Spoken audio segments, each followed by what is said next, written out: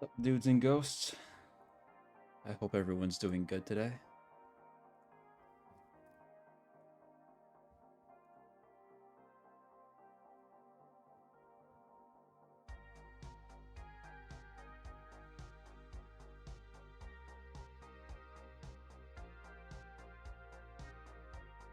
Getting back to Hooked on You. I think I played that like 2 years ago now and never went back to it.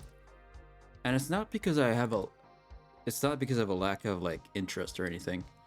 It's legit that I started doing other things and just forgot about it. And I was like, do I come back to it? I'll do it Valentine's Day. And here we are.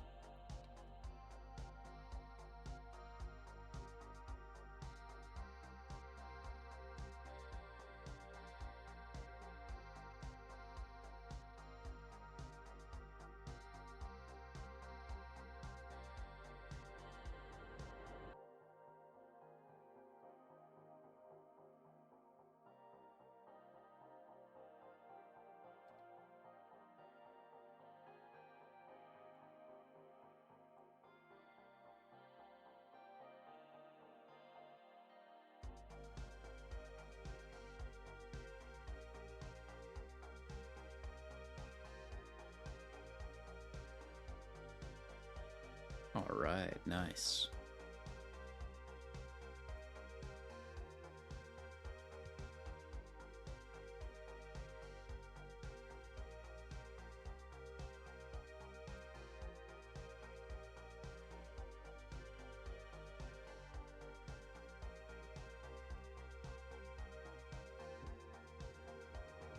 Man, I can hear Banshee just running around upstairs.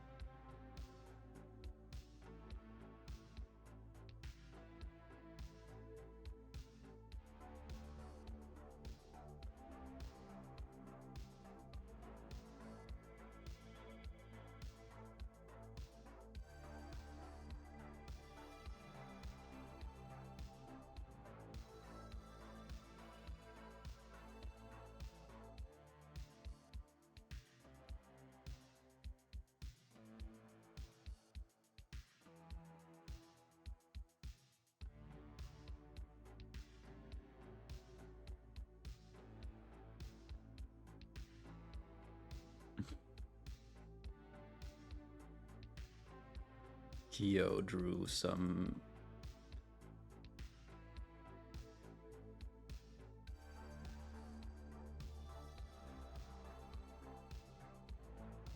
Valentine's Day art of wounds. Killing someone with a rock, it's really funny.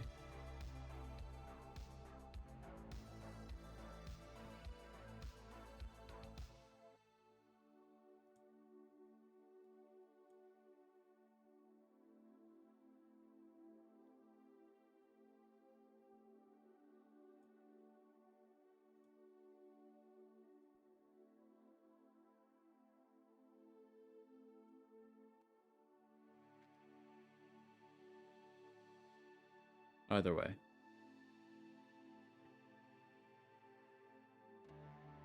Let's start the game.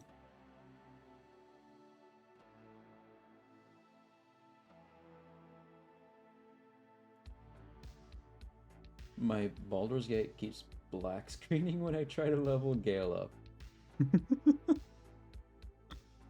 That's a funny bug. Hopefully it doesn't persist.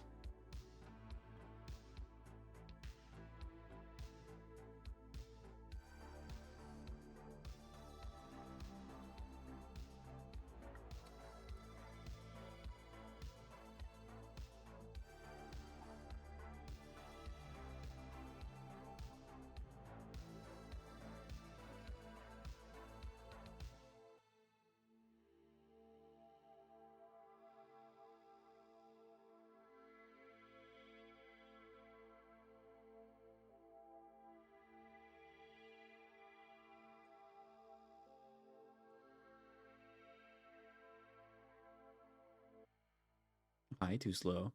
Good job on getting first.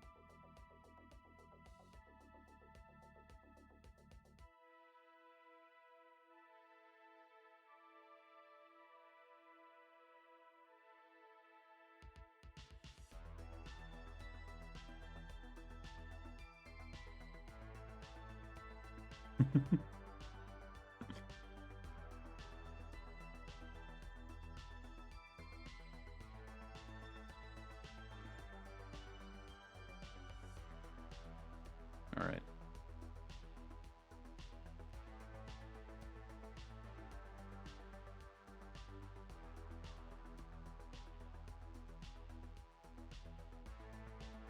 Hooked on you. Where did I put that? Oh, right.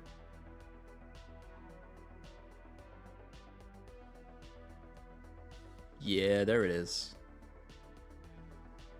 I redeemed first and then saw my phone was on 2%. I'm strength maining in most games I play, so I call caster classes nerds. Ah.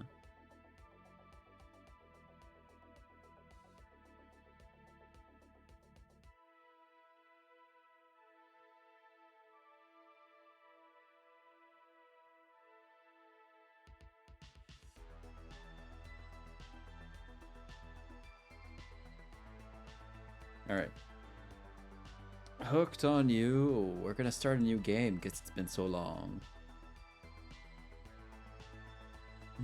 Okay.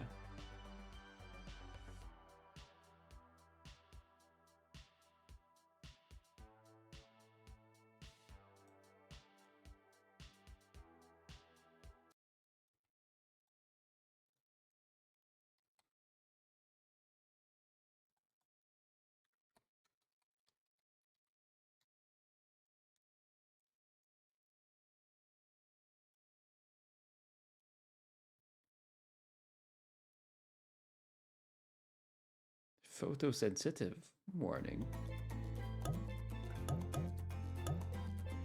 How's the volume?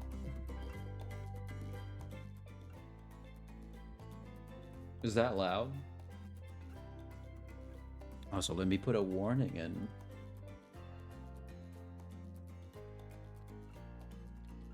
Photosensitivity warning.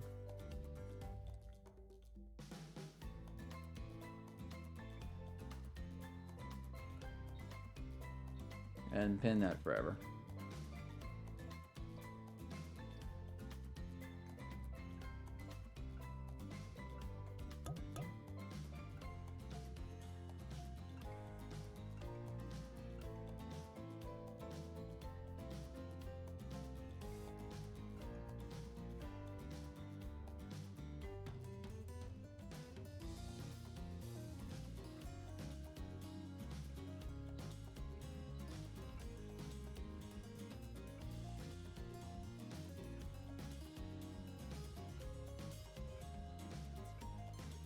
Is the volume okay?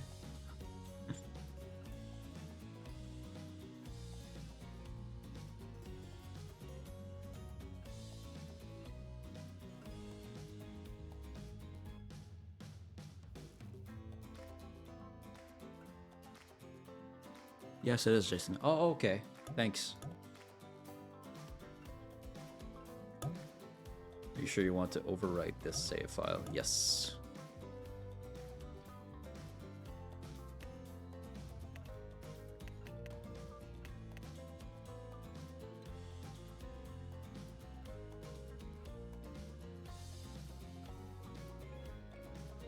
Good to hear.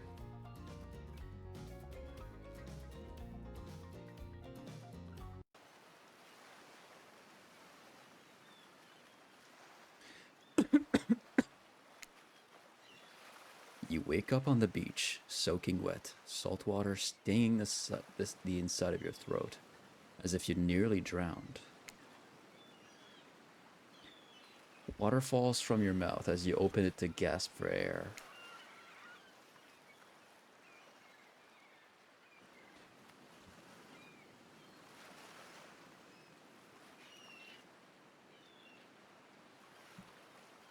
You have no memory of how you got here. In fact, you can only remember your own name, but not where you came from or a single fact about your life. What you do know is that, despite the outrageous beauty of the landscape around you, you feel incredibly sick to your stomach.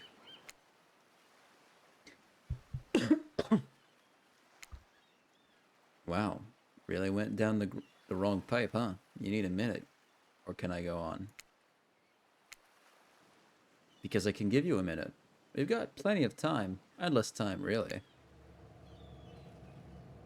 An eternity, if you catch my drift. Please go on. Okay, then. As I was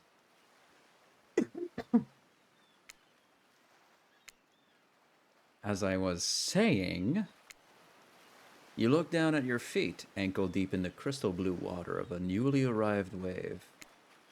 As the water recedes back into the ocean, it reveals a grotesque discovery. A decomposing face stares up at you from beneath the sand. All you can do is vomit a stream of dark bile, bugs, worms, and other ick. Questions race through your mind. Where are you? How did you get here? Who is behind this incredibly charming and well-spoken voice in your head? However, answers don't come easy. Your mind is completely blank. What will you do?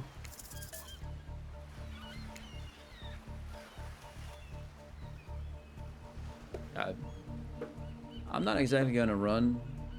I'm not gonna dig up the face. I'm gonna close my eyes. You close your eyes. This must be a nightmare, right? This is not happening. This is not happening. The mantra centers you, and you're briefly able to find peace.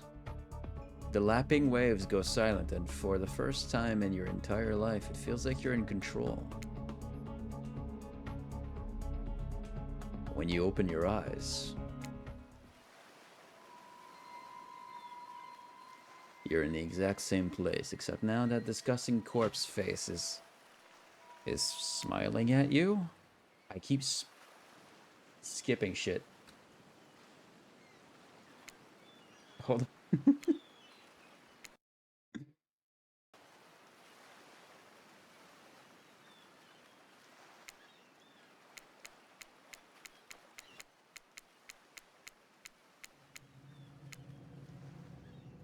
Whoa, not now, Ocean. Sorry, Jason. May I continue? Please go on.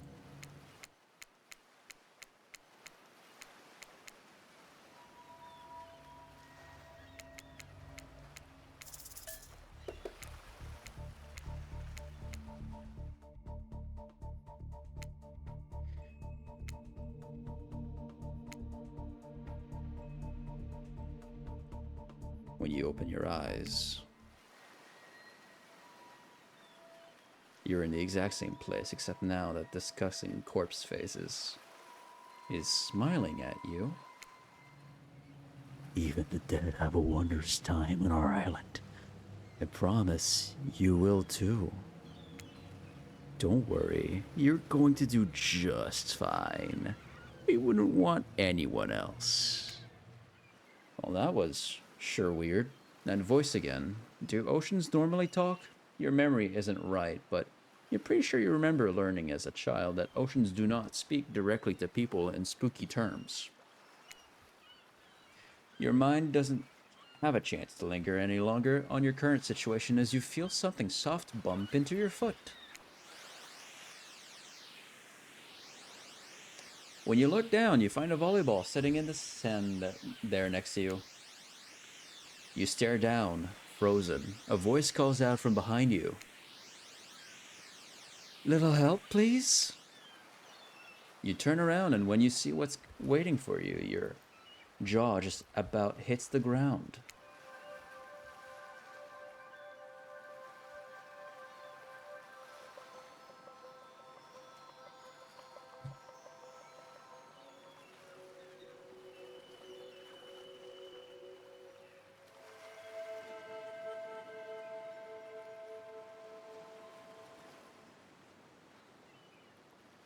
Four gorgeous monsters stand halfway between you and a well-tended volleyball court.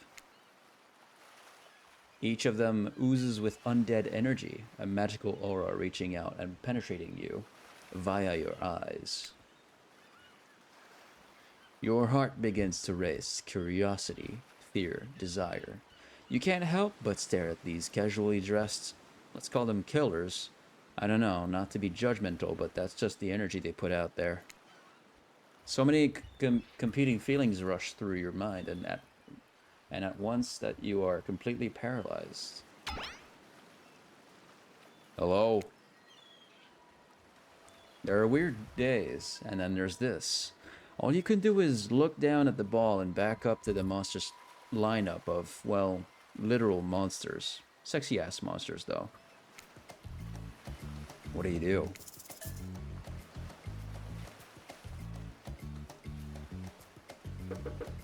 Toss it back. You bend down and grab the ball. It's warm from sitting in the sand. Beautiful on this beautiful day.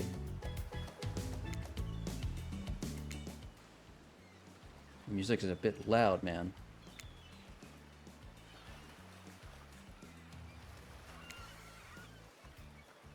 When you give the ball a toss, it arcs beautifully through the air and lands right in Huntress's hands. Not bad, stranger. Huntress's muscles rip as she grips it in her hand.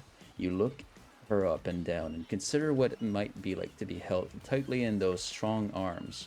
Warm, perhaps. Maybe a little sweaty, but that's okay. It's natural. Try hard much. Blah. They're speaking directly to you, but you still can't bring yourself to reply. You're entranced. When you snap out of it, you realize that everyone has gone back to the volleyball court. Alone again, you look across the beach at these strange residents who casually bat a volleyball back and forth, happily ignoring your intrusion onto their private beach. Should you be frightened, worried, excited? I did refer to them as killers, not to give too much away. But at the same time, damn, they are looking very appealing in their own way, and nobody so much as lifted a blood-soaked finger in your direction. Don't be scared, Jason.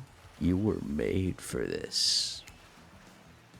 Well, geez, if the spooky ocean voice says not to be scared, I'm sure it's all going to work out. With no good reason not to, you decide to head over and see what happens next. It seems like you've derailed the volleyball game just by showing up. You derailed the game just by showing up, nitwit. And I guess you're also a nitwit. Look, it's best to just go with with what Trapper says when he says it. That's a policy I hold for pretty much anyone who always seems to have fresh blood on their hands. Hey, don't worry about it. It's all just a game. Existence, that is. Besides, you seem a lot more interesting than a silly game. What's your deal? What brings you here?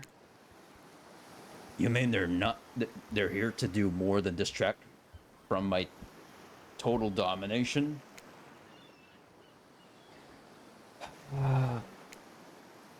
That was Wraith. That sigh means he was done with the game too. Either that or he saw a butterfly or something. Look, I don't care why this slack-jawed moron is here. I just want to know, Can I kill them or not? You know you can't. Whoops. Wrong voice. You know you can't. At least not yet. Oh, yeah. Not yet. Hey, Jason, you might want to know, say something. Actually, never mind. There'll be plenty of time for that soon enough. Right now, this group has some questions for you. But be warned, answer quickly and answer well.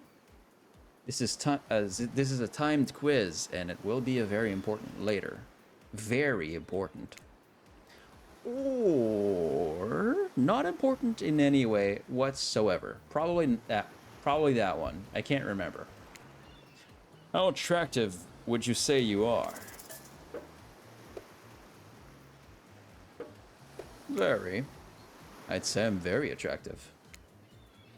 That's what you think very attractive is? Compared to this? Trapper flexes and his muscles are so tight you can practically see the blood running through his veins. If you could have any superpower, what would it be?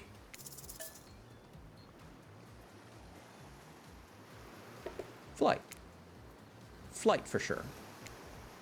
Technically, I suppose I can fly, honestly. It's not all that it's cracked up to be as far as I... Whoops. Again, wrong voice. Sorry. Technically, I suppose I can fly. Honestly, it's not all that it's cracked up to be. As far as I go, I'm still not where I want to be.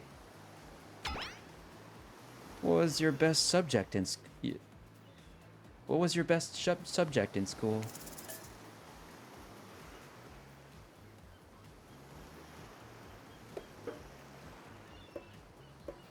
History. History? Nice. It's important to know what came before so that we are not doomed to repeat humanity's mistakes. I mean, we will anyways, but still. What's your favorite animal? Cat. Dog. Sorry. I mean, I answered dog, but I said cat in my brain, in my mouth. Dog?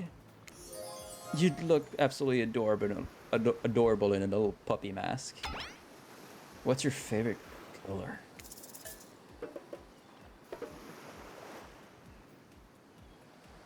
Blood red is pretty good. Red.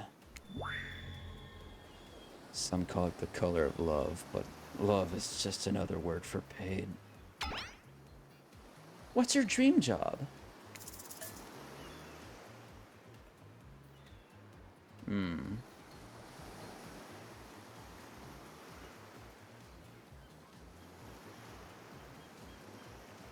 Nightclub promoter? Definitely nightclub promoter. Everyone groans, and let's be honest, they're right to do so. Okay. Hold on, let me just go back in time a bit. Sorry. That's not the actual answer I want to put in. I'll put skipping. No job at all. God damn it.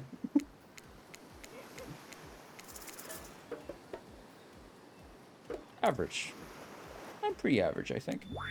Just another face in the crowd. Another normal, meaningless life in an endless cycle. I think you're quite cute. I think you're quite cute myself, like a chipmunk or a grizzly bear. Those are two very different things.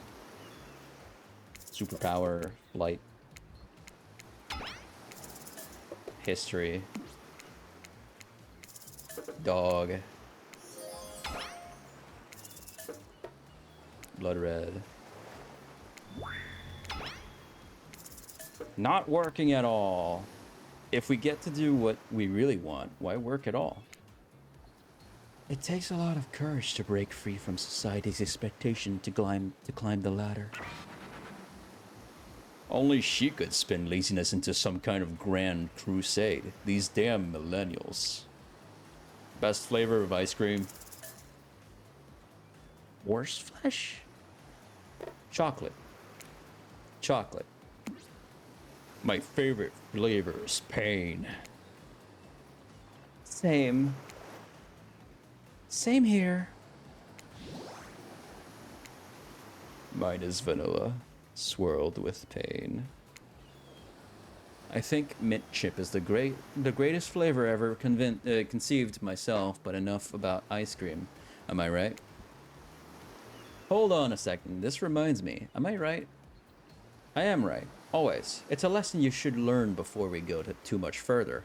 Do what I say if you want to survive. Pick mint chip. We're teaching lessons now, narrator. You rascal. Kill or be killed is a rule of this island, even for faceless voices. Tell me, what's the best flavor of ice cream? It is mint chip. The best flavor is mint chip. So obedient. I think you're gonna do just fine. Anywho, now that they know so much about you, I'm sure the group wants to start getting to know them. I'm Trapper. I pretty much run things around here. I'm the smartest, richest, strongest person on this whole island. I don't like losers. If you want to know what a loser is, say hello to Wraith. I'm Wraith. I'm nothing like everyone else. I like nice people and loathe big, dumb idiots. Hey, what's up? I'm Spirit. I don't like most things. I don't really hate most things either. I don't really hate most things either. It's not worth my time. But the things I do hate, I really hate. You know? Based on my personal observations, life is nothing but suffering and society is a carefully calculated lie to keep everyone subservient to those in power. It's better to choose to just not take part.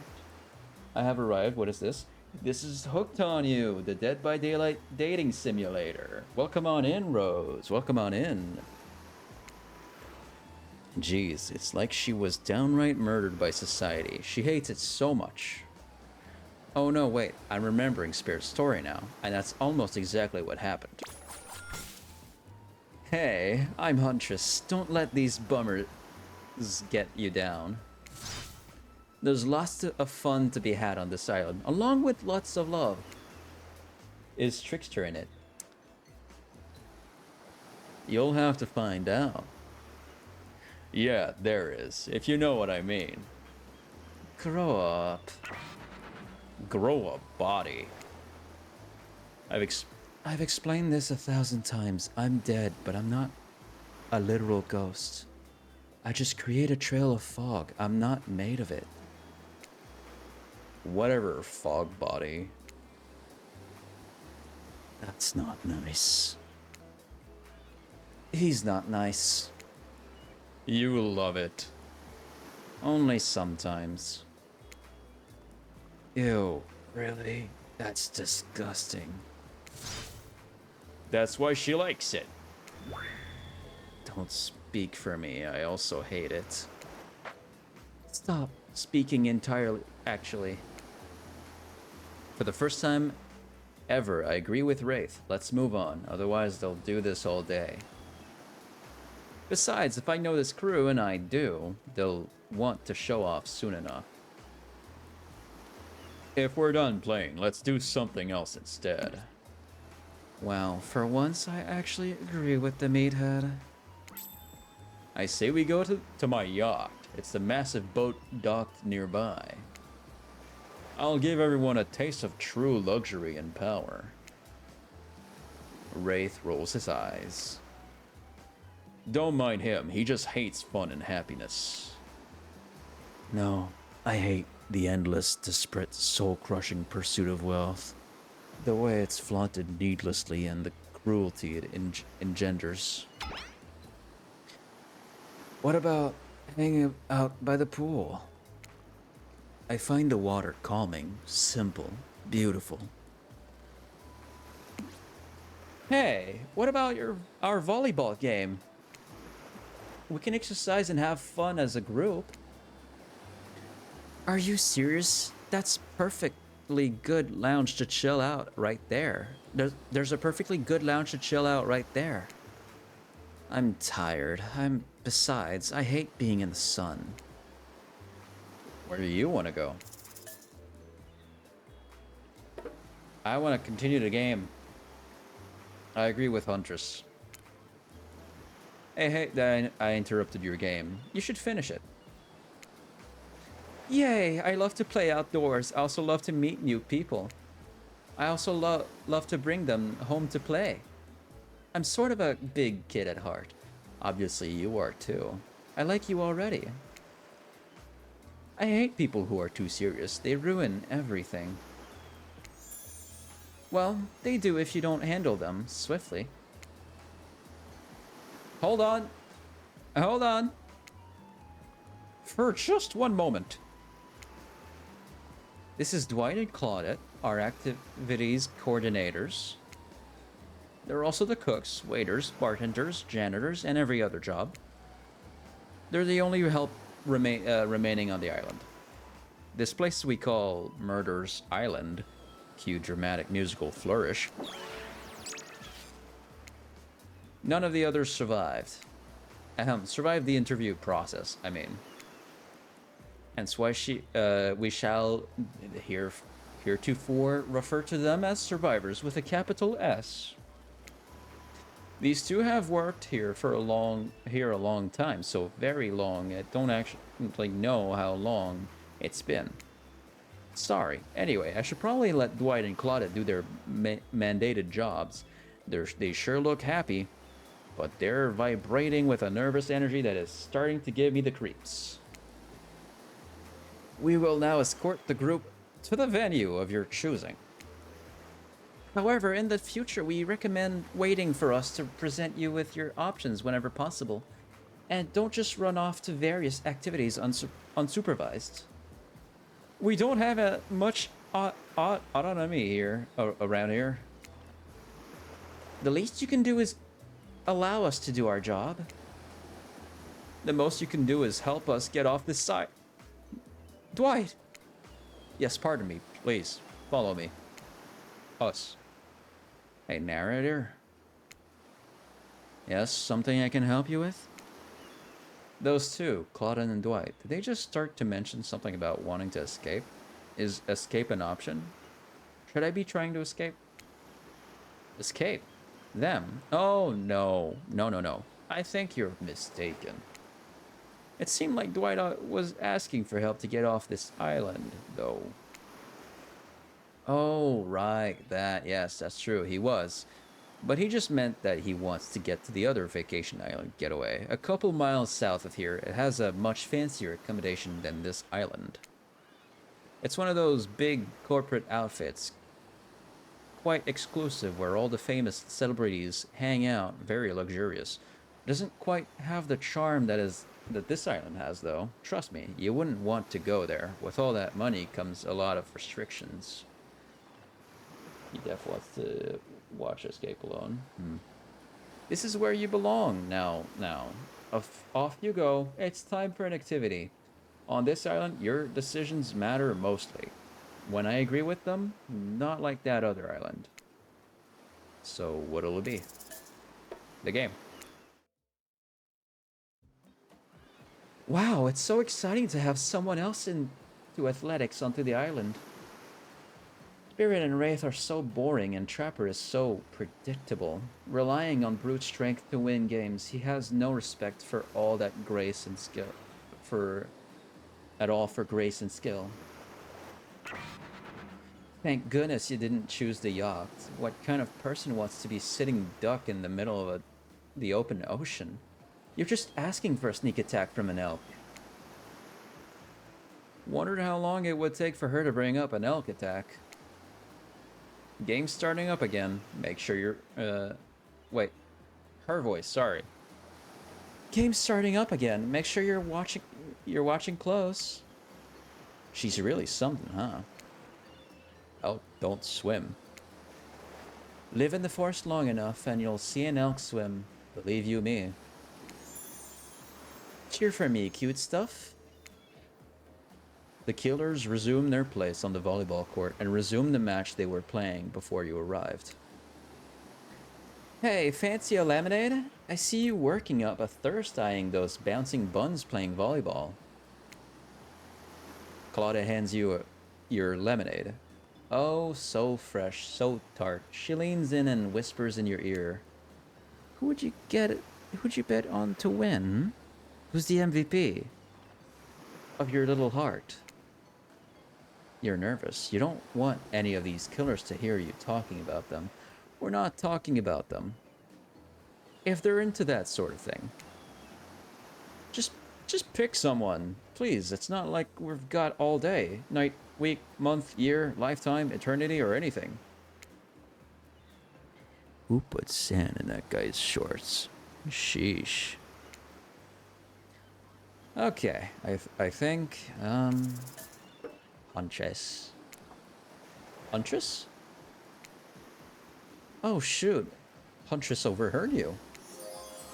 Aw, you've got your eye on me. I'm flattered that you think I'm good, but honestly, I'm a little annoyed that I've been so flashy with my moves. Usually I'm so sneaky that you can barely see me at all. Huntress is totally kicking my butt. Correct answer. I'm allowed to support the other people on this island, right? Oh, geez. I have no idea what the rules are here. Are there even rules? I should have stayed in my secret Larry. My secret Larry. Wow, what a game. It's a tie. Can there even be a tie in a volleyball? No one knows since this is everyone's first time playing. These killers don't usually have time for team sports amid their busy schedule of brutally tearing survivors to shreds. Hey, is Claudette crying? Are you okay, Claudette? Probably just shedding a tear for her lost fellow survivors. You know, this resort had 4 employees when it opened. It's nothing. I'm totally fine. Whatever you say, boss. Oh, look, the killers have dispersed and are all cooling down in their own way. Spirit is reading the novel. Trapper is stretching sensually in between chainsaw curls. Wraith is standing in the beach desperately, hoping that the sand will swallow him up. And Huntress is doing some target practice with her bloodied hatchet. You feel a nudge. Dwight is looking at you expectantly. You should really make a move. Life is short. You could get snuffed out at any time of day. Carpe diem? Carpe PM? Carpe nauum? Go ahead. Chat one of them up. So, which killers has caught your eye? I've got a little thing for Huntress. Hey. You head over to Huntress. After all, this whole sporty hangout thing was her idea. Might as well see how she's doing. You were really great out there. Where'd you learn to move like that? Whose moves? My moves? These moves. They're nothing. Huntress blushes a bit from beneath her mask. It's cute on cute, if you ask me. Sometimes you gotta look past some bloodstains. A lot of men have run for their lives in my presence. You really learn a lot about what the human body is capable of in those types of scenarios.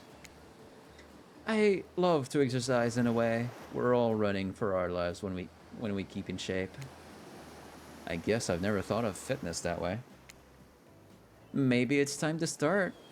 You never know who is coming for you through the brush as fast as they can, propelled forward by hunger, desperation, or just plain old boredom.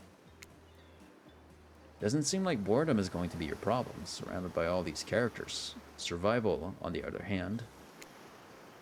You're going to need to compensate for your lack of killer instinct. What's your style?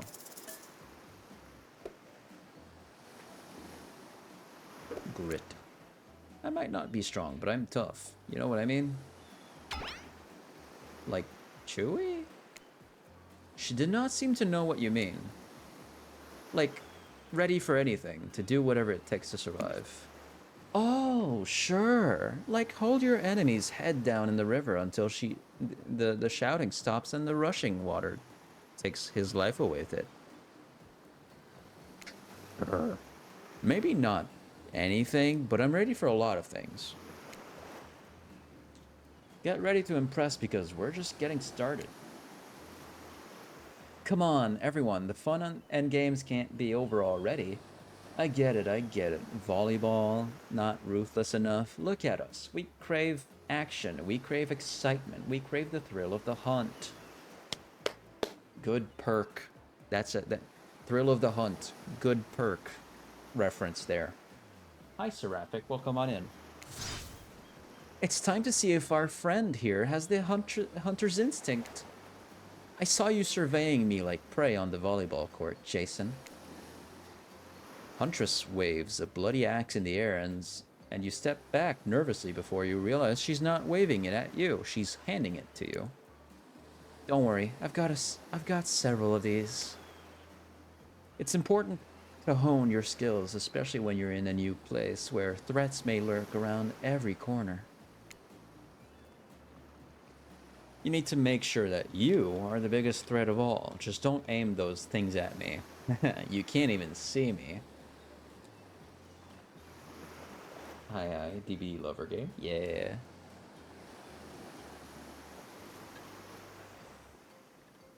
The narrator saying that means that the narrator also has a body. He is corporeal.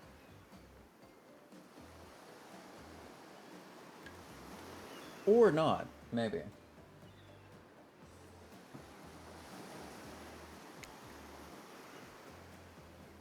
Minigames consist of two parts. On top, a pointer which rotates in a clockwise direction. And on the bottom, a target you're going to be pointing at. Sometimes the target is immediately visible, sometimes it's hidden, until the pointer arrives. Press the spacebar to stop the pointer while over the target to win. Fail to land on the target and you will lose. To achieve a perfect success, land on the start of the target area, not the end. Okay, ready to play? Or would you like me to repeat that? I'm ready. Ready. Away we go. Show him what you got.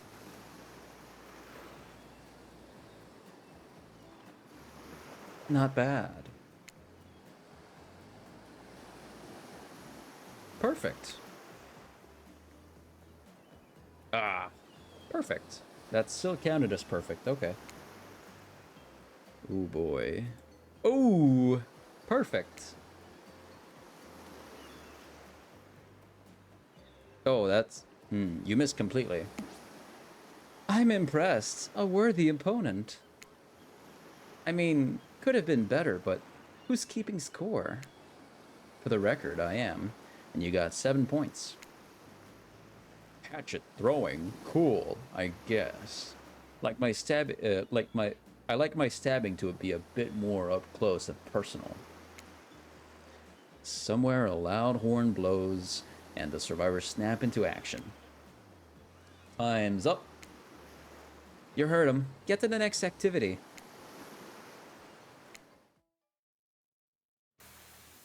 Seems like the next activity is mealtime? How quaint. You were expecting what? After the flag, do you know how complicated it's to run a game like that? Much more so than sitting and talking. You arrive at the cookout area to find an assortment of picnic tables scattered around. What were you expecting? Some kind of grand hall with a huge banquet table? This ain't some prestigious fantasy epic like you'd find on cable. Dwight and Claude usher you to your seat, but there's very limited seating directly around you. And oh, great, terrific. It seems that everyone wants to sit next to you. Even better is that they don't want to sit next to certain other people either. To start, no one wants to sit next to Trapper. Meanwhile, he refuses to sit next to Wraith or Trickster. Did you hear that, Rose?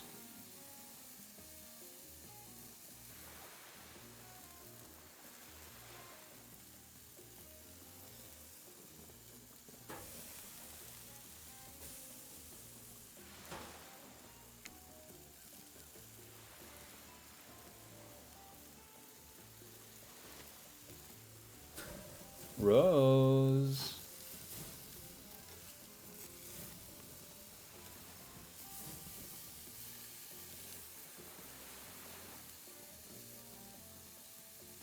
Man, I think Rose died.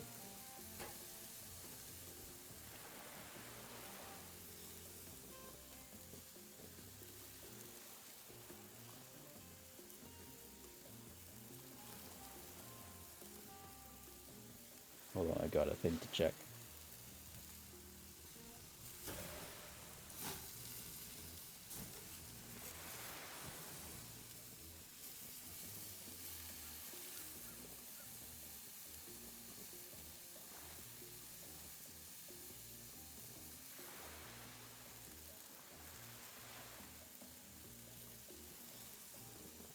Okay.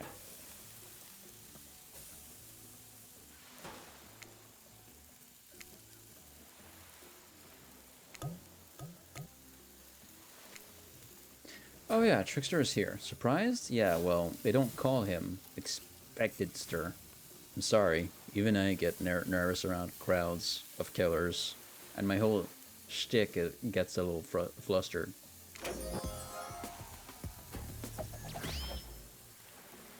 Hey there, you're looking good, Jason. Real good. Oh, thank you.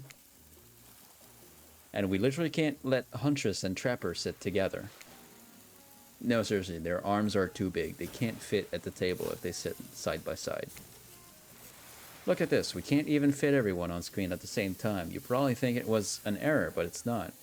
It was completely intentional. Let that be a lesson to you. Every error you think you see is a choice. Got that? Okay, Dwight and Claudette are directing traffic. You sit on one side, the rest of them will sit opposite to you. Huntress and Trapper can sit at the ends with their enormous sexy arms. Now that everyone is seated, we can begin dinner. Tonight's meal was prepared slowly and carefully with both love and hate for 12 hours over a spit. We hope you all enjoy. We hope you all enjoy. We really, really hope you do. Hey, you didn't actually tell us what you're serving. What are we eating? It's meat.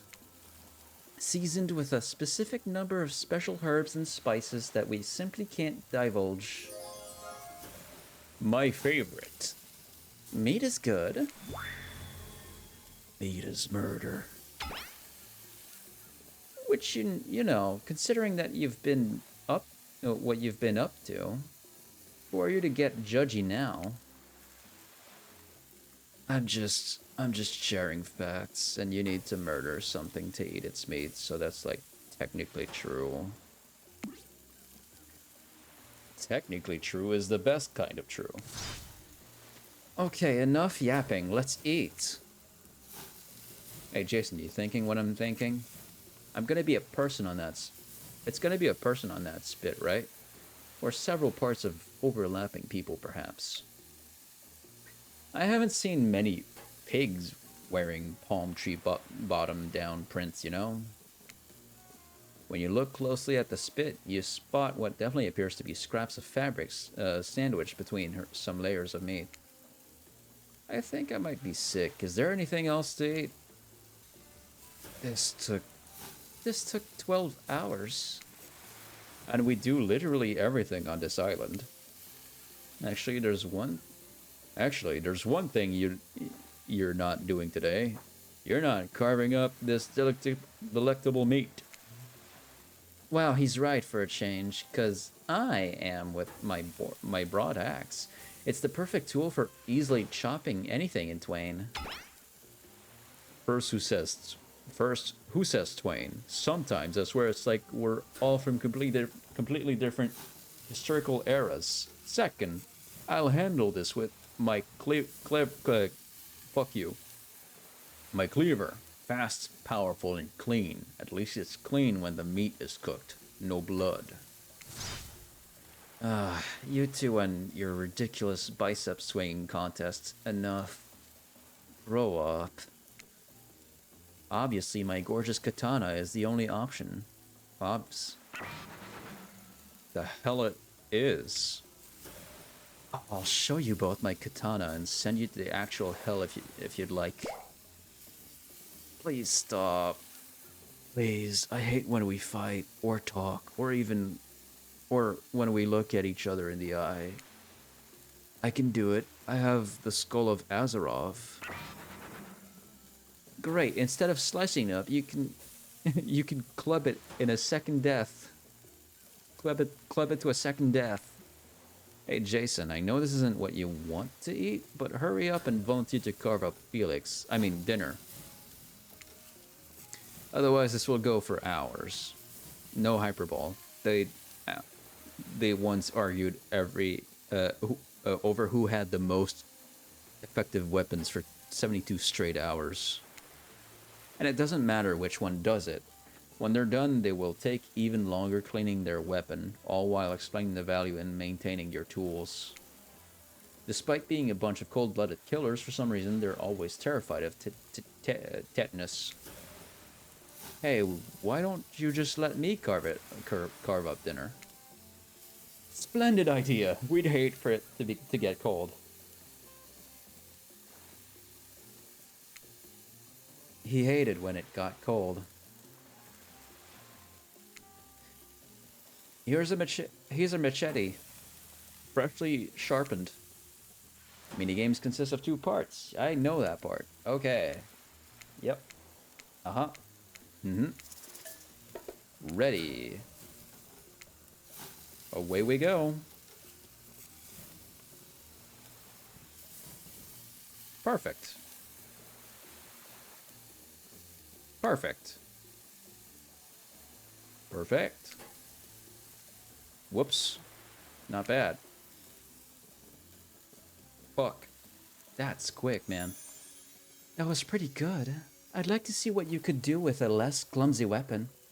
Yeah, I said it. Machetes are dumb. Dinner is finally served. For real. The sounds, especially coming from masked killers while they eat, which involves lifting their mask and shoving food up behind them, are nasty. Whoops. Hold on. I skipped a line. My bad.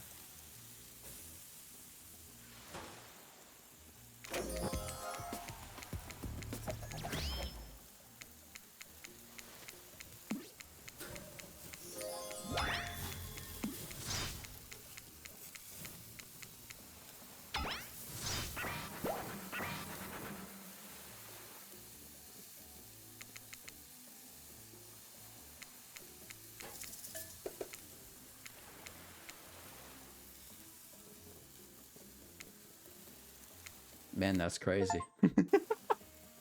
Serial dater, back for more, huh? So what?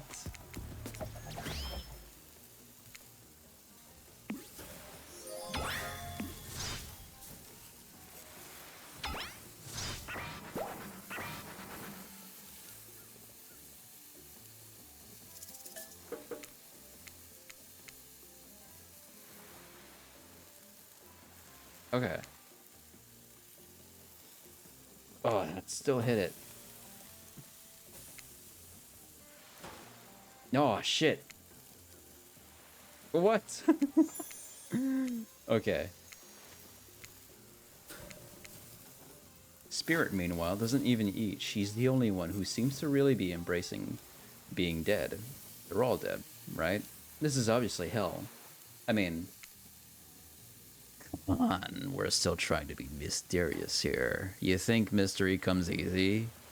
Claudette and Dwight aren't the only ones who've been working their asses off to make this night perfect. Well, at least they're lifting their masks. This is only 99%, as disgusting as it could be if they just tried to mash stuff through there. Spirit, why aren't you hungry? The 2 best things about being dead is not having to eat. That's only one thing. Think about it, Jason. Number 2 is no number 2. One less thing to think about in the afterlife. Even if I wanted to eat, I have no idea what would actually follow. You might have noticed. You might have noticed, but I'm mostly just a bunch of dismembered body parts floating in a special form. Do you see how deep this cut on my abdomen is? I don't think my digestive tract connects anymore. Between the food and the behavior of the group, this might be the worst meal in history. But even worse is they're staring at you. You're not eating. They don't like that.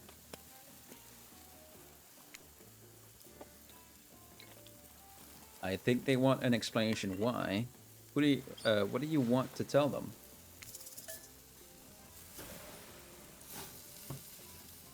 Well, I'm not exactly gonna say it's gross.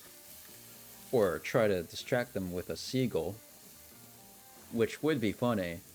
I am gonna apologize. Actually, it's not the food or the company. I'm just super self-conscious of how I look when I eat.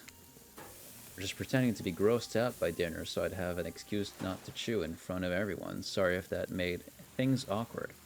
I'm actually extremely hungry.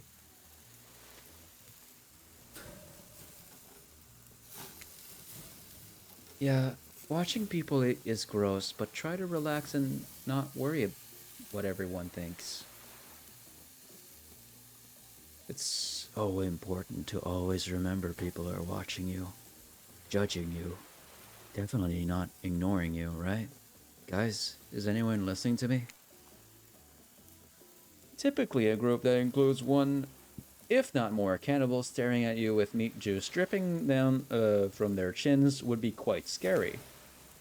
However, right now you're barely able to keep your head up, let alone get scared and run away.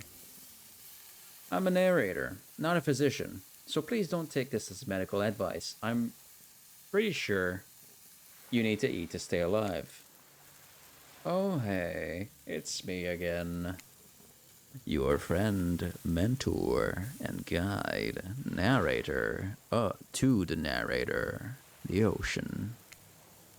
Not sure how I feel about that characterization, but I'll allow it.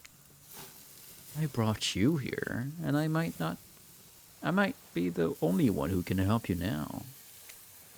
There's only one thing you must do to survive. You have to figure out why you're really here. No one can tell you, not unless you follow the right path, or at least a right path. A right path. There's too many of those to count. Hopefully you pick at least one of them. Because there are even more wrong paths. Many of them lead to your demise. Others lead to something even worse. Starting scenes over and having to fast forward back to where you were, am I right? This place holds many secrets, even from itself. But the one that truly matters can only be learned if you answer the most important question. Why are you here?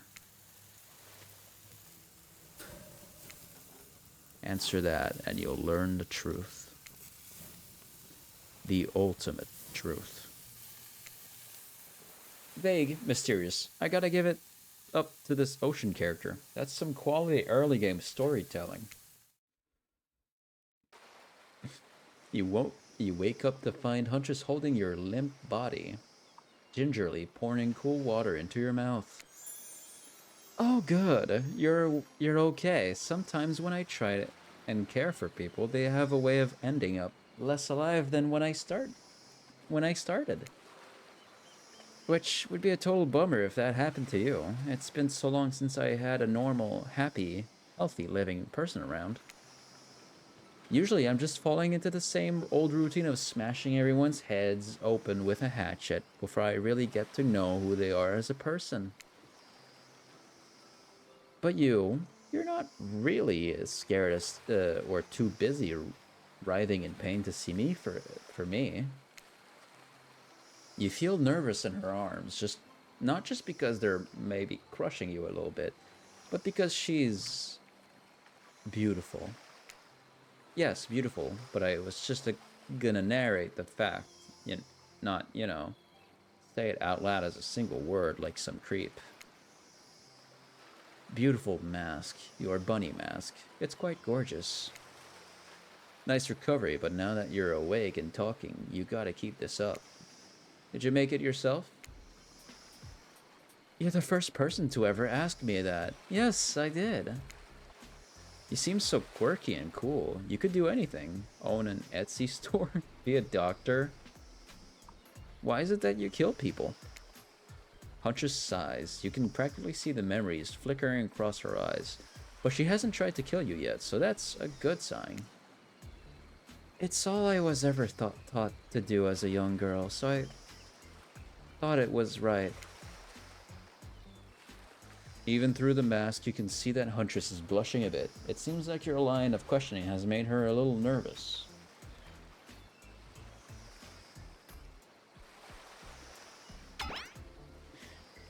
Hey, you didn't eat much at dinner. Want a snack? She offers you some jerky.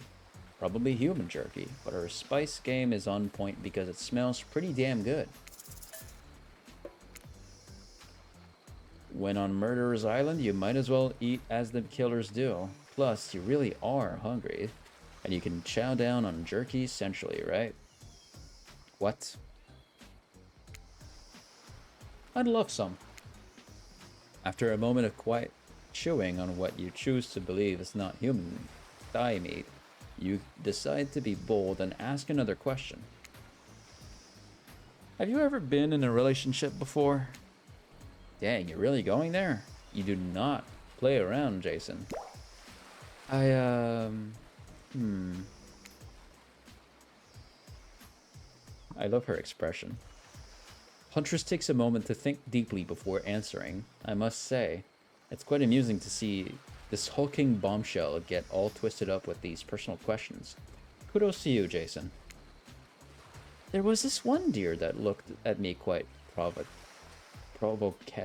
provocatively in a clearing once, but that doesn't count, does it? You hear the faintest giggles bubble out from behind Huntress's mask. You're so cute, Huntress. No, it doesn't count. Whoa, what's this? You found something in the sand. Huntress reaches down to pick it up. It's a hair clip, probably left by some little girl who was playing on the beach long ago, who is definitely still alive and not at all dead.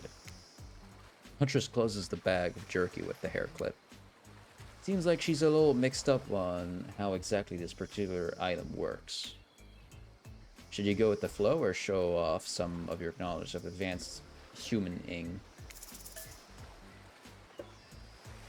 Show her a thing or two. You silly goose. You chuckle before reaching for the bag of jerky. You take the beret off and collect a lock of Huntress's hair, clipping it back into an attractive swoop. Much better. Huntress is so happy that you taught her something new about human trinkets. She touches the clip in her hair with a shy smile. Just as things are really heating up, you hear a flurry of footsteps behind you and you quickly spin around, ready to fend off whatever new danger has popped up on this strange island. Only to find it's Dwight and Claudette sprinting across the beach, clipboards in hand, which they're waving in the air above their heads. It's very important that we stick to the itinerary and attend each event as scheduled. Playing sick for cute flirt points was not part of this evening's activities. That's strictly slotted in for after campfire story time. At this rate, we'll be late. Playing sick? No, no time for excuses. Well, there is, but that's scheduled for after what comes after the flirting. Go, go, go, go. Well, alright then.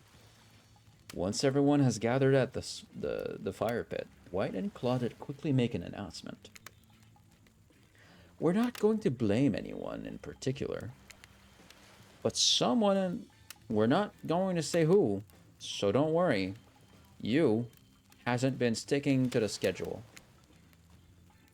That means that we're behind on time for evening activities, and we'll only have time for one person to share their special spooky nighttime story.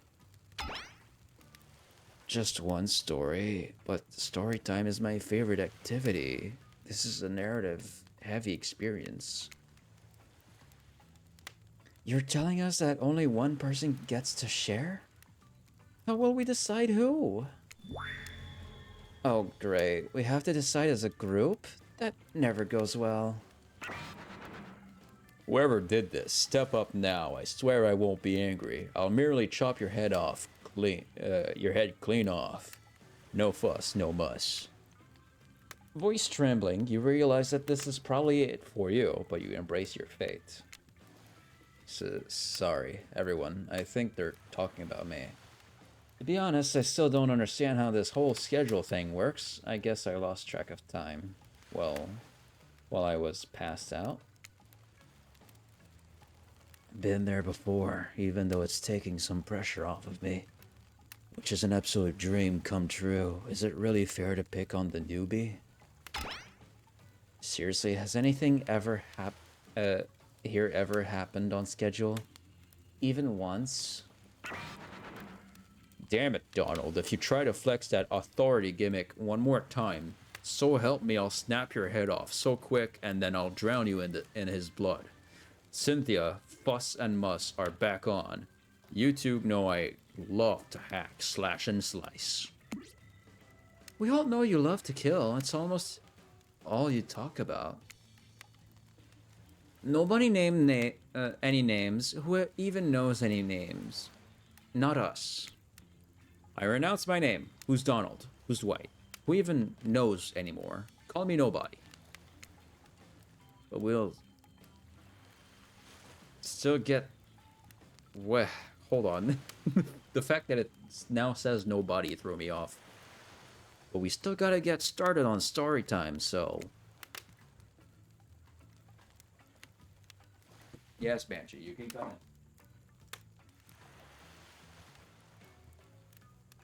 Boy. Boy. No. All right.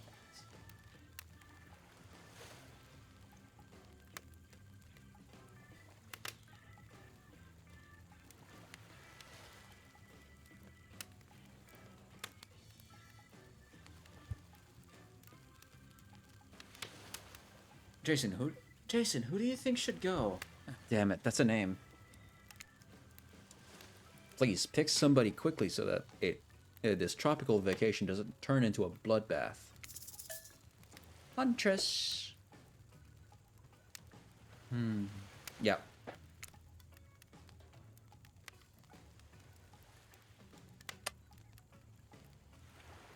Such a good boy, Banshee.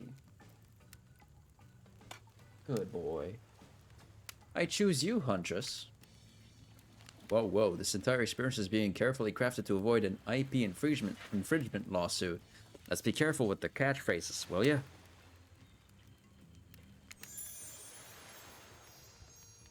Huntress steps up to tell her story. The campfire flickers in her faraway eyes.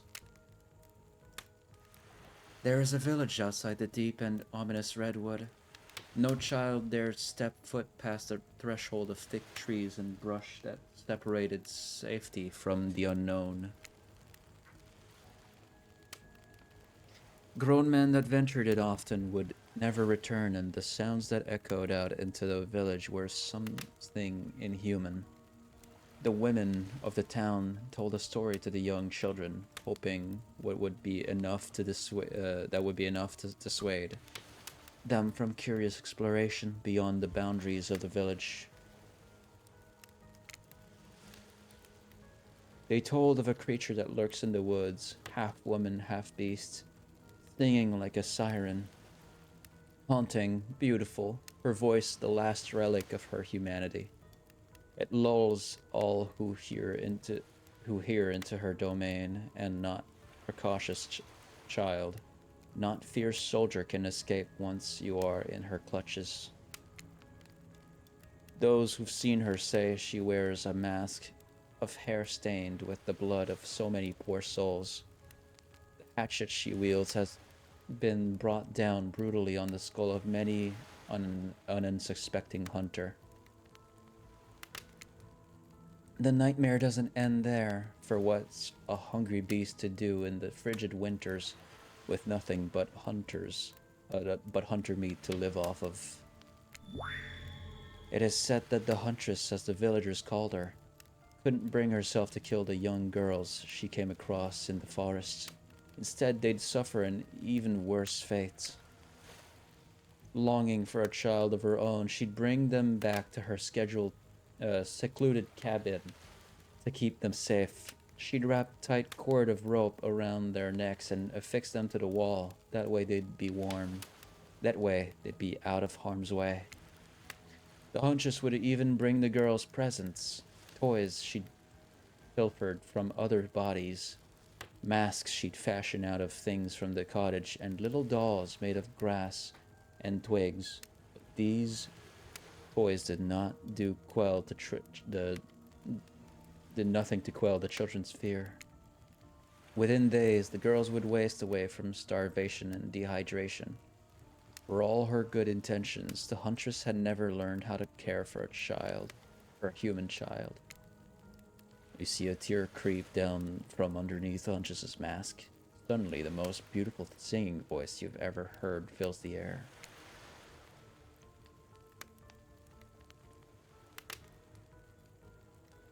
Sleep, my darling tiny one, tucked within your bed so tight, else the old grey wolf will come and grab you by your side. There's a brief moment of silence, and you feel the need to contribute to the stirring moment. Join in singing. He'll snatch you up between his teeth, if on the bed's edge you sleep, and drag you to the forest deep, beneath the quaking tree. Huntress can't believe you know this song. You share an intimate glance across the campfire. So close your eyes and fall asleep. Count the little woolly sheep, tucked so tightly you must keep, or he will come for you. The song ends and you are both met with silence around the campfire. I love that song, Bayu Bayushka, the old Soviet lullaby, right?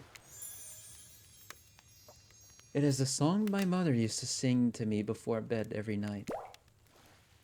But now I must go. The memories there are so much. Banshee, can you not?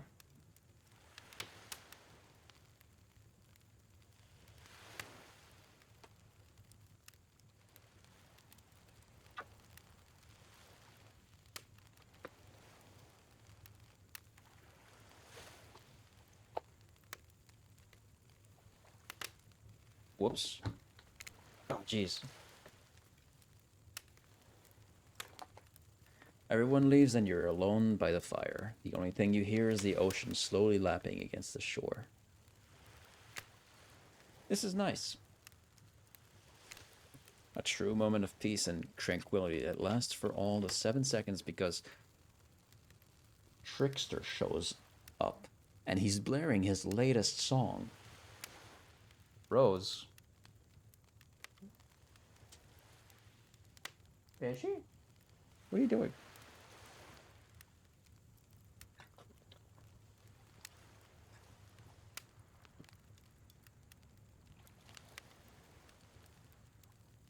Hold on.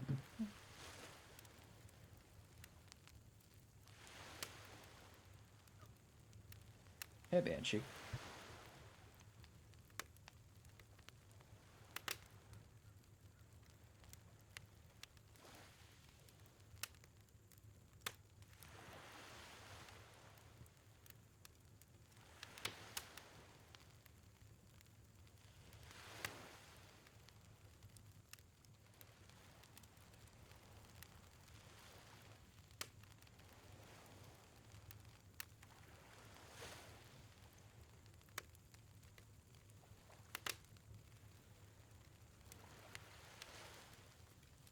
Okay, hold on. I'm gonna go and make myself some food. I'll be right back.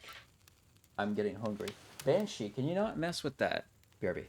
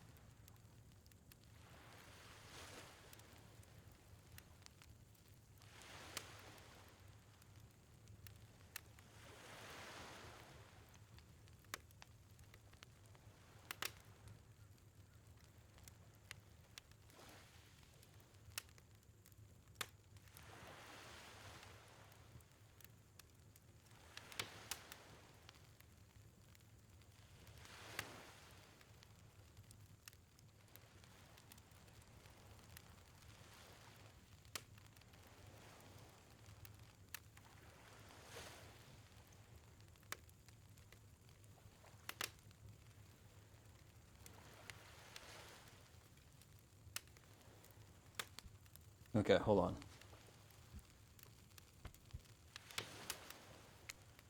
I think I saved. Let's go to main menu.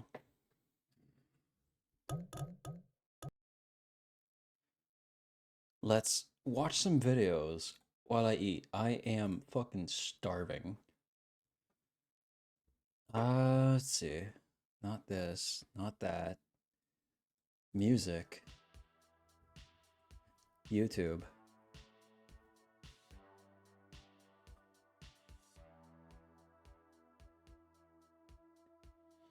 Welcome. Thank you for welcome back, Rose. Dude, you missed Trickster like twice.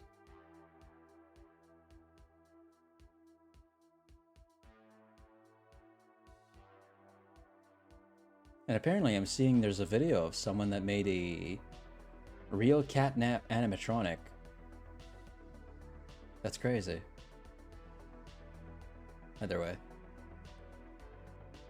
Beer meets food, I presume, would be a good starter for this. The next one on the list is Bartender Doubts I can finish their Panzerotti challenge.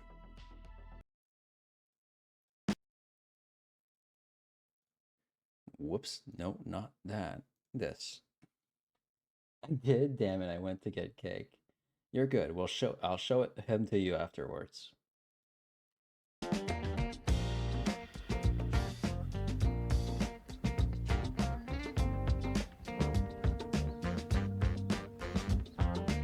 Tell you what, it's been a bountiful trip so far. Free t-shirts, trophies, bowling vouchers. See what today's got in store. As you can see, it's pizza though, or a type of pizza. Folded pizza, calzone. And it is calzone, it's not calzone, it's calzone. Calzone. Far be it from me to... Sorry, I went to get a drink. Been a bountiful trip so far. Free t-shirts, trophies, bowling vouchers. See what today's got in store. As you can see, it's pizza though, or a type of pizza. Folded pizza, calzone. And it is calzone, it's not calzone, it's calzone. Calzone. Far be it from me to deny the musicality of the Italian language. Can't be having that, can we? I'm stuck. Ugh. Oh yeah, here we are. I've only ever heard people call it a calzone. Okay, so left door or the right door? One way to find out. Hi. Hi, you have a food challenge? Sure. I make YouTube videos for a job, so I'm not from around there. You might be able to tell from my voice. A little bit. Yeah? I'm not really blending in that well. Can I just sit anywhere? Yeah, so whatever you want, and this is it. This is, there are So there's three different ones. Am I choosing the best one here, the calzone, or should I? It all depends on what you like. Which would you choose? It would probably take me a week to finish any of these. Well, at least you're honest. You have all the meats, or you have the veggie one. No, I can't do a veggie one. I'd never live it down. I'll go with the meat, please. The meat one. Yeah, all right. yeah. Thank you. It's cool that they got like 3 different eating challenges. I thought there was just a calzone challenge. It's actually not a calzone. It's a panzerotti. Not that guy. This little wall of fame over here. It is not. Wait a second. Is this place named after that American comedian guy, Frank Caliendo? I mean, there are like 3 or 4 pictures of him here, so it would make sense. There is some bad news. Apparently there's some kind of liability issue, so I can't actually film in the kitchen, meaning I can't get my token sexy B-roll. But I mean, you'll probably get the idea when it comes out, you know. It's just a big... It's basically like a pasty, right, really, if you think about it. Oh, it's here. It's here. Look at that. God damn. Don't worry about the camera equipment. It's all insured, I promise. God damn. There you are. Do you need any red sauce for it? I would love some. That would be amazing. Thank you. It's pretty big. How's it going? Sure. No, I would, but I'm lying. I wouldn't. But if I did, I'd get disqualified. I'm at a place called Caliendo's in Winfield, and it's owned by a guy who's part of the Caliendo family, which makes it sound like a mafia family. It's not. They're like a Frank Caliendo. He's like a comedian. I think his brother owns it, nephew, cousin. You can choose from different toppings. I got the meaty one. So this is just full of, is it like sausage? Nice, and cheese. Lots of cheese. And you get 30 minutes to finish? Oh, damn. 30 minutes. I'm ready. Kind of a tight window. Yeah. Okay, thank you. All right. So let some of the heat out here.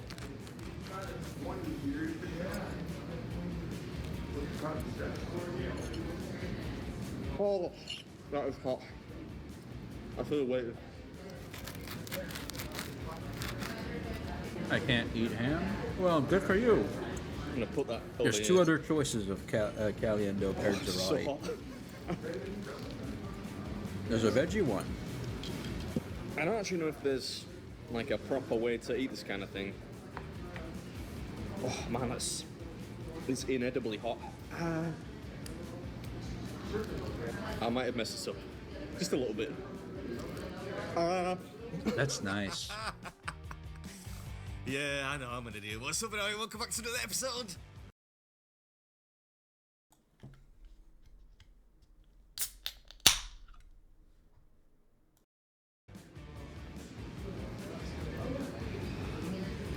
Did you just say there's no way? Is that what you said?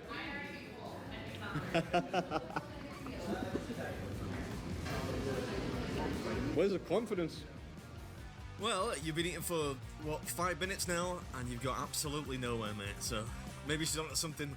Well, check in on that lady at the end, see if she was right. You get 30 minutes to finish this one, and if you can, not only is the $30 meal free, but you get a pretty swanky winner's t-shirt too. Nice. Tell you what I'm craving now.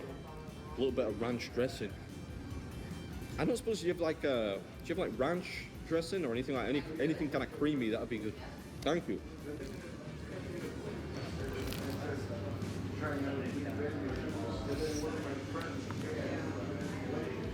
Oh, thank you very much. You're welcome. I'll give you a spoon or. I think I'm good. I think I'll probably just dump it on there. Can I get a Jeff Diet Coke? Can I get a Diet Coke, please? Thank you. On goes the ranch. Not gonna use it for dipping. Just gonna throw it straight on there. Oh, the ranch is nice and cold. Thank you. Cools it down just a little. Yeah. Yeah, I know I'm kind of banging on about it here, but this thing retains heat like, I don't know, that bloke who stole a tank and went on a rampage back in the 90s. If you try this, just let it stand for like half an hour. It tastes delicious. I've got to say it. Smells like feet, but it tastes really good. You're at 15 minutes. They're halfway there. I better hurry up. 15 minutes? It's taking me forever. Yep, keen observation. And it's not only the heat that makes this difficult, you know. I think the difference between a calzone and a panzerotti is that the latter of the two is baked, so the crust is significantly harder to chew than you might expect. Yeah, let's wipe the beard down. It is looking a smidge unsightly. I need to hurry up here. Yeah, get on with it then. What, we got like 11 minutes remaining? Cutting it fine on this one, old boy. Gotta take time out for a quick pick though. 9. Slow it down a little bit. It's still hot. I don't know how it's still hot after this amount of time. You need it on your diet? I would love one, thank you. I'm definitely going to need a diet after this trip.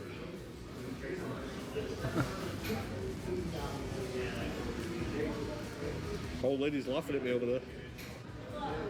Oh, thank you. Seeing someone do this type of challenge must be something when you're like on the side, just having like your normal sized meal. Oh, thank you so much. Thank you. Oh, right, I need to get a move on here. Imagine losing this one.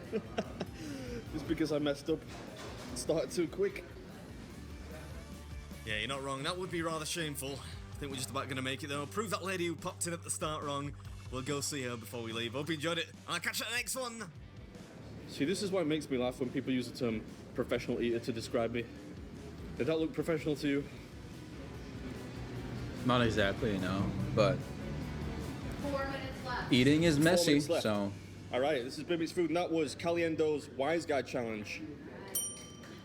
25 minutes. This whole thing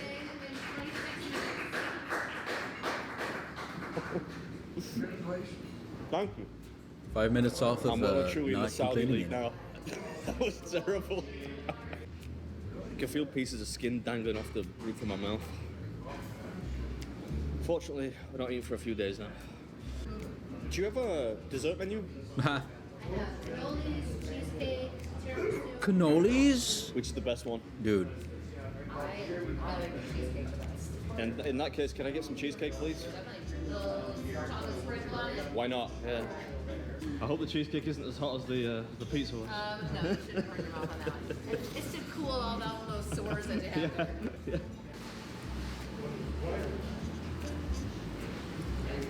All right.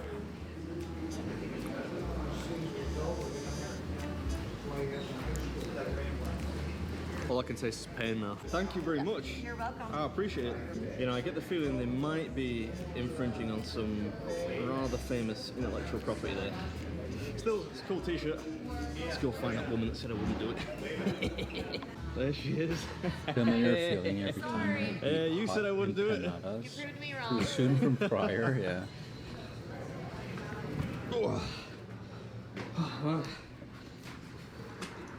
I made hard work of that. That was nice.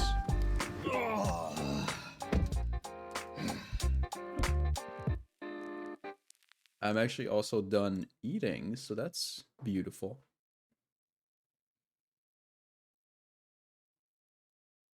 Dude. Oh my god. Look at that one with the lots of donuts there. Only 13 minutes to beat the current champ, the Dirty 30 Donut Challenge. Damn. Those are some beefy donuts as well. That's awesome. Damn. Cool stuff, bro. All right. I'm gonna go put my dishes away. When I get back, we'll reopen the game and continue from Trickster's first appearance for little Rose over here. It's not that much work. All right, I'll be right back.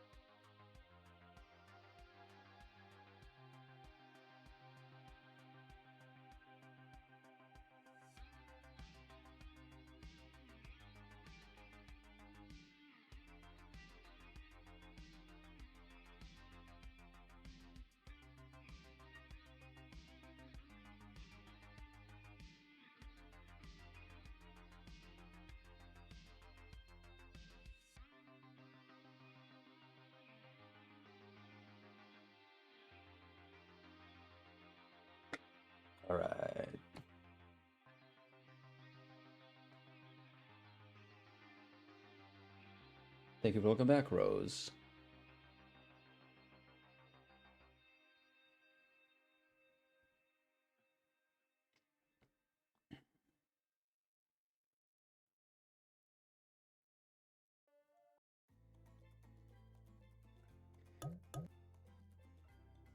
Yeah, that doesn't lead where I think it does. Okay. I'll just skip on... No. Yeah, I'll skip to where it was.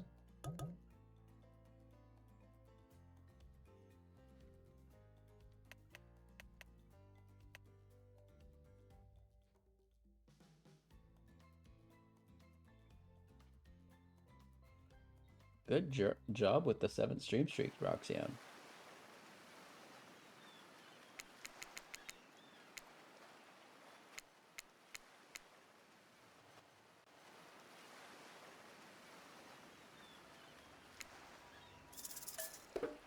Close my eyes.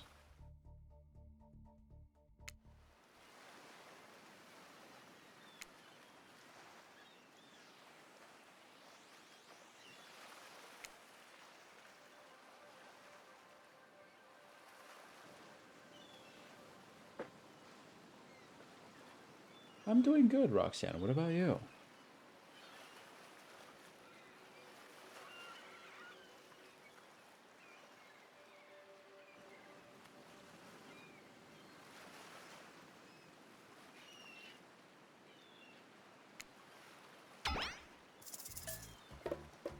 Toss it back.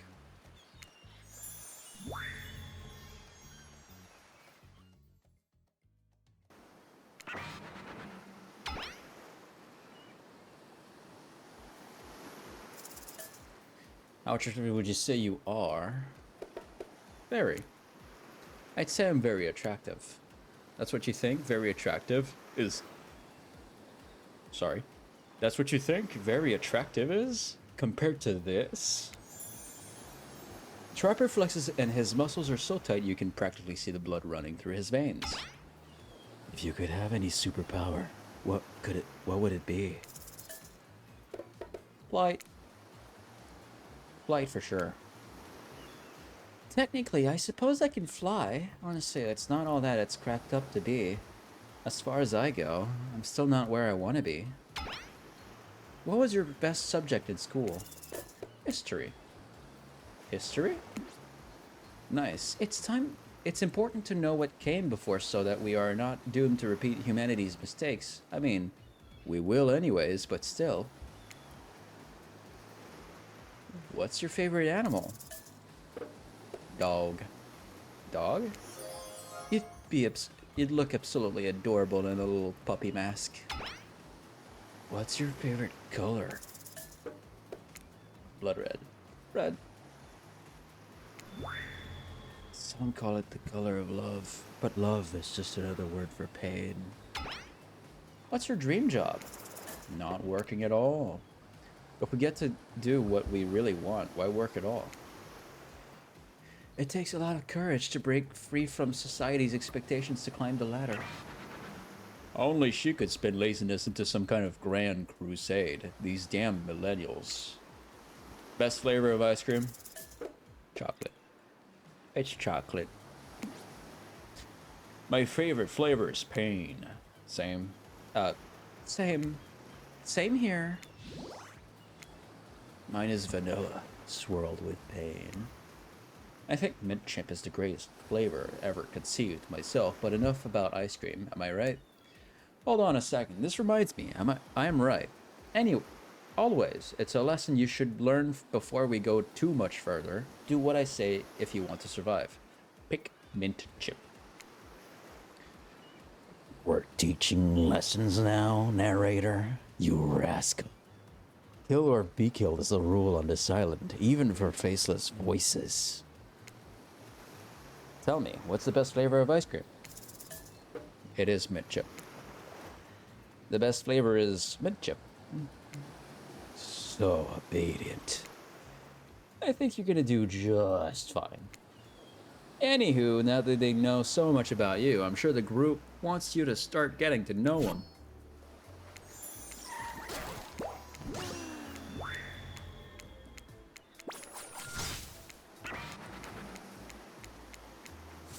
Where were we? Let's go hang out with Huntress. I hate that I interrupted your game. You shouldn't. You should finish it. Yay! I love to play outdoors. I also love to meet new people. I also love to bring them home to play. I'm sort of a big heart kid at heart. Obviously, you are too. I like you already. Where's Twixter? He's coming. I hate people who are too serious. They ruin everything. Well, they do if you don't handle them swiftly. Hold on! For just one moment. This is Dwight and Claudette, our activity coordinators. They're also the cooks, waiters, bartenders, janitors, and every other job. They're the only help remaining on the island. This place we call Murderer's Island. Cue dramatic music flourish. Are the only ones who survived. Survived the interview process, I mean. Hence why we shall heretofore refer to them as survivors with a capital S. These two have worked here for a long time. So very long, I don't actually know how long it's been. Sorry, anyway. I should probably let Dwight and Claudia do their mandated jobs. They sure look happy, but they're vibrating with a nervous energy that is starting to give me the creeps. We will now escort the group to the venue of your choosing. However, in the future, we recommend waiting for us to present you with your options whenever possible. You don't just run off to various activities unsupervised. We don't have much autonomy here, around here. The least you can do is always allow us to do our job. The most you could do is help us get off this island. Dwight. Yes, pardon me. Please follow us. Hey, narrator. Yes, something I can help you with? Those two, Claudine and Dwight, did they just start to mention something about wanting to escape? Is escape an option? Should I try to escape? Escape? Them? Oh, no. No. I think you're mistaken. It seemed like Dwight was asking for help to get off this island, though. Oh, right, that. Yes, that's true. He was, but he just meant that he wants to get to the other vacation island getaway, a couple miles south of here. It has much fancier accommodations than this. It's one of those big corporate outfits, quite exclusive, where all the famous celebrities hang out. Famous, kind of like trickster, one would say.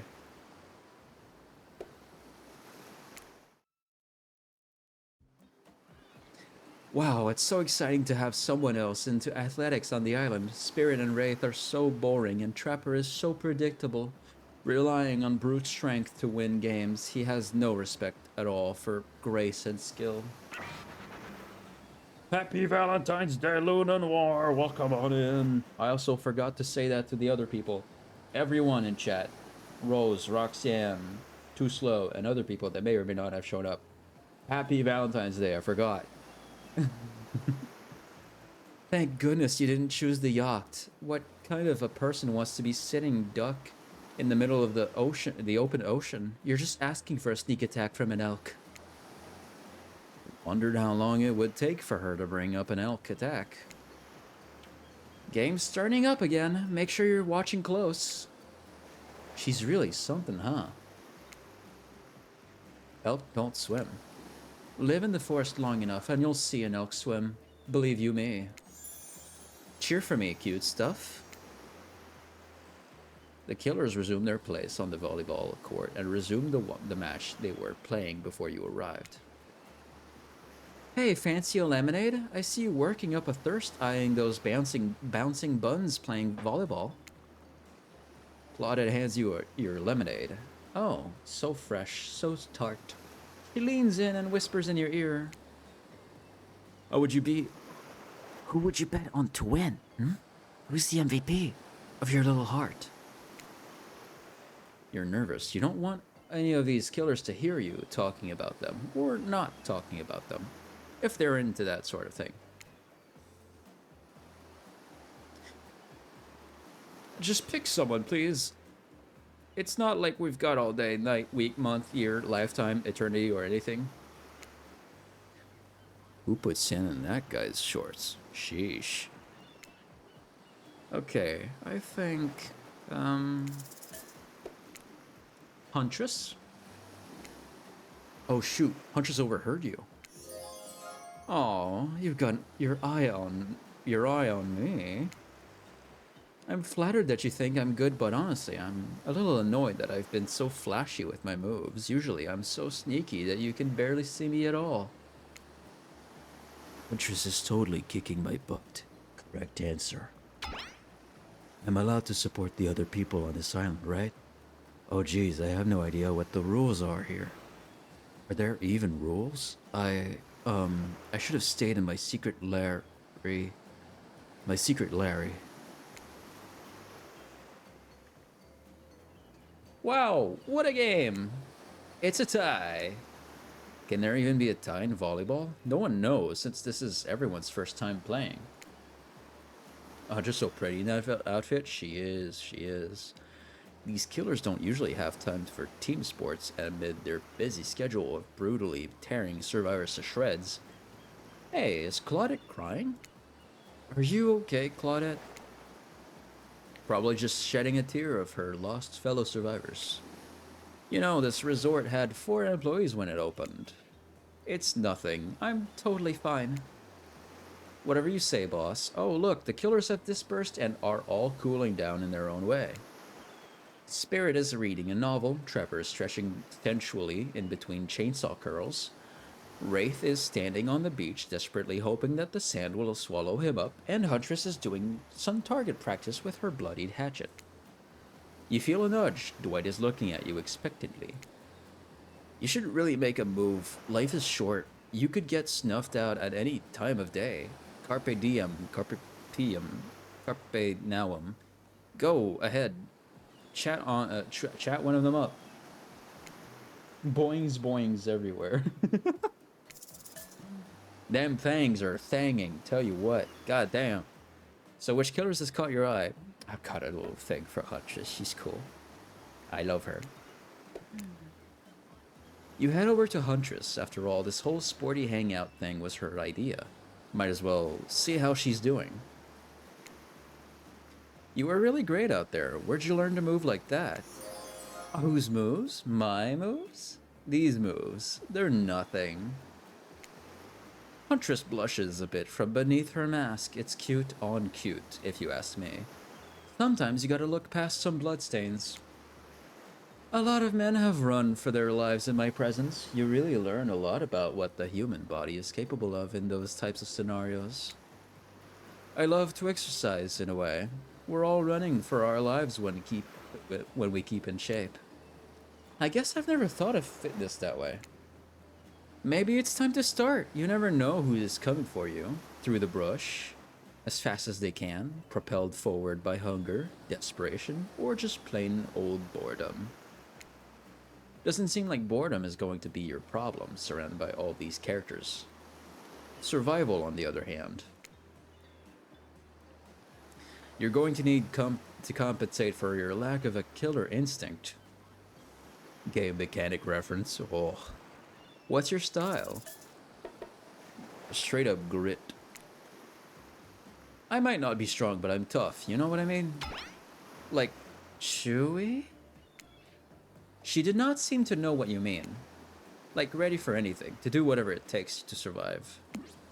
Oh, sure. Like, hold your enemy's head down in the river until the shouting stops and the rushing water takes his life away with it. Yeah, man. Maybe not anything, but I'm ready for a lot of things.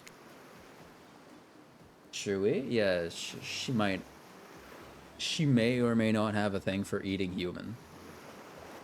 Get ready to impress, because we're just getting started. Come on, everyone. The fun and games can't be over yet. Get it? I get it, I get it. Volleyball? No. Not ruthless enough. Look at us. We crave action. We crave excitement. We crave the thrill of the hunt. Hello, Chaotic Bane. Chaotic Bane, do you like Trickster? It's time to see if our friend here has the hunter's instinct. I saw you surveying me like prey on the volleyball court, Jason. Huntress waves a bloody axe in the air, and you step back nervously before you realize she's not waving it at you. She's handing it to you.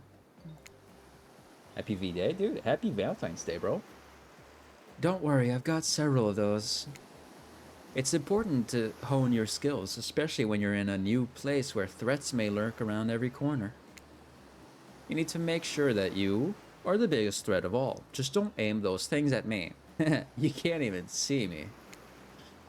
Minigames consist of two parts. On top, a pointer which rotates in a clockwise direction. And on the button, a target that you're going to be pointing at. Sometimes the target is immediately visible. Sometimes it's hidden until the pointer arrives.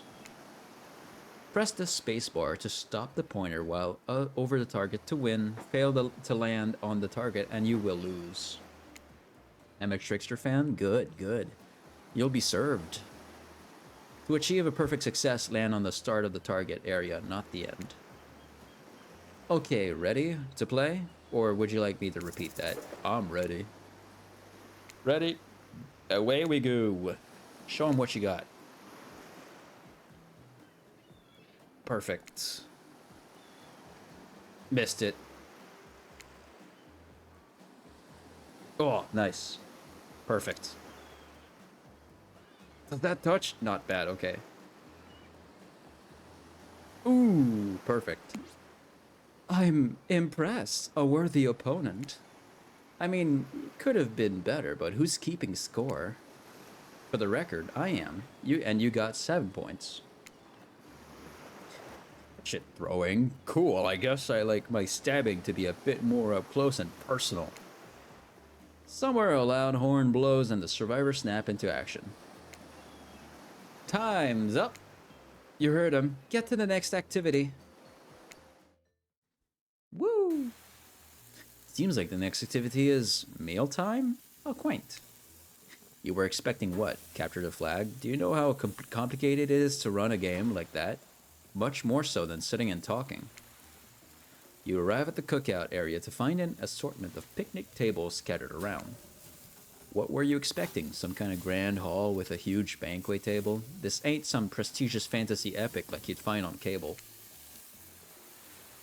Dwight and Claudette usher you to your seat, but there's a very limited seating directly around you. And oh great, terrific. It seems that everyone wants to sit next to you. Even better is that they don't want to sit next to a certain other people either. To start, no one wants to sit next to Trapper. Meanwhile, he refuses to sit next to Wraith or Trickster.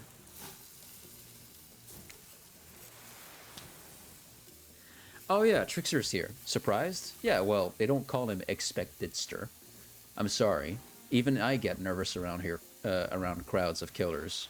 And my whole shtick, it gets a little flustered. Look at him, guys. Look at him. Who's that? That's Trickster. In his skin with the... No?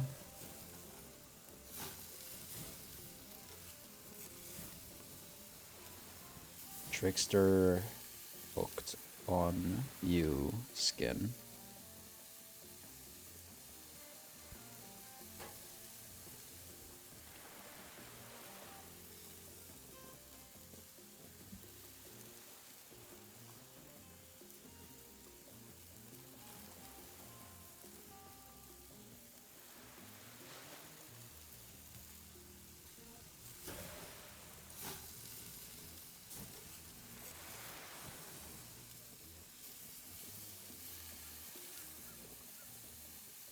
You know, it's not...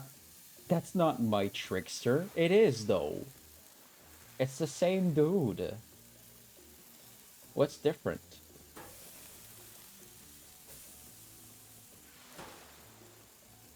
Oh, I'm sorry. Is he not Asian enough for your taste?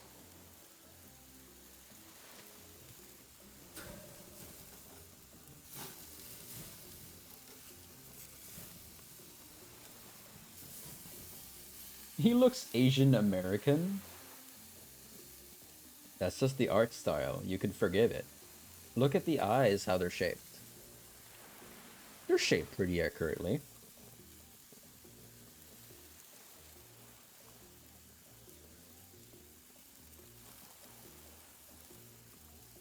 I mean, it's not like, you know,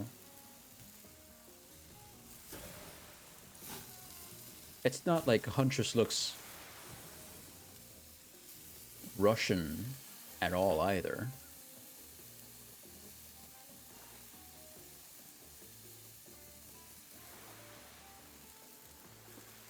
But that's Trickster. Hey there. You're looking good, Jason. Real good. And we literally can't let Huntress and Trapper sit together. No, seriously, their arms are too big. They can't fit at the table if they sit side by side. Look at this. We can't even fit everyone on screen at the same time. You probably think it was an error, but it's not. It was completely intentional. Let that be a lesson to you. Every error you think you see is a choice. Got that? I refuse to believe that's Trickster. Oh, you poor soul. Okay, Dwight and Claudette are directing traffic. You sit on one side, the rest of them will sit opposite to you. Huntress and Trapper can sit at the ends with their enormous sexy arms. Now that everyone is seated, we can begin dinner. Tonight's meal was prepared slowly and carefully with both love and hate for 12 hours over a spit. We hope you all enjoy. We really, really hope you do. Hey, you didn't actually tell us what you're serving. What are we eating? It's meat. Seasoned with a specific number of special herbs and spices that we simply can't divulge. My favorite. Meat is good. Meat is murder. Which, you know, considering you've been what you've been up to, who are you to get judgy now? I'm just sharing facts, and you need to murder something to eat its meat, so that's like technically true. Technically true is the best kind of true. Okay, enough yapping, let's eat. Hey Jason, you thinking what I'm thinking? Yeah, her boobs are still very big and they look supple. It's gonna be a person on that spit, right? Oh! Different kind of thinking, sorry. Or several parts of overlapping people, perhaps. I haven't seen many pigs wearing palm tree button-down prints, you know? When you look closely at the spit, you spot what definitely appears to be scraps of fabric sandwiched between some layers of meat. I think I might be sick. Is there anything else to eat? This took 12 hours. And we do literally everything on this island. Actually, there's one thing you're not doing today. You're not carving up this delectable meat. Wow, he's right for a change, because I am with my broadaxe. It's the perfect tool for easily chopping anything in twain. First, who says twain? Sometimes I swear it's like we're all from completely different historical eras. Second, I'll handle this with my cleaver. Fast, powerful, and clean. At least it's clean when the meat is cooked. No blood. You two and your ridiculous bicep swinging contest. Enough. Grow up. Obviously, my gorgeous katana is the only option. Obs. The hell it is. Oh, I'll show you both my katana and send you to actual hell if you'd like. Please stop. Please. I hate when we fight. Or talk. Or even when we look at each other in the eye. I can do it. I have the Skull of Azarov. Great. Instead of slicing it up, you can club it to a second death. I feel conflicted now with this game. Wraith looks slightly cuter than Trickster. What? How? Sure, man. Sure. Hey, Jason, I know this isn't what you want to eat, but hurry up and volunteer to carve up Felix. I mean, dinner. Otherwise, this will go on for hours. No hyperbole. They once argued over who had the best effective weapon for 72 straight hours.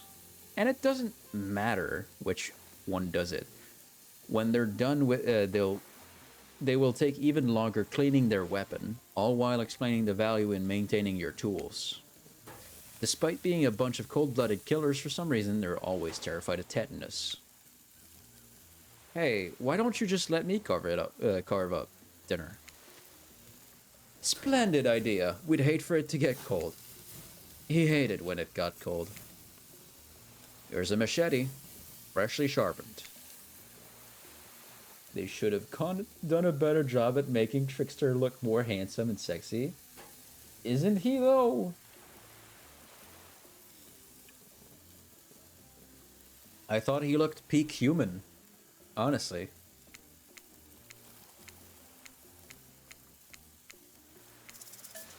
Ready. Away we go. Slice. Perfect. Perfect. I'm cracked. Oh. Oh, okay, that's fine. That was pretty good. I'd like to see what you could do with a less clumsy weapon. Yeah, I said it. Machetes are dumb. Dinner is finally served. That is what makes me upset. He looks too humane. What? He's literally a human. He's just a psycho. He just happens to be also a very popular, very famous K-pop star. For real. The sounds, especially coming from the masked killers while they eat, which involves lifting their mask and shoving food up behind them, are nasty. Spirit, meanwhile, doesn't even eat. She's the only one who seems to really be embracing being dead. They're all dead, right? This is obviously hell. I mean... Come on, we're still trying to be mysterious here. You think mystery comes easy? Claudia and Dwight aren't the only ones who've been working their asses off to make this night perfect. Well, at least they're lifting their masks. This is only 99% as disgusting as it could be if they tried to mash stuff through there. Almost forgot to yell at everyone. That's cute. Spirit, why aren't you hungry? The two best things about being dead is not having to eat. That's only one thing. Think about it, Jason. Number two is no number two. Unless... one less thing to think about in the afterlife. Even if I wanted to eat, I have no idea what would actually follow. You might have noticed, but I'm not. I'm mostly just a bunch of dismembered body parts floating in a spectral form. Do you see how deep this cut on my abdomen is? I don't think my digestive tracts connect anymore. Between the food and the behavior of the group, this might be the worst meal in history. But even worse is they're staring at you. You're not eating. They don't like that. I think they want an explanation. Why? What do you want to tell them? This is gross is gonna insult them. Look at a seagull, it's just... Well, it's not a good answer. I'm sorry. Actually, it's not the food or the company. I'm just super self-conscious of how I look when I eat. I was just pretending to be grossed out by dinner so I'd have an excuse to not to chew in front of everyone. Sorry if that made things awkward. I'm actually extremely hungry. Yeah, watching people eat is gross, but try to relax and not worry about everything. To not worry what everyone thinks. It's so important to always remember people are watching you, judging you, definitely not ignoring you, right, guys? Is anyone listening to me? Typically a group that includes one, if not more, cannibals staring at you with meat juice dripping from their chins would be quite scary. However, right now you're barely able to keep your head up, let alone get scared and run away. I'm a narrator, not a physician, so please don't take this as medical advice, but I'm pretty sure you need to eat to stay alive. Oh, hey, it's me again. Your friend, mentor, and guide, narrator to the narrator, the ocean. Not sure how I feel about that characterization, but I'll allow it. I brought you here, and I might be the only one who can help you now. There's only one thing you must do to survive. You have to figure out why you're really here. No one can tell you, not unless you follow the right path, or at least a right path. There's too many of those to count. Hopefully you pick at least one of them. Because there are even more wrong paths. Many of them lead to your demise. Others lead to something even worse. Starting scenes over and having to fast forward back to where you were? Am I right? For this place holds many secrets, even from itself. But the one that truly matters can only be learned if you answer the most important question. Sorry, my eye itches. Why are you here? Why are you here? Answer that and you'll learn the truth. The ultimate truth. Vague, mysterious. I gotta give it to this ocean character. That's some quality early game storytelling. You wake up to find Huntress holding your limp body, gingerly pouring cool water into your mouth. Was she waterboarding me? Oh, good. You're away. You're okay. Sometimes when I try to care for people, they have a way of ending up less alive than when I started. I thought you were winking at us because we're cute. I mean, you are, but that's besides the point. Which would be total bummer if that happened to you. It's been so long since I had a normal, happy, healthy, living person around.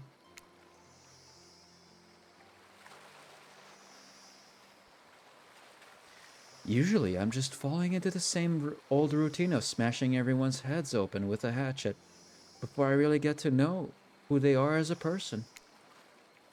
But you're not nearly as scared or too busy writhing in pain to see me or for me. I'm done having my head on Huntress's lap. You feel nervous in her arms, not just because they're maybe crushing you a little bit, but because she's beautiful. Yes, beautiful, but I was just gonna narrate that fact, not, say it out loud as a single word like some creep. Beautiful mask. Your bunny mask, it's quite gorgeous. Nice recovery, but now that you're awake and talking, you gotta keep this up. Did you make it yourself? You're the first person to ever ask me that. Yes, I did. You seem so quirky and cool. You could do anything. Own an Etsy store? Be a doctor? Why is that you kill people? Huntress sighs. You can practically see the memories flickering across her eyes. But she hasn't tried to kill you yet, so that's a good sign. It's all I was ever taught to do as a young girl, so I thought it was right. Even through the mask, you can see that Huntress is blushing a bit. It seems like your line of questioning has made her a little nervous. Hey, you didn't eat much at dinner. Want a snack? She offers you some jerky, probably human jerky, but her spice game is on point because it smells pretty damn good. Except, when on Murderer's Island, you might as well eat as the killers do, plus you really are hungry. And you can chow down on jerky centrally, right? I'd love some. After a moment of quiet chewing on what you choose to believe is not human thigh meat, you decide to be bold and ask another question. Have you ever been in a relationship before? Dang, you're really going there? You do not play around, Jason. Hmm. Huntress takes a moment to think deeply before answering. I must say, it's quite amusing to see this hulking bombshell get all twisted up with these personal questions. Kudos to you, Jason. I do think this expression in her face is really cute, too.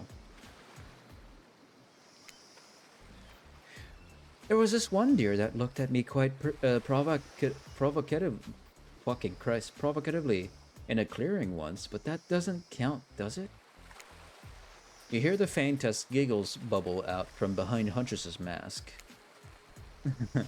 You're so cute, Huntress. No, it doesn't count. Whoa, what's this? You found something in the sand. Huntress reaches down to pick it up. It's a hair clip, probably left by some little girl who was playing on the beach long ago, who is definitely still alive and not at all dead. Huntress closes the bag of jerky with the hair clip. Seems like she's a little mixed up on how exactly this particular item works. Should you go with the flow or show off some of your knowledge of advanced humaning?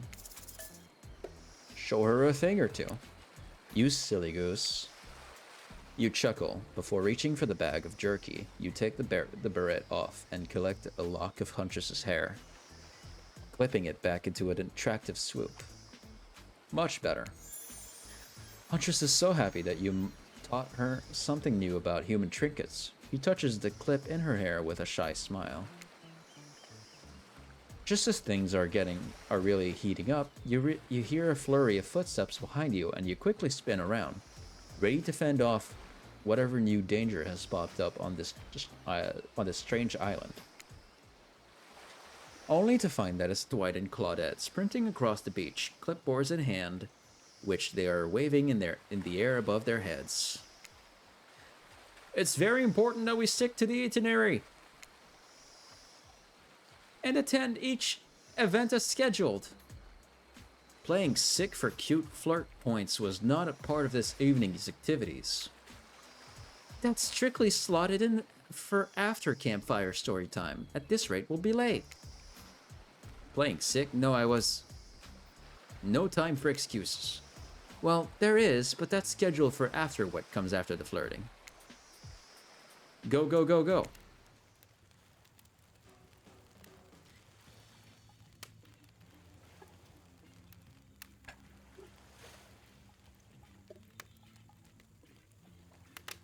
Once everyone has gathered at the fire pit, Dwight and Claudette quickly make an announcement. We're not going to blame anyone in particular, but someone, and we're not going to say who, so don't worry, you hasn't been sticking to the schedule. That means that we're behind on time for evening activities, and we'll only have time for one person to share their special spooky nighttime story. Just one story. But story time is my favorite activity. This is a narrative-heavy experience. You're telling us that only one person gets to share? How will we decide who? Oh, great. We have to decide as a group? That never goes well. Whoever did this, step up now. I swear I won't be angry. I'll merely chop your head clean off. No fuss, no muss. Voice trembling, you realize this is probably it for you, but you embrace your fate. Sorry, everyone. I think they're talking about me. To be honest, I still don't understand how this whole schedule thing works. I guess I lost track of time while I was passed out. Been there before, even though it's taking some pressure off of me, which is an absolute dream come true. Is it really fair to pick on the newbie? Seriously, has anything ever happened on schedule, even once? Damn it, Donald, if you try to flex that authority gimmick one more time, so help me, I'll snap your head off so quick, and then I'll drown you in his blood. Cynthia, Fuss and Muss are back on. You two, I know I love to hack, slash, and slice. We all know you love to kill. It's almost all you talk about. Nobody named any names. Who even knows any names? Not us. I renounce my name. Who's Donald? Who's Dwight? Who even knows anymore? Call me nobody. But we still gotta get started on story time, so... Jason, who do you think should go? Ah, damn it, that's a name. Please pick somebody quickly so that this tropical vacation doesn't turn into a bloodbath. I'll choose Huntress. I really like Huntress. I choose you, Huntress. Whoa, this entire experience is being carefully crafted to avoid an IP infringement lawsuit. Let's be careful with the catchphrases, will ya? Huntress steps up to tell her story. The campfire flickers in her faraway eyes. There is a village outside the deep and ominous redwood. No child dares step foot past the threshold of thick trees and brush that separated safety from the unknown. Grown men that ventured in often would never return, and the sounds that echoed out in the village were something inhuman. The woman of the town told a story to the young children, hoping that it would be enough to dissuade them from curious exploration beyond the boundaries of the village. They told of a creature that lurks in the woods, half woman, half beast, singing like a siren, haunting, beautiful. Her voice, the last relic of her humanity. It lulls all who hear into her domain, and not precautious child, nor fierce soldier can escape once you are in her clutches. Those who've seen her say she wears a mask of hair stained with blood of so many poor souls. The hatchet she wields has been brought down brutally on the skull of many an unsuspecting hunter. The nightmare doesn't end there, for what's a hungry beast to do in the frigid winters with nothing but hunter meat to live off of? It is said that the Huntress, as the villagers called her, couldn't bring herself to kill the young girls she came across in the forest. Instead, they'd suffer an even worse fate. Longing for a child of her own, she'd bring them back to her secluded cabin to keep them safe. She'd wrap a tight cord of rope around their necks and affix them to the wall. That way, they'd be warm. That way, they'd be out of harm's way. The Huntress would even bring the girls presents, toys she'd pilfered from other bodies, masks she'd fashioned out of things from the cottage, and little dolls made of grass and twigs. But these toys did nothing to quell the children's fear. Within days, the girls would waste away from starvation and dehydration. For all her good intentions, the Huntress had never learned how to care for a human child. You see a tear creep down from underneath Huntress's mask. Suddenly, the most beautiful singing voice you've ever heard fills the air. Sleep, my darling tiny one, tucked within your bed so tight, else the old grey wolf will come and grab you by your side. There's a brief moment of silence, and you feel the need to contribute to the stirring moment. A joke? No. Slow clap? Don't. Join in singing. He'll snatch you up between his teeth, if on the bed's edge you sleep, and drag you to the forest deep, beneath the quaking tree.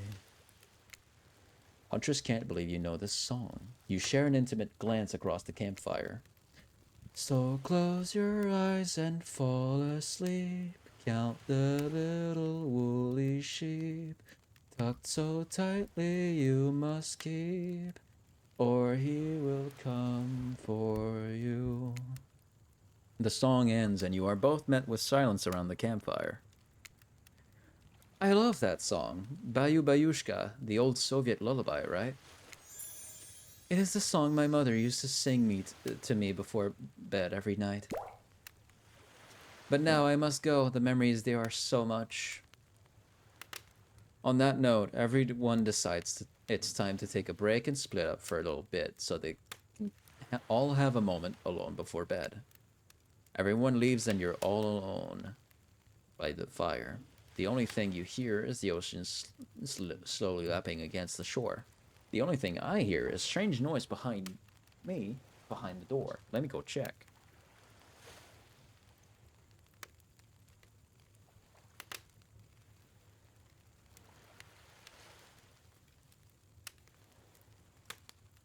It's nothing serious. This is nice. A true moment of peace and tranquility that lasts for all 7 seconds before Trickster shows up. And he's blaring his latest song. Hey baby, you look lonely. Mind if I join you? He doesn't wait for an answer.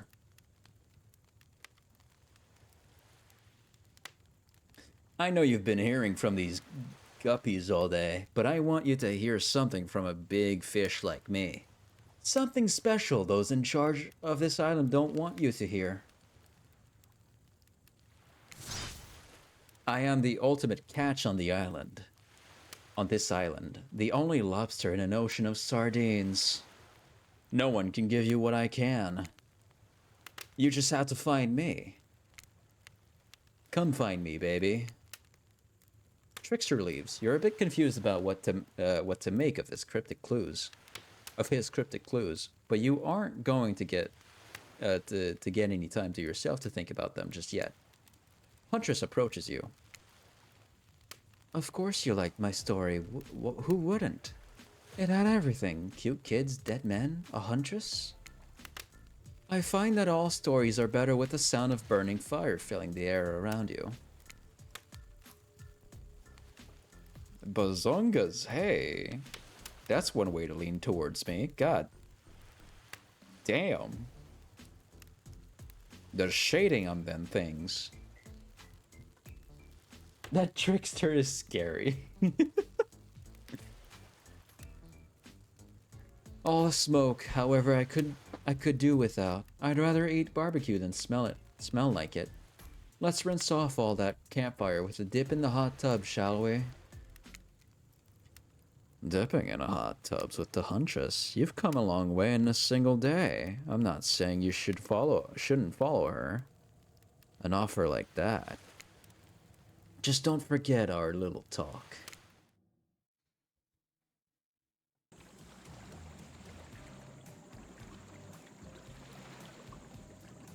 You and your storyteller friend slip into the water.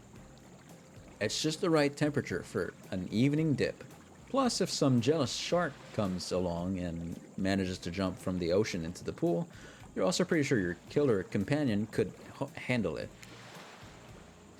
Before you run off, I wanted to make something clear. You know that half woman, half beast I was talking about in my story? That's me. I'm her. No! What? Mind-boggling. What? What? Nice tits, bro. I mean, what? No way, how cool! That's really awesome. Thanks for being vulnerable and telling such a personal story. Huntress full shyly twirls her hair. Tell the truth. Tell the truth. What did you think of my tale? Do I have the makings of a best-selling author, such as the comedic mastermind Dostoevsky? It was really well told narrative. Clear beginning, middle, and end, riveted from the start, plus the woman in the forest. I mean, you are clearly not a true villain. You were just a traumatized child. Okay, now you're just being a suck-up. Huntress's eyes leer at you from behind her mask. He's had her time in the spotlight and is playing coy now.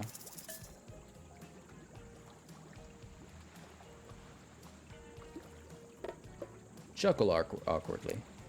You chuckle awkwardly at Huntress's statement of the obvious. Why are you laughing? I can't help but giggle when I'm both about to die and also maybe falling in love. You can't believe how awkward this intimidating woman seems right now. It's actually pretty endearing. You notice the temperature has dropped significantly despite your steamy company. It's a little chilly and your bare shoulders must be freezing. Let's head back to the fire and put me to bed, eh? We hate to intrude on whatever smooth moves we're about to unveil themselves, but it's time for bed. Usually nighttime is when I do my best hunting. But after a day like today, even I'm pretty tuckered out. Well, I see you tomorrow, Jason. Hi, River. Welcome on in. Happy Valentine's Day. Only if I don't see you first. You make a cute little bow hunting motion. Huntress catches the imaginary arrow you shoot in her teeth, and then bites down hard, snapping it in half. At least you think that's what she's doing. It's kind of hard to tell. Closing on my first job, but I wanted to say awa awa and hi. Hello. Good night, my little snack. I like hunches. I'm sure that wasn't a reference to actually eating you. I like her. You head over to the campfire. The heat is comforting and on this chilly night. Looking into the... Whoa. I think you might be enjoying this a little too much. I got an achievement. I can't unsee the booba. Jason's so happy. Big, strong women. Looking into the crackling embers, you think about Huntress' story and of the half-human beast that abducted all those innocent children, an attempt to save them that led to their doom. Are you a mistaken prisoner here on this island? Is this your salvation, or will it be your demise? Before you can dwell too much on your fate, Claudette and Dwight arrive, their now familiar creepy smiles stretching from ear to ear. It's a bit menacing to see a smile like that lit by firelight. We must apologize for the accommodations. We weren't prepared for another guest, but we're going to make you comfortable or die trying. They hand over a pillow and blanket and welcome you to snuggle up by the fire. Perhaps some music will put you at ease. Just try to keep the volume to a minimum. Our other guests aren't the type you'll want to rob off their beauty sleep. Media game time. Oh.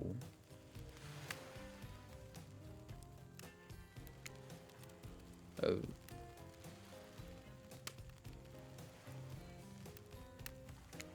Okay. Yeah, repeat the instructions. Would you please repeat the instructions? My pleasure. On top, a pointer which rotates in a clockwise direction. Bottom, target you're going to be pointing at. This here upcoming minigame is a special minigame, perfect for the less coordinated because there is no winning or losing. Well, not technically. Wherever the pointer stops, that's your result. I suppose if it doesn't stop where you want it to, that's a bit like losing, but no one has to know if you don't tell them. Yeah, I'm ready to play. As you relax and you look into the fire, the radio begins to fuzz and flicker. You examine it and decide that you might adjust the dial and fix it. Okay.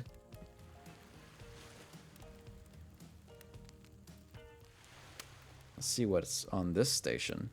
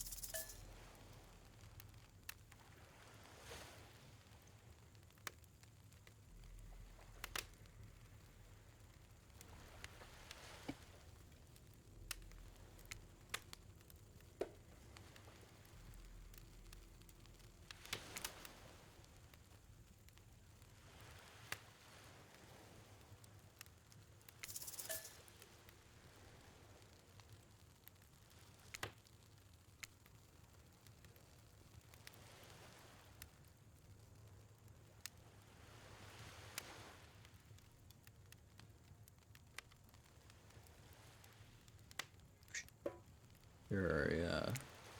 No matter how many things you listen to, you still can't sleep. You decide to ask one of the killers to spend a little more time with you until you're sleepier. Would you like to summon to your side as you lay by the fire? Who would you like to summon to your side as you lay by the fire? Oh, I don't know. I think I'll go for the strong, big lady. Huntress, are you around? I was wondering if I could get a little company. Huntress appears in an instant. You really didn't hear her coming. She's more than happy to tell you her secret for falling asleep when she's feeling restless. If a Soviet lullaby doesn't work... Sorry, wrong voice. If a Soviet lullaby doesn't work, this special mushroom tea has always done the trick.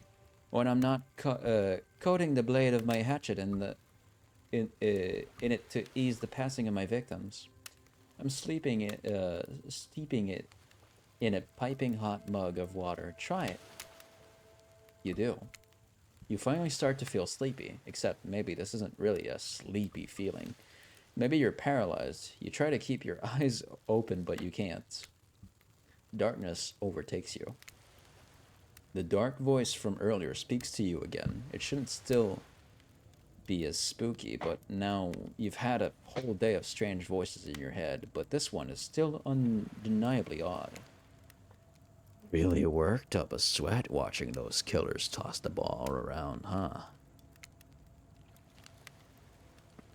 Would it have hurt so much to go splash around in some cool ocean waves afterwards? I'm just saying, I'm out here, you know. You awake suddenly to see someone looming over you. Wraith stares at you awkwardly. He says nothing, just stares. You look around to see if there's something going on behind you or on either side, but nope, just staring. All I want to do is to have a date. A giant with a giant woman. A giant woman. Oh! Sorry. Oh, you're awake.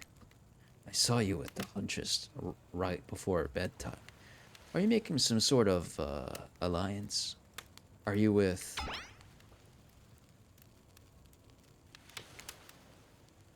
I skipped a line.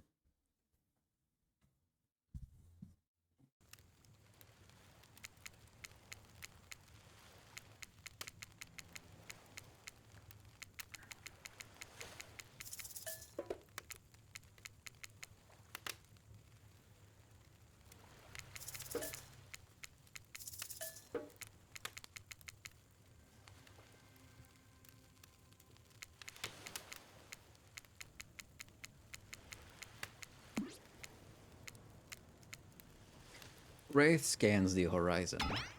Them? I'm just making sure you're who you say you are. I've been burned before, and something seems off on this island since you've arrived. Even more off than usual. Maybe we could talk about more about that tomorrow. It's just since you got here, I think we could have a really nice day tomorrow together. It's just, you have no idea how long I've been here with these monsters, to be honest. No idea either. They're just awful, boring, and loud and stupid. You're different. There's finally someone here on my level. You're thoughtful, interesting, gentle. I think we could, have fun. I could show you some cool stuff if you want. If you don't, that's totally cool. I get it. No pressure. In fact, probably just forget I was here. Good night. Finally alone. For real this time. Maybe. You drift off to sleep. Again. Hopefully you're not poisoned.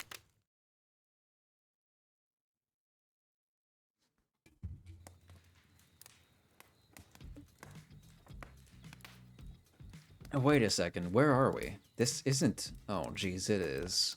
It's one of those reality show confessional rooms where all of the contestants talk directly to the camera. I think today really went well. These were some of my first interactions with someone who isn't a parent that didn't end in bloodshed or untimely perishing in my Russian cottage. So I'm counting today as a win no matter what happens. What do I think of the newcomer? Do I have to say? Oh, I do. Okay, attractive, mysterious. I really don't know that many other words since I was raised by my mom in the woods until she was skewered by an elk, and I had to wash her entrails off my sarafan. That being said, the other three should make sure to be on their guard. I don't know who this newcomer will want to spend time with tomorrow, but I for one will not let my guard down easily. Who knows about the others? Wraith, I think knows more than he's letting on about this place, but he's a hard nut to crack.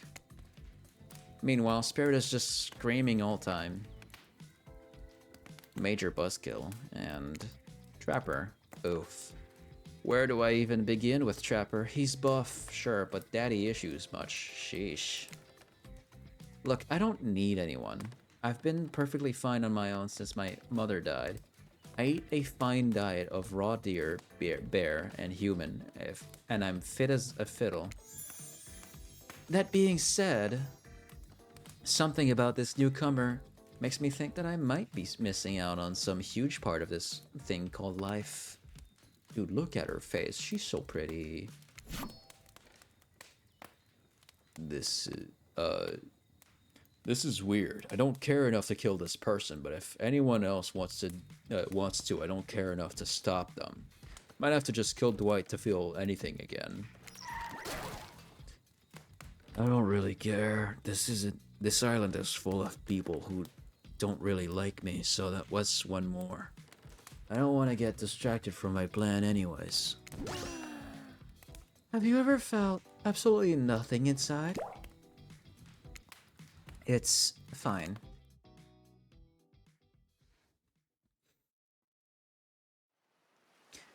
You open your eyes, the sun is shining, there's not a cloud in the sky, and you feel great, totally well rested. You're not even suspicious of the fact that you fell asleep by the campfire, but woke up several yards down the beach. Wait, are you on vacation? Was yesterday nothing more than a strange dream? No, not a dream. You really are here for another day. Why? I have no idea. You're obviously a weirdo. Speaking of weirdos, I see the rest of the gang is hanging out on the beach. This is definitely not a dream.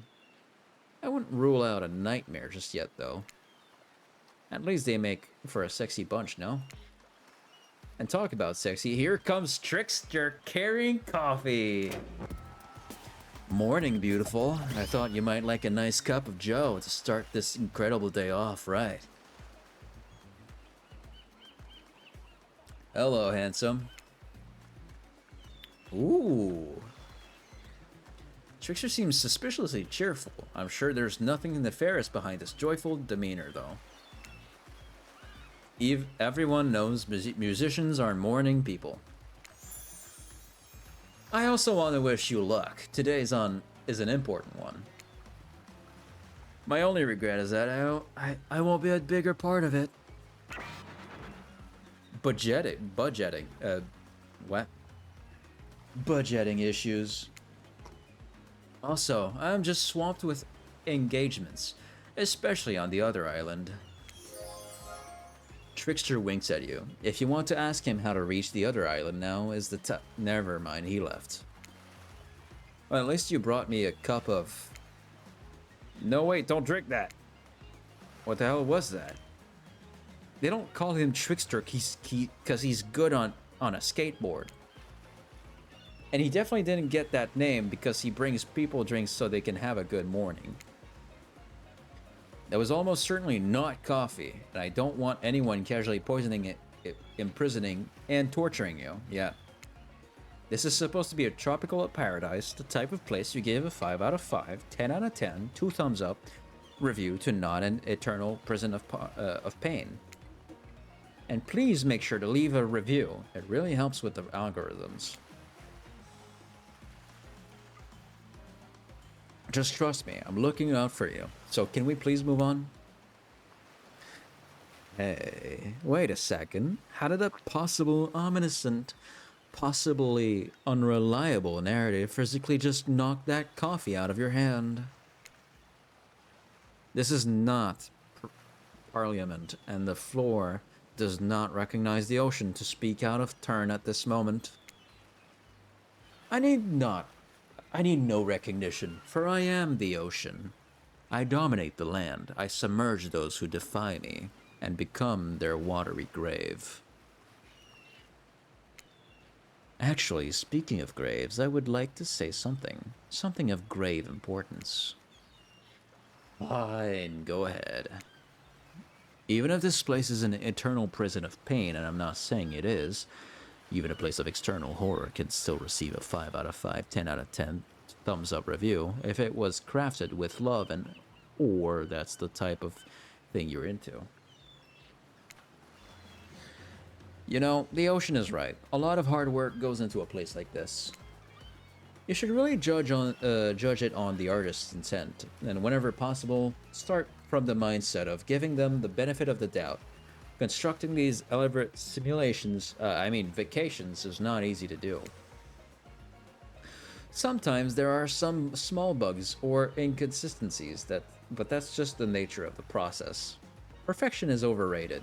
The universe is filled with mysteries. We ought to celebrate those who venture to bare their souls as part of a creative process with the ultimate intent of making things for our enjoyment. Not be overly critical of them. Are you two trying to sell me on this place actually being good? You don't have to say it like that, especially if after I saved you from that poorly made cup of coffee. Sorry, we should have been here 5 minutes ago.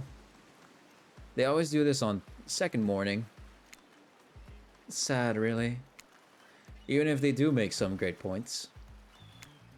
Oh, sure, they make great points. I agree. Can we please move on? Yes, of course. Apologies, Jason. The last few minutes aside, have you been enjoying your time here on the island?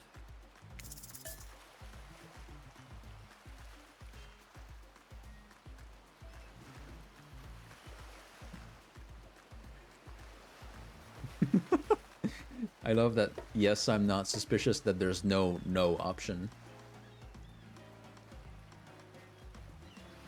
Let's play the fool.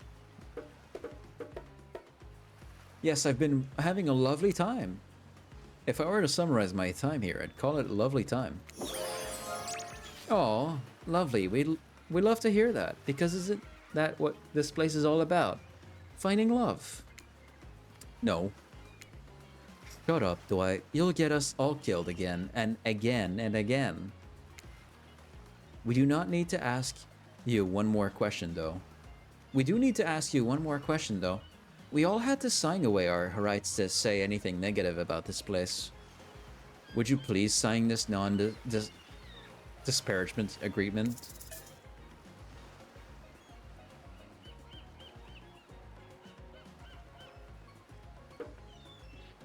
No. I will not say anything negative about this island. You have my word that I, Jason, agree with the terms of this verbal contract. Perfect. Delightful. Excellent. Yes. Yes. Hey, Jason, it's still totally cool if you have constructive feedback. The place to leave that is in a positive review, because we all know that nobody reads negative reviews of games or resorts like this. Anyway, I see Dwight and Claudette have gone into a trance, and with the grumbling I hear from your belly, that can mean only one thing. Breakfast. Perfect timing. Everyone rolls into the dining area to lard up those sexy little bellies with pancakes and bacon, and so much for maintaining these beach bods. We're all half naked in a tropical paradise. Can we get some strawberries here? A yogurt? Magic powers will only get you so far. Even killers watch their sodium intake. You take your plate and sit down, thinking about yesterday and the whirlwind of feelings you experienced. Danger, dread, disorientation. It was like going through puberty again, except all in one day and on a beautiful and mysterious island. It looks like you're not the only one doing some introspection, though. Trapper stands up to talk about how this day went. About how his day went, in case anyone was wondering. Personally, I wasn't. I can't imagine you could make me any angrier today than you did yesterday, but I really hope you do. I really, really hope you do. Unrelated, anyone see where I left my cleaver? Aha, just kidding. I always know where my cleaver is. Well, that was bizarre. Back to your breakfast. Nope. Now Huntress steps up to talk about her feelings. I feel a stirring inside my animal heart. Something I've never felt before. It's almost like the feeling right before I go in for the kill, but softer, warmer. Sounds like it could be love, or maybe just indigestion from all that raw beef she had last night. Ah, well, that surely must be it. No one else would weirdly stand up during breakfast to... And just like that, here comes Spirit. If I look respectfully well rested this morning, it's not because I slept well. As you know, I'm much too dedicated to finding revenge to ever sleep again, but because you all really left me alone yesterday to be my best, not constantly annoyed self, and I thank you for that. Now, if you don't mind, I'm going to go back to quietly resenting being trapped here with you all, while looking cute doing so. Guessing Wraith has had enough time to work up the courage to speak in front of a group. Perfect. Ah, perfect. There he is. Take us home, Wraith. I'm glad to introduce the introduction of Jason to our island paradise. Yeah, that was in quotations. Didn't it distract me from my normal routine, ignoring all of you and vice versa. This place is whoa. This place is an internal prison of suspicion and suffering, and no one cares. I'm still the only one asking any questions. I'm asking a question too. It's when will Wraith shut up? And now they're all looking at you expectantly. Wait, are you supposed to stand up and explain how yesterday made you feel? I think I need to process everything by myself. I'll see you all soon. Damn, what a power play. Keep them wanting more. You're getting good at this game. A sexy true-to-life experience. Shame you didn't get to eat any breakfast, but so be it. After breakfast, you head to the hub to the hot tub by yourself to clear your head. Yesterday was, in short, a lot. Before you get there, though, something catches your attention. You hear that? Who are you addressing? Me? Well, yeah, I guess that is okay, right? You know, I might be pursuing... Whoops.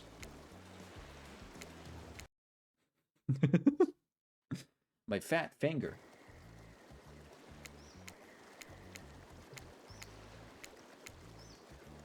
I might be pursuing a relationship with one of these 4 fine killers, but it feels like the person I'm getting to know the most is you, narrator.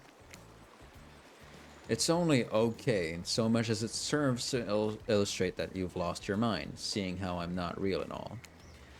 Yeah, I heard that this time. I think it's coming from behind the pool shed. No, stick it in there. A little more. A little more. Oh yeah, that's it. Yes. How does that feel? Intense. Nice. Yeah, that feels right. This is uncomfortable. Now I want you to take that and put it right. Yeah. You know what I'm talking about. Just like that? Exactly like that. I swear I had no idea these two even do whatever it is they're doing. I'm afraid to look. Please say something so they know you're close by and can hear everything. Oh wow! Look at this super cool bottle of Trickster brand's suntan lotion someone left on a chair. Anyone know where I can buy some? Damn it. Oh, come on, a little privacy, please. Dwight is panting and Claudette has a crazed look in her eyes. Alright, I didn't know how else to let you know I was here and that I could hear you. Well, you know. Know what? What do you think we were doing? You were doing... I don't know exactly what you were doing, but it sounded like, fun. You think two people trying to find new ways to kill each other in a desperate search to make their own death permanent is fun? Oops. We get 5 minutes to ourselves every day, and we spend it hoping if we stab each other in just the right spot, we won't get resurrected. I've come to believe that the key is finding the exact place we need to bleed out from, and I believe that places are in our appendix. Why else would it be there? Makes sense to me. Did you actually think we were me and him? Dwight? You don't have to laugh that hard. They get it. Ha ha ha ha ha. I don't know how to do this. To do this laugh. My life is a nightmare, and yet somehow it's never been worse than right now. Let's go, lover boy. I noted all our entry wounds, and our 5 minutes is up anyway. Good luck, Jason. You're going to need it. And hey, if you figure out how to escape this island, please make sure your ghost tells us how. That was both a tragedy and a comedy. A cragmity.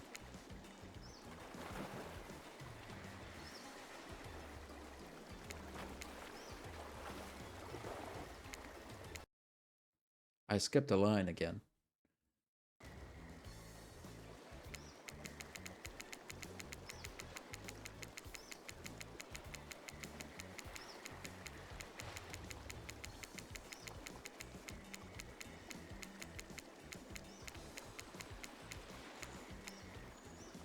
Oh, it's just silence, okay.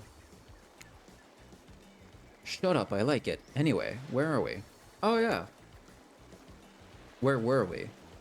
You're heading to the hot tub by yourself to clear your head. Yesterday wasn't short, a lot. So far today has been exhausting too. But you're dedicated to achieving a true, centered sense of calm. No drama, no bullshit, just soaking up sun in a heated pool. Today you're on a date with you. Ooh, I like that. Want to be on a date with me? Who would make the first move? And aside from that disturbing thought, all is going to plan until a shadow blocks your previous sun. Precious sun. Spiky tipped, like a palm tree, is bending over to screw with you. But it's no tree at all, it's... Hey, babe. It's Trickster. Breakfast was weird, huh? Everyone just getting up and announcing how they're feeling. What's that about? Some forced kind of check-in with the group? I don't like it. Fishy. Kinda lazy. Whatever, though. Breakfast is dumb. No one should eat before noon or after 4 p.m. That's weird. Yeah, I do intermittent fasting. You seen my abs, by the way? Yeah, they're... they're just right there, man. Yeah, I saw them. Maybe you can see them later on my private stage on the other island, you know? IP Island, where all the Hollywood celebs hang out, if you play your cards right. I could give you a private show. Catch you around. His abs are pretty amazing, you gotta give him that. And the blow-up bat? Threatening but adorable. Makes for an interesting silhouette. Genius design. He's a psychopath, just like the rest of them. You don't gotta give him anything. We're not best friends just because we had a little talk about doing a little talking. It's not an open invitation to go smashing the fourth wall every 5 seconds.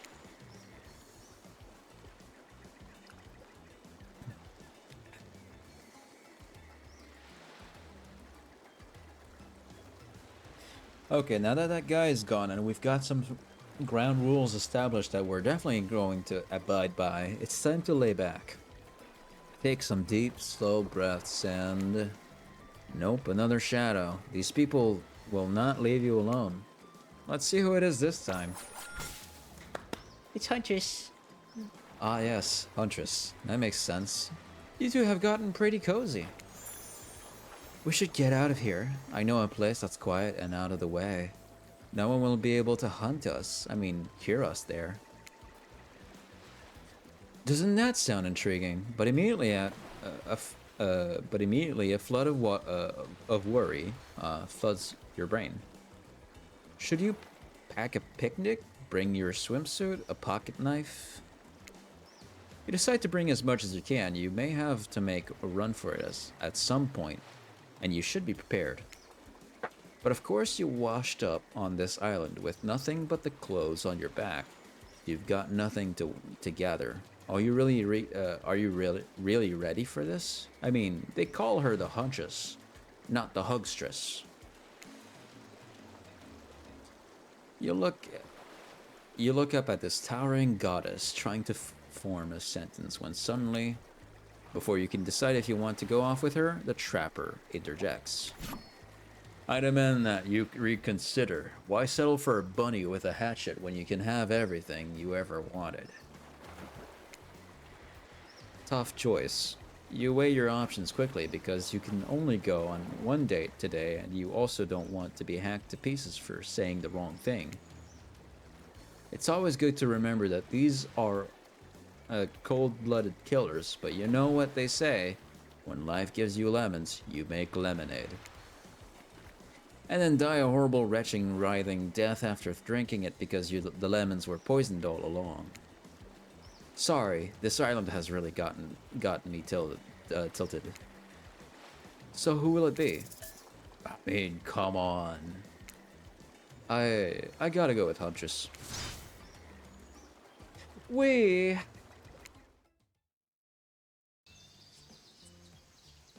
and Huntress make your way to the secluded beach house. Your heart thrums in your chest. Don't look it up. Thrums is a real word. I swear.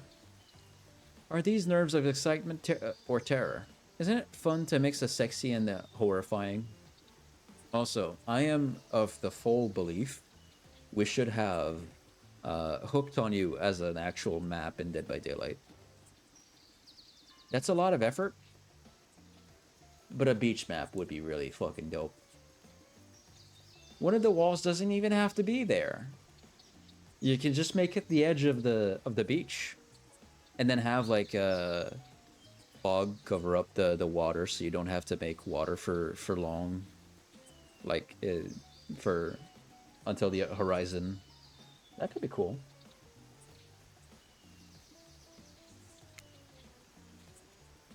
Huntress is quiet as a mouse as she guides you through the island forest. You struggle to keep up with her. She moves like a jungle cat, all muscle and silent leaves across thorny brush. Sorry. She halts suddenly, and you crash into her, having been desperately trying to keep up. You follow her gaze and realize that you've arrived.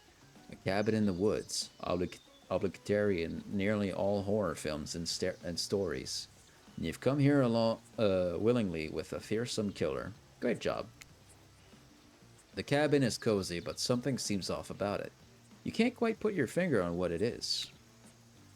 Huntress stares at you through her bunny mask, cocking her head to the side as if trying to gauge your reaction to her hideaway. Are you going to invite me inside? Why do you need an invitation? Are you a vampire? No. Oh. Is it just me, or did Huntress seem a little disappointed?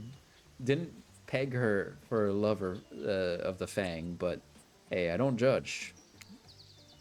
Come in, let's explore. You follow her inside. It's creepy, rickety, and definitely not up to code, but it has a certain homey charm. You're quite the decorator. She blushes. Indeed she is. A chandelier made of bones hangs delicately from the foyer ceiling, and a collection of trinkets lines the mantel. Something tells you that the people who once owned these things are not of this mortal coil anymore. Could you be Huntress's next victim? The thought gives you a wicked thrill. Hey, she's looking at you again. What do you think of my collection?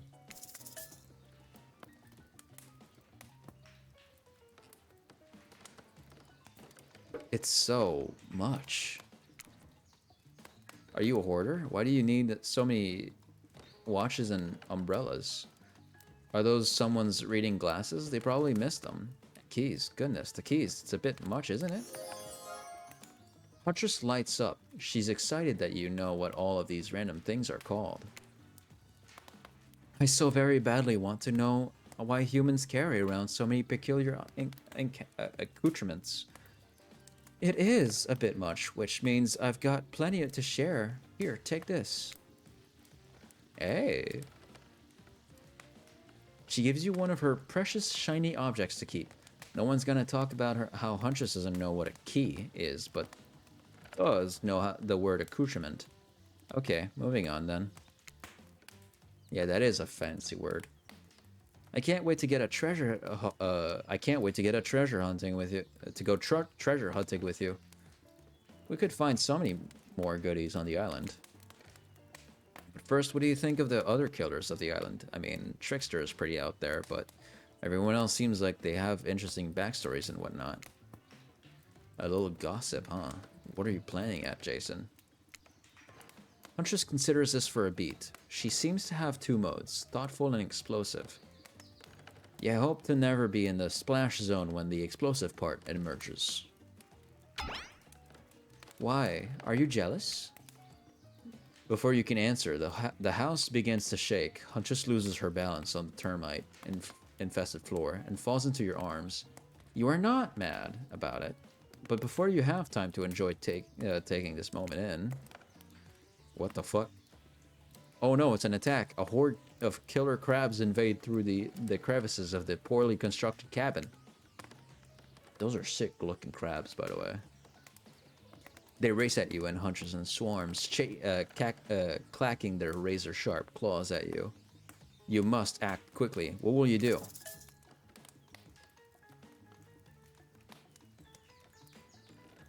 What's a shashka?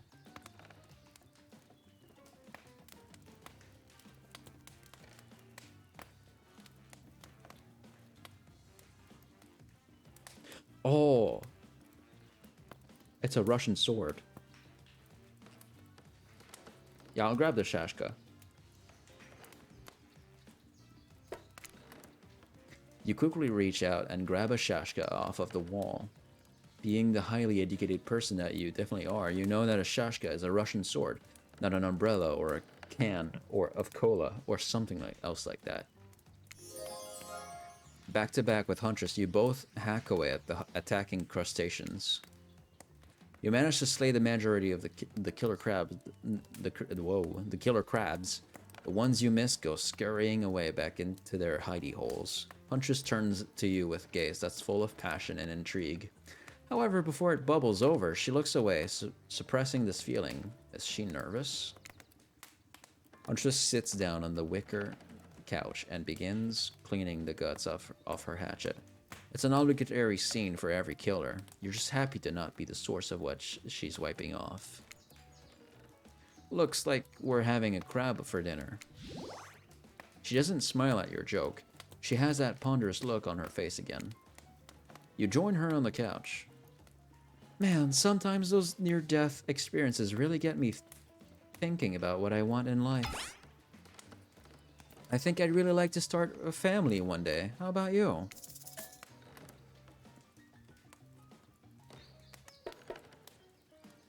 Maybe one day with the right person. Of course. Of course, I love kids. Would love to be a parent one day. Huntress smiles. I love my dear mother so much. I can't wait to have that sort of special relationship with my daughter one day. Teach her everything I know. And I won't be killed by some horrible elk. What were you like as a kid? You try to imagine this giant as a meek child in a puffer coat wandering about the forests. Huntress chuckles, her laugh quite cute and soft. I was so innocent. We hunted this to survive, then went back to the cottage and Mother would tell me stories and we'd drink tea and imagine a life far away from the woods, somewhere like this. I suppose I finally achieved that, what she always wanted from me, but since coming here, something feels off. It's beautiful and warm, and everyone is so attractive, like thirst traps galore. But don't you get the feeling that something is coming for us? Oh no, she's onto you. But onto you about what? Swirling memories rush through your head, your head. Nightmares, visions of a dark cloud. Claudette and Dwight's vacant stares that belie some sort of hypnosis. Validate her theory, try and push it off. Totally, yeah. I think you're onto something. What do you know? How long have you all been here? Do you remember anything at all about why we might be here? I've been having these dreams, seeing things, and I think we are all serving some greater purpose here. Huntress reveals a strange object that she stole from near the stage where Trickster performs. It has some strange symbol on it.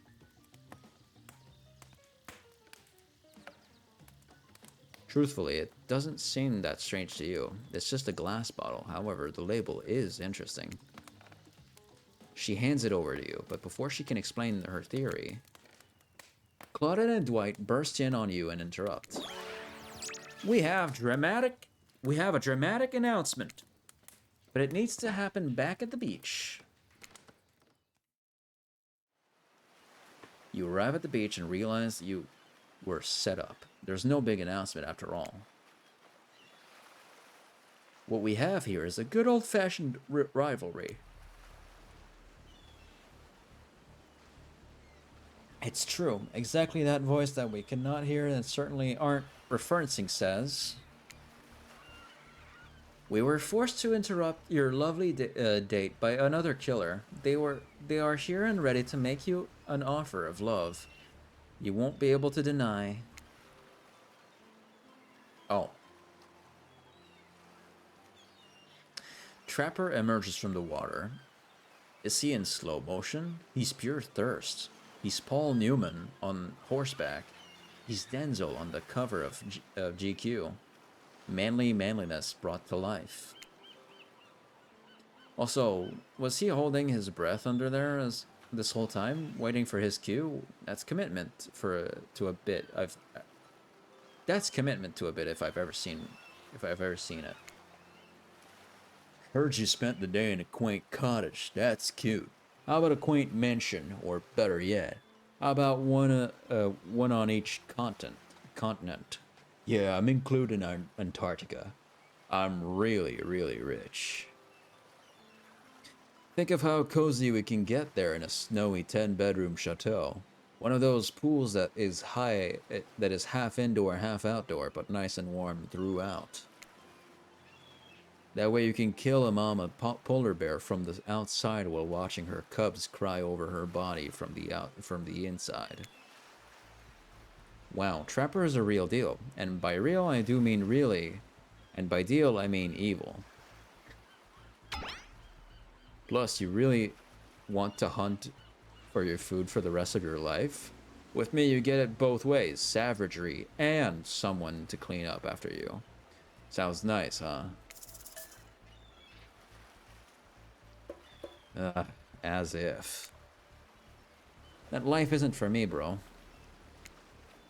I'm very impressed you can speak with implied quotation marks. Very cool. This guy's a total douche nozzle. Try hard much? He's like the turn of the century Pacific Northwest version of a Wall Street bro. Trust me, it tracks. Patrick Bateman with a huge chip on his shoulder. You wouldn't go with him if he were brandishing a cleaver at you. Oh shit, he is.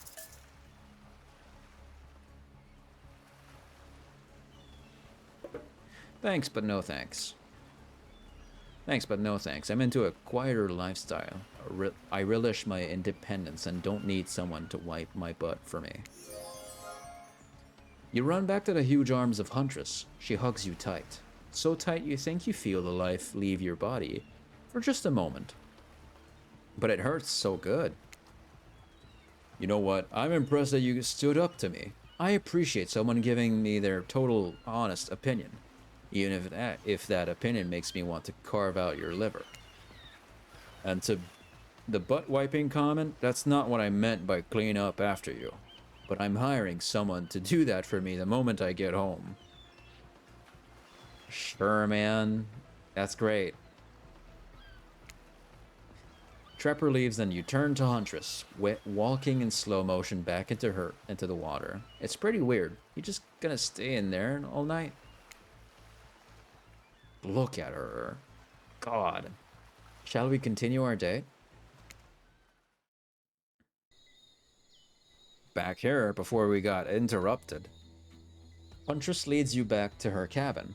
You thought you'd remember the way, but it's like the forest has completely changed. Nothing is familiar. Better not get lost out there.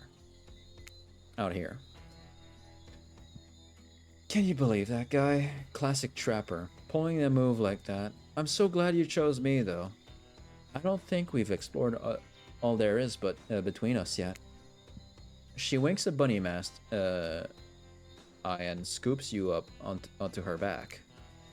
Huntress runs through the woods with you piggyback riding her. The wind ruffles your hair. Animals clear a path for the mighty woods woman.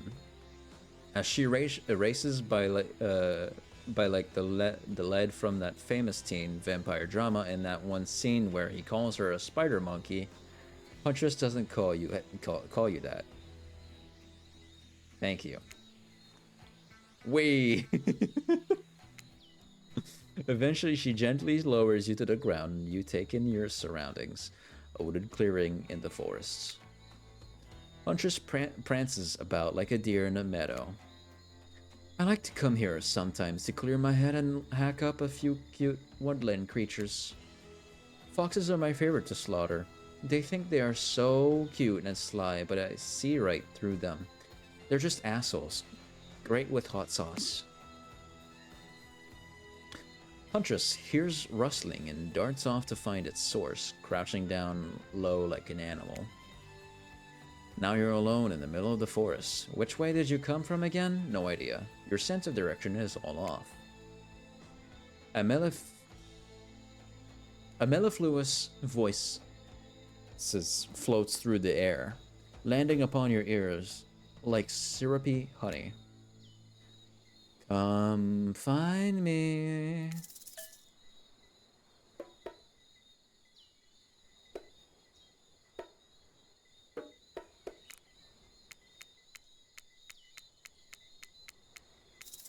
Okay, that's fair enough. Oh. Yeah. Yeah. Okay, this is cool. Tough a little bit, but...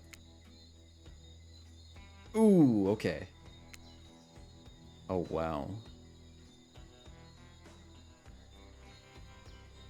Damn. You missed completely. Tag. Tag. You bop Huntress on the shoulder when you find her. She high-fives you. You trying to date this young lady or just bro down all day? You're so good at hiding, I'm having a real blast. Thanks. They say it takes 10,000 hours of practice to get good at something. Hey, they do say that. That was fun, huh? I keep trying to just relax and have a good time, but that's really hard for me. Anytime I let my guard down, something terrible happens.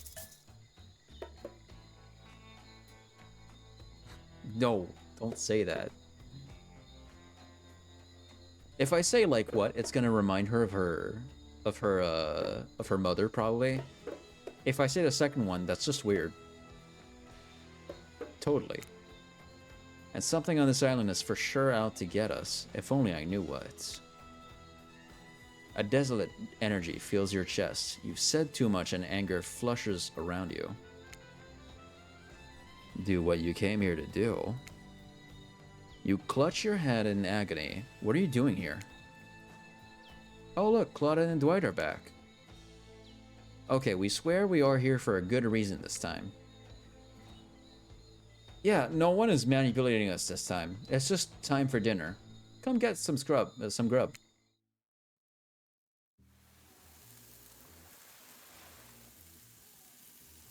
What a fun day you've been having. I can see it written all over your face. You're shining. And that's not just the remaining anxious sweat from spending an afternoon courting a psycho killer. That's also the sense that you can communicate with your mother without uttering a word or see the dead people around you. You know, like that one movie about Shining or something. No, you are really feeling this whole romantic experience, don't worry. I'll keep you your dirty little secrets. But enough gentle ribbing, it's time to get back to business. All the appetizing singles have arrived for dinner, including Trickster. Wraith is here too. We're not going to do the gag where we cram them all on screen at the same time again, so just believe me, they're all here, and they're just as sexy and demented as you remember them. With your love on the line, everyone is being very careful not to offend you by saying the wrong thing. Congrats, by the way, on getting this far. I'm surprised as you are that these 4 are falling for you.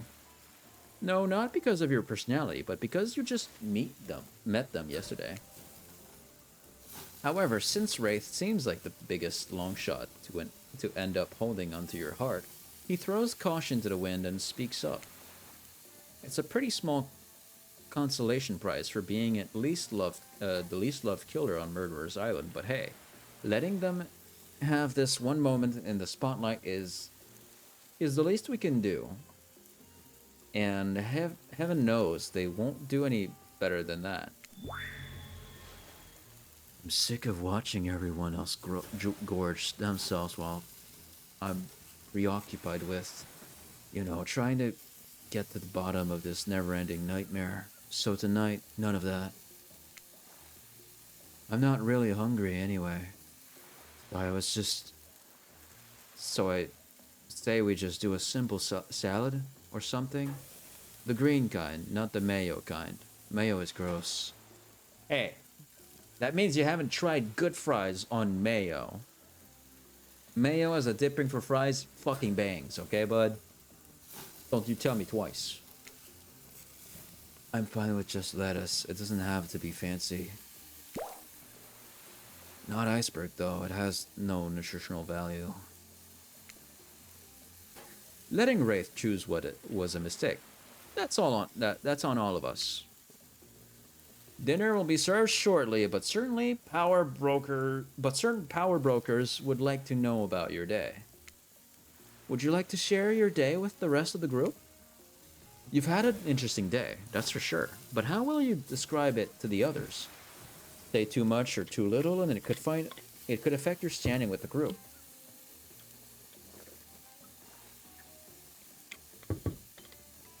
Yeah, I just went into the forest. That's it. Okay, but don't just sit there saying nothing. Nothing is not an option.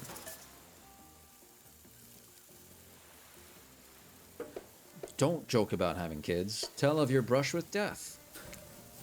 Today was nuts. We went to Huntress's secret cabin and killer crabs attacked us. It's true, I'll fall asleep tonight to the delicious sound of crunching crustaceans. That would never have happened on my yacht. I grind them up, much more satisfying way to kill crabs. At least those kind of crabs, I have a little comb for the other kind. Is Banshee begging me at the door? Come on, get in. Come on. Yeah. Banshee, what do you want? I'll be right back. He wants me to go upstairs. Hold on, I'll put on the BRB screen.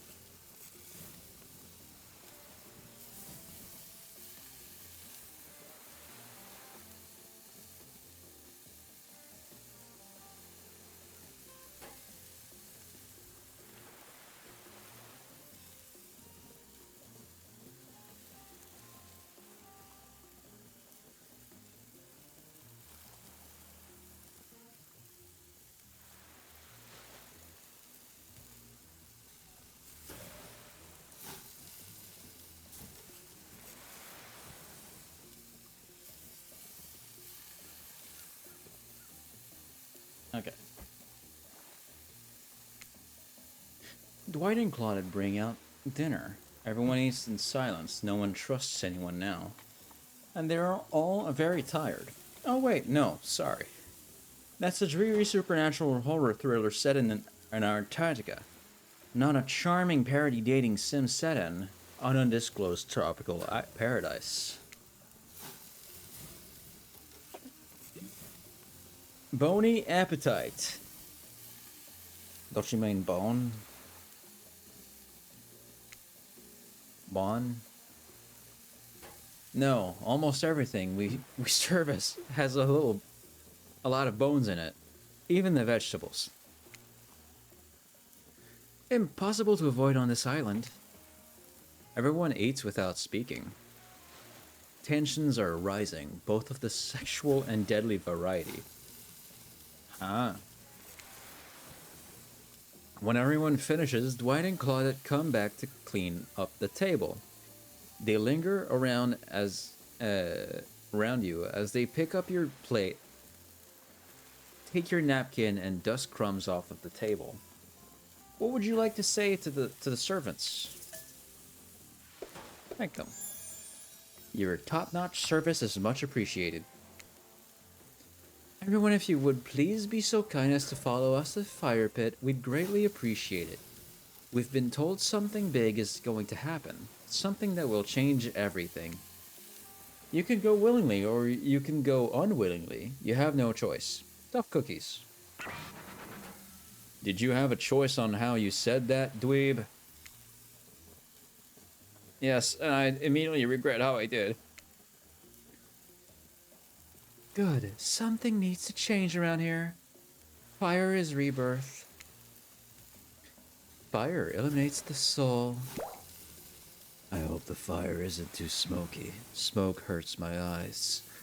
I have pretty sensitive eyes. I'm also horribly afraid of it. The fire, I mean, not my eyes.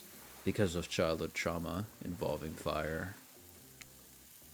And finally, everyone starts moving toward the fire pit, if only to get away from Wraith's complaining.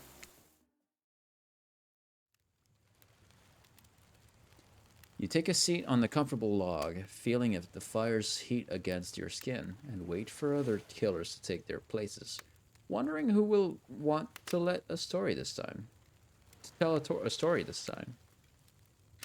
Will narrator tell a story? I bet they've got a stunningly creative mind.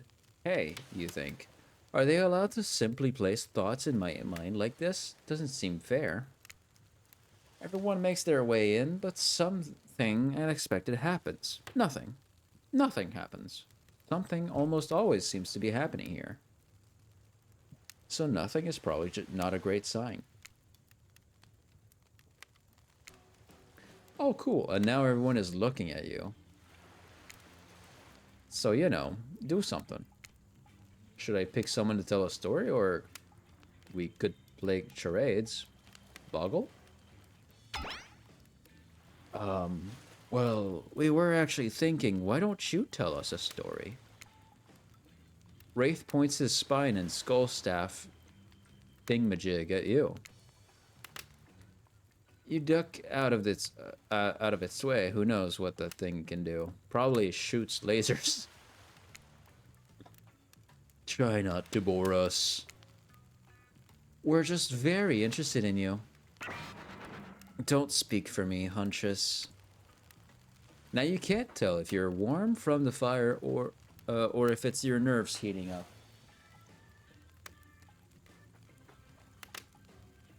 Sorry, I'm just looking around to make sure Banshee's not unbehaving. I know that the fire is right here, but maybe if we stop talking about it all the time, we can start to pretend it's not here. It doesn't, you know, threatens to burn us all alive. He's not supposed to hear me. Get out of here, Wraith. Jason was about to make an important decision about telling a story or not. Fine, I'll tell a story. Sure, I'm game to tell a story. I hope it's a mystery. Okay, so what type of story do you want to tell?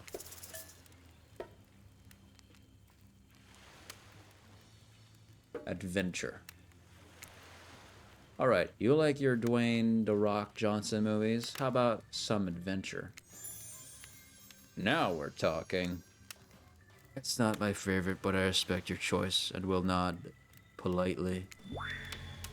You don't have to say that, Wraith. Just nod politely. Okay, ready? Here goes. I really like to go fishing. Solid hobby. Great foundation for a story, for sure. You pause. Everyone is waiting with bated breath. No pun intended.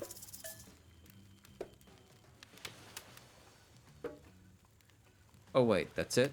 Not much of a story. Barely even a thought. My pun was better than that story. You sure that's all you have to say?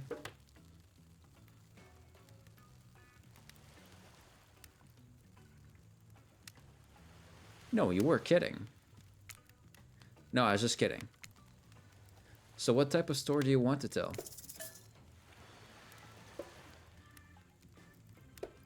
Action.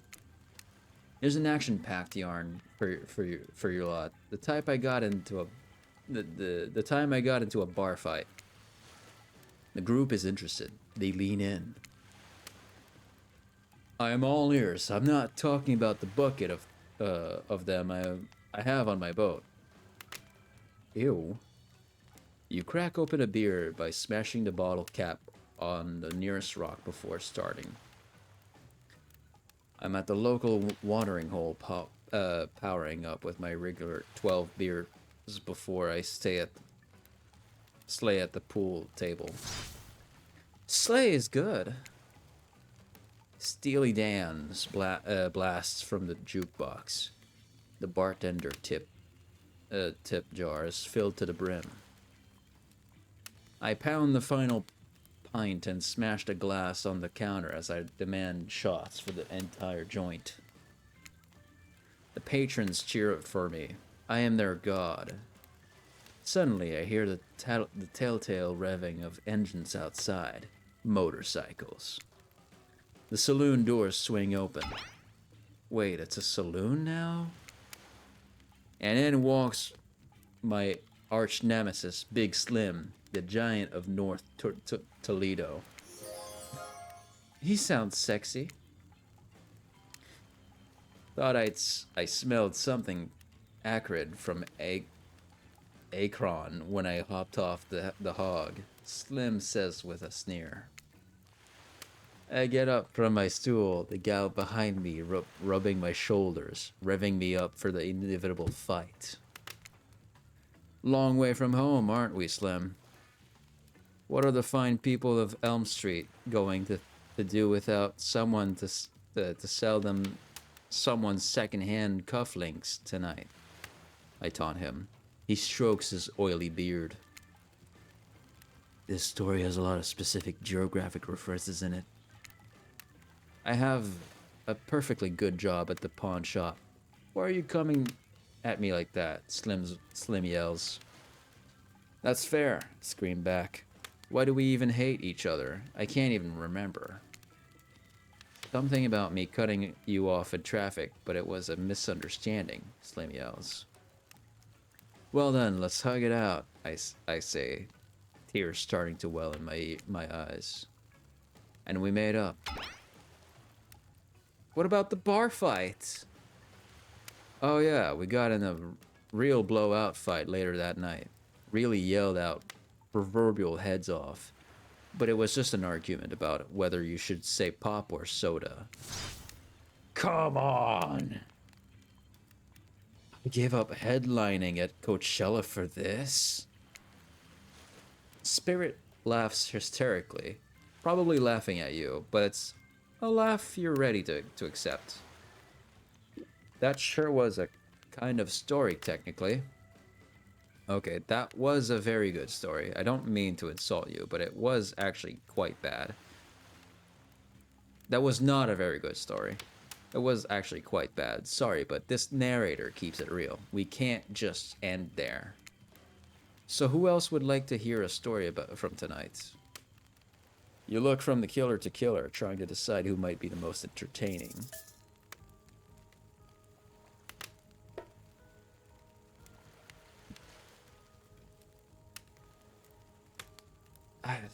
Sure, let's go with the hunches again. I would change, but I've been tunneling down Huntress the entire time, so I'm gonna continue doing that. Huntress, you seem raring to go. Let's hear from you. Sure thing. My neck of the woods isn't wanting for horrifying mythology. Mother once told me a story of a young man who was traveling back home after the war. Which war? Doesn't matter. I just wanted some backstory details to paint a picture.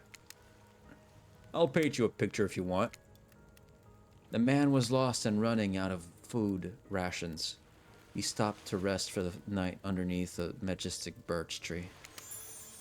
That's when he saw a woman, naked, skin glistening in the twilight glow. Now I'm invested. No, wait, that's not now. Odd. I'm invested. They sang a haunting melody as they made their way downhill towards the inviting lake. Enchanted by the music, the young man followed the parade of beautiful women until they stopped in a clearing next to the water. They turned to him and smiled. One woman with long red hair stepped forward and reached for his hand. The others began to play music, flutes, lutes, tambourines. The melody was intoxicating. The man's feet began to move beneath him. He was dancing, moved by the magical music of these mysterious women. Twilight darkened into night, and the man grew weary. But when he tried to still his moving feet, he found that he could not. Help! I cannot stop dancing, he cried out to the nearest woman. A slender woman with green hair. She drew near to him, and he saw her features distort into something horrific. She was bloated, an eye hanging from one socket, skin the color of algae, a rusalka, her true self. You'll never stop dancing, she screeched at him. My sisters and I were drowned in this lake by men of your regiment. Consider this your punishment. The man cried out, but it wasn't me. Someone must pay, the Rusalka said. Her voice filled with briny malice. Also, and so the man danced and danced until his bones broke and his heart gave out. The dance of death. A silent beat as everyone takes in this macabre ending.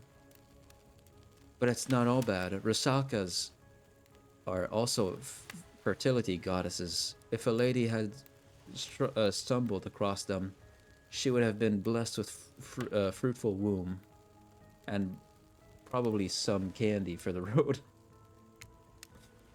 Damn, does she really think that's a happy ending? I want what Huntress is having. Now, how was story time? A lot of people like to take pot shots at sequels, but I think every good story deserves a follow-up. When you think it's the end, the sequel is almost never as rewarding as the original. That's why I'm much more of a fan of the episodic style of storytelling. Knowing it's a series takes a lot of pressure off of an individual installment and builds a greater sense of community between audience and creator. Tell me, Jason, if you could delete any sequel from existence, what would it be? Don't answer that. We don't actually care. We're just here to make sure that we seamlessly move on to the next segment of the evening. God forbid my small talk get in the way of romantic Twilight moment. Dwight, I'm gonna need you to shut your yap trap. You know that we need to get back. What we need to get back. That we need to get back to that thing we do whenever we're not on screen. Okay. You have fun tonight, and try not to wink, wink, end up dead. Why did you say the the words wink wink out loud? And what kind of double entendre are you getting at with the end of dead thing? Dwight is physically incapable of winking, not since the accident. And you do know that all of these people are despicable criminals with double-digit kill counts, right? Well, except for Spirit, she really doesn't belong here. She's strictly a victim, not a perpetrator. No wonder she's pissed. Did I hear somebody trash-talking Spirit? Deal me in.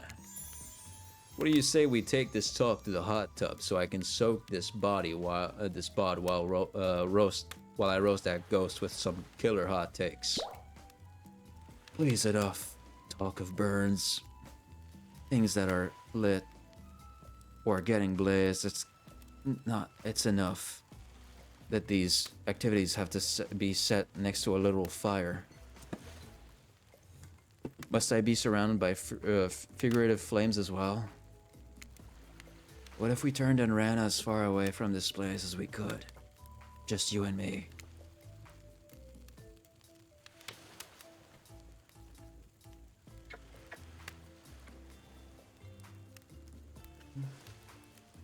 Hey boy. On those spindly things? On those spindly legs? You're probably tired. You'd probably tire before you got too far. If it's running away to some place more secluded Jason is after, they should obviously join me. Have you seen these legs? Pure power. Not that my walk speed really reflects my giant stature, but that's because I choose to move slowly for stealthy reasons. It's my own choice and it's completely logical. Why is everyone so obsessed with comparing themselves to each other and creating drama? I'm so over all that.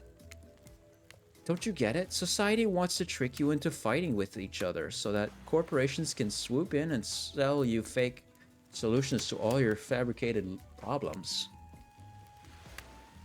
I'll be sitting in the shade and drinking something locally sourced while thumbing through a public domain novella printed on recycled paper because I refuse to play their games anymore.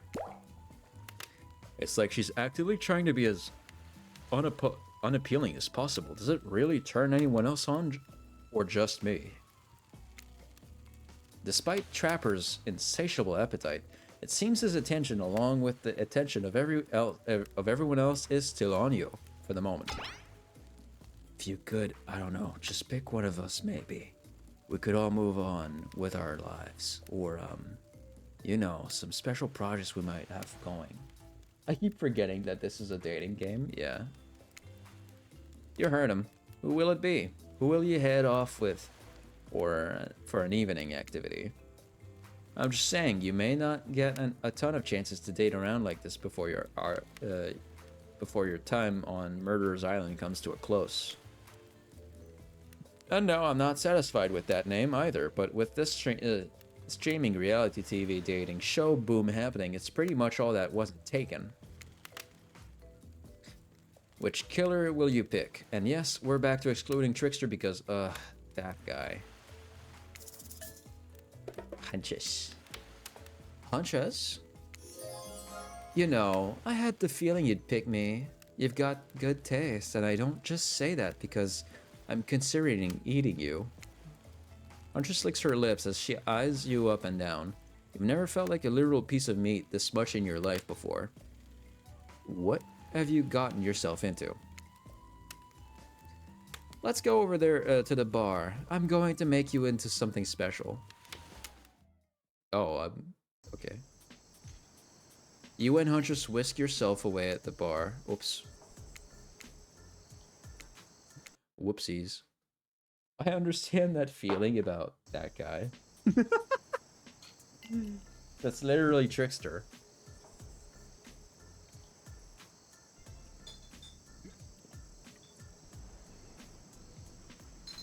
I can say Onion Haseo every time he shows up though.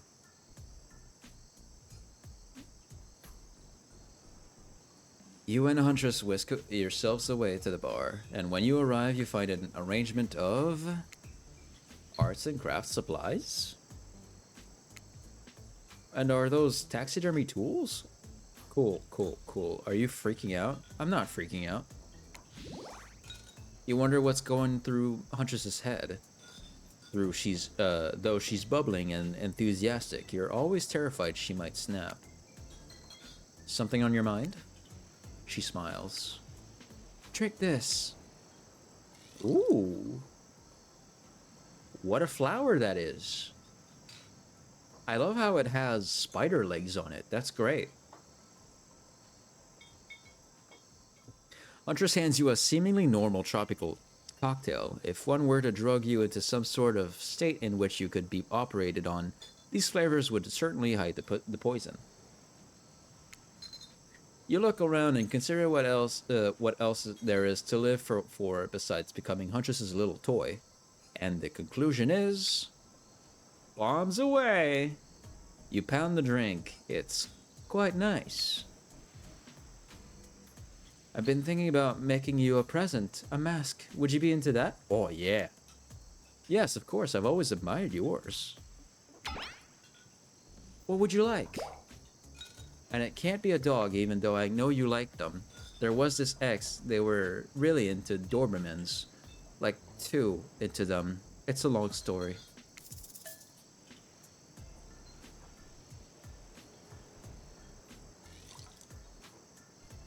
Alright. Give me another rabbit mask. A rabbit mask. One just like yours, please. Well, that's not very creative, is it? Huntress is annoyed, but then her face lights up. Oh wait, is this brilliant? We can use this as a tactical advantage, like there's 2 of us. We can attack from both sides. Yes, that's exactly what I was thinking. Hold on, I need to keep up with the news today. Okay. Well, I know what I'm going to be working on tonight. All alone, in my skimpy pajamas. Huntress winks at you.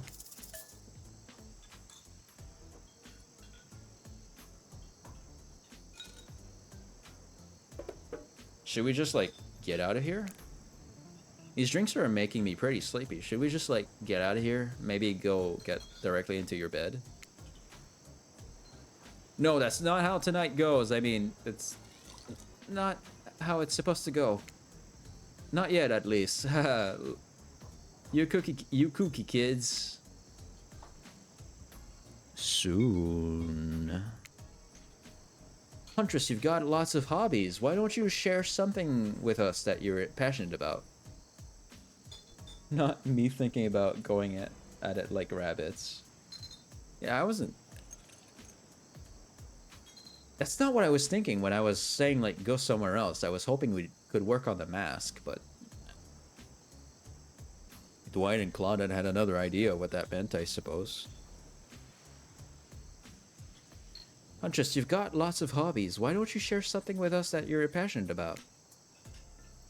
Something less deadly than throwing axes at or chasing survivors. Maybe? Just a thought? Making more masks? Oh wait, making matching gloves. No, you little joker. I'm thinking of a different type of making. Making our victims die fast, medium, or slow deaths, depending on the mood we're in. It's another round of be careful what you wish for on Murderer's Island. Dwight, I need your help, Mom. Doing something in a different place entirely? You read my mind. Meet you there. I'm talking about mycology. You know, mushrooms. I've picked a lot of them, and I'm very familiar with which ones make for a great soup base, and which ones makes you super dead. I'll show you 2 mushrooms. You point at the one that's safe to eat. Okay, that sounds easy though. Oh.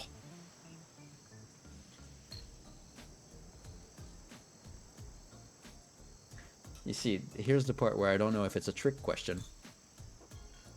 That's the one that's safe to eat. Oops, that little fella is an autumn skullcap. And after eating one, if the diarrhea doesn't kill you, the liver failure probably will. Next up, this one is very easy. I'm sure you'll nail it. Point at the one that won't result in almost instant death if you eat it. That one.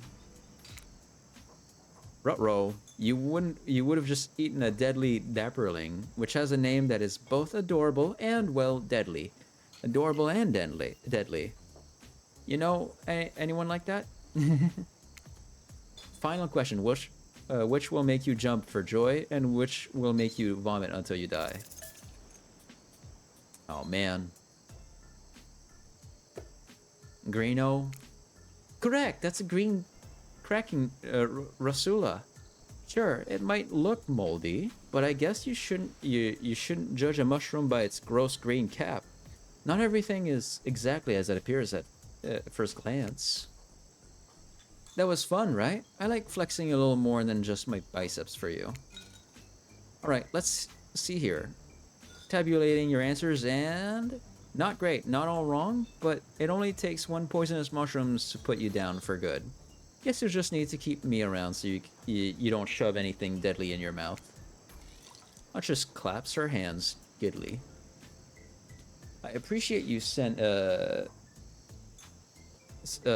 time with me tonight. I know the other killers are all very alluring in their own way. It means a lot that you'd spend time with a forest bumpkins such as myself. Bumpkin.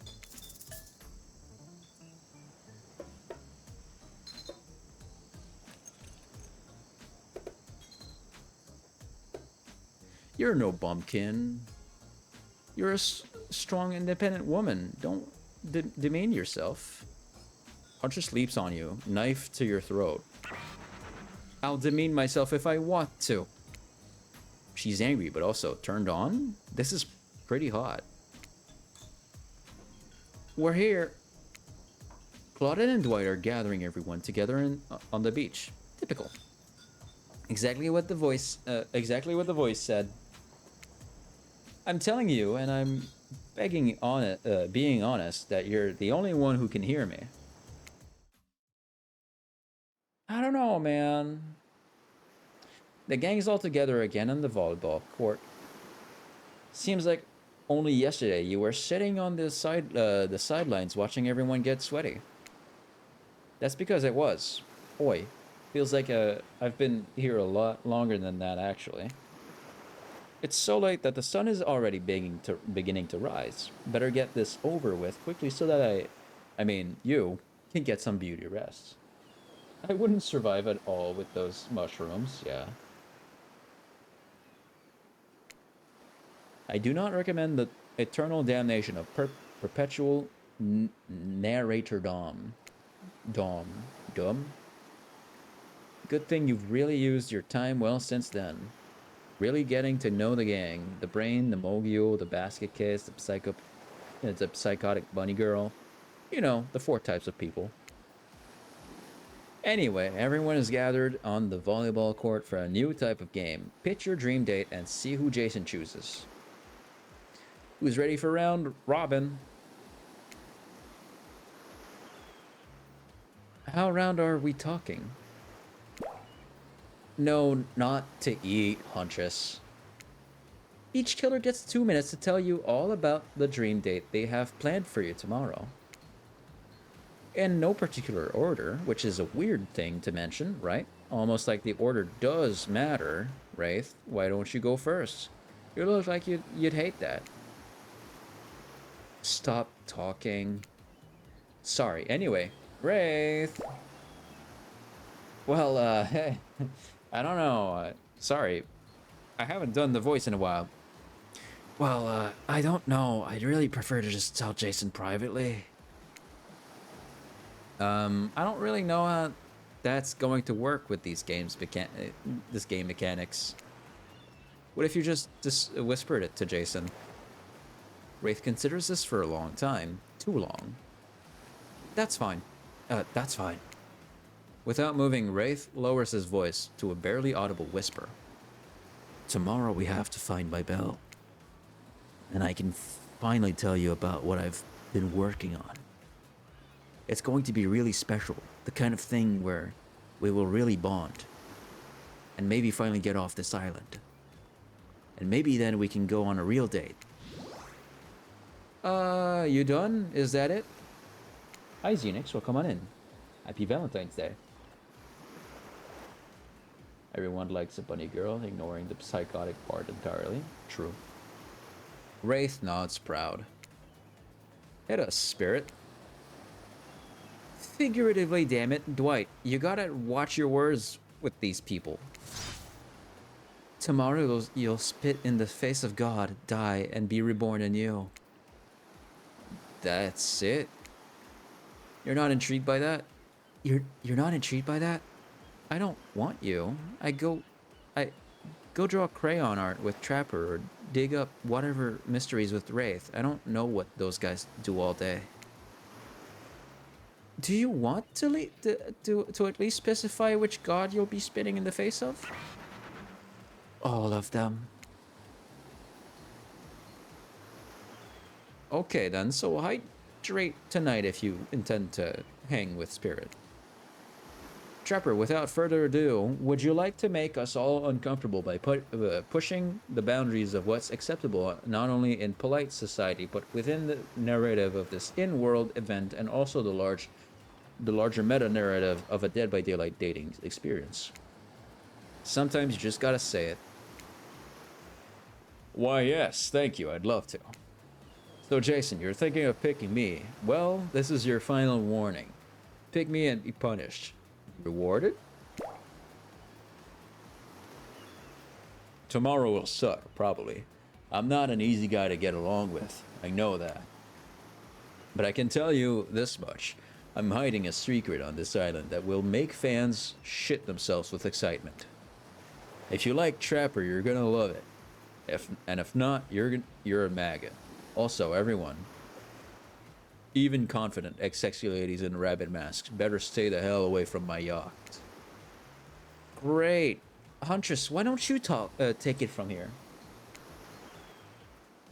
Tomorrow morning, I'm planning on a nice atmospheric breakfast on the yacht. Don't worry, Trapper. Won't even know it's gone. What was that? Nothing. Go away. Then, boy, oh boy, I've got such an adventure planned. It involves hunting for treasure. What kind of treasure we looking for? Guess you'll have to pick me to find out. Let me tell you, it's primo stuff. Now, if you don't mind, I've got to start preparing because it's clear already that you're going to pick me. Confident, mysterious. I like it. Which voice was that supposed to be? I think that was Dwight. And time's up, everyone. Gosh, you'll need to dream about these options so you're ready to choose in the morning.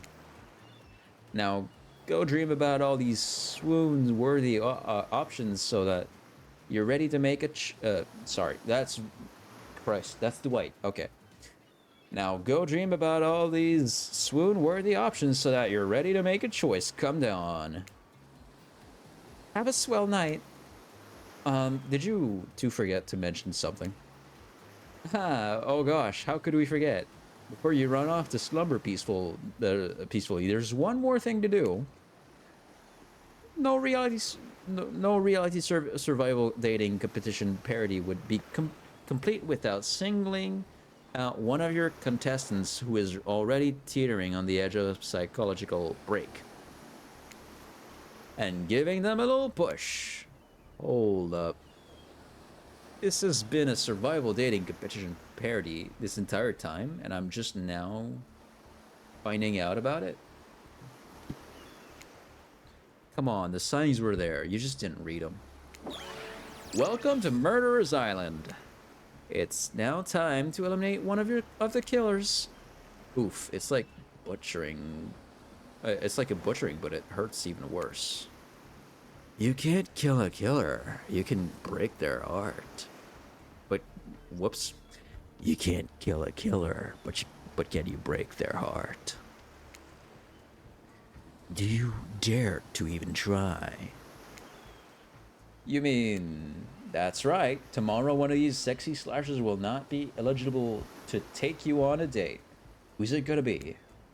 But why? Because it's dramatic? Because it's surprising. Because it's a classic reversal of fate? And it will hurt someone's feelings. Someone dangerous. How's it gonna be, champ? What's your thought process here?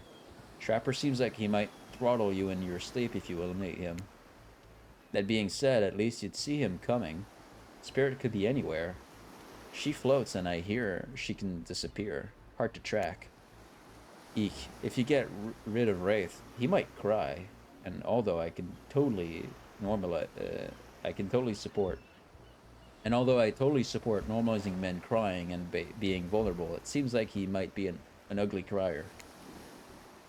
Triss, she might pretend to be okay with it, but then you'll start seeing her beautiful, her behind every tree.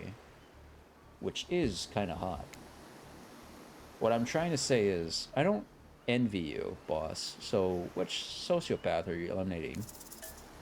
Trapper. I need to keep Wraith here. Because he's the smart one that's like, that knows some things that we might need to know later. Trapper's really just annoying and he's like boasting about his riches. Spirit, I think she's pretty, so. This was very simple. Trapper, you scared the living shit out of me. You are eliminated.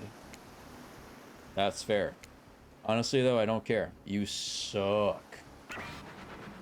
But not in a good way. You bore me. You're a personality-free maggot. It wouldn't even be fun to kill you. Which I was totally going to do tomorrow the first chance I got. So really, this is a win-win for both of us. Still might kill you though, out of principle for eliminating me. Sleep with both eyes open and have fun on your date tomorrow.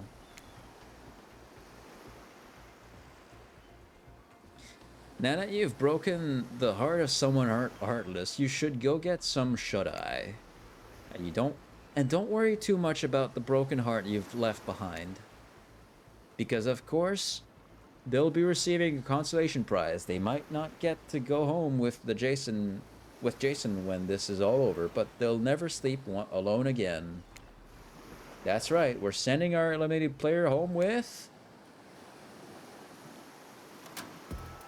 their own mostly new trickster body pillow. The next best thing to the real trickster. It might not hug you back, but it definitely won't try and stab you. And how do we know? Because I've tried it. That's right, it's Dwight tested. Claudette approved. I hope you sleep well tonight, Jason. You're my hero for what you've accomplished.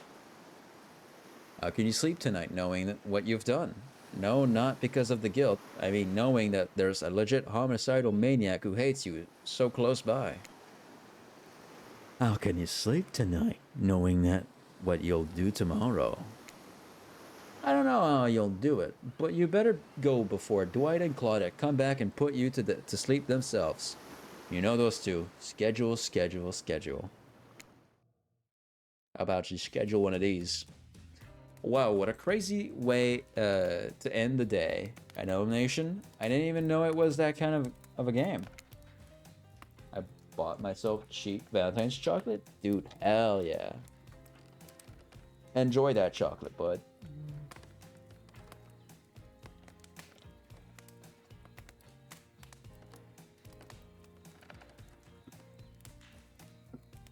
Let's check in with everyone. Especially with our loser. Everyone deserves a send-off.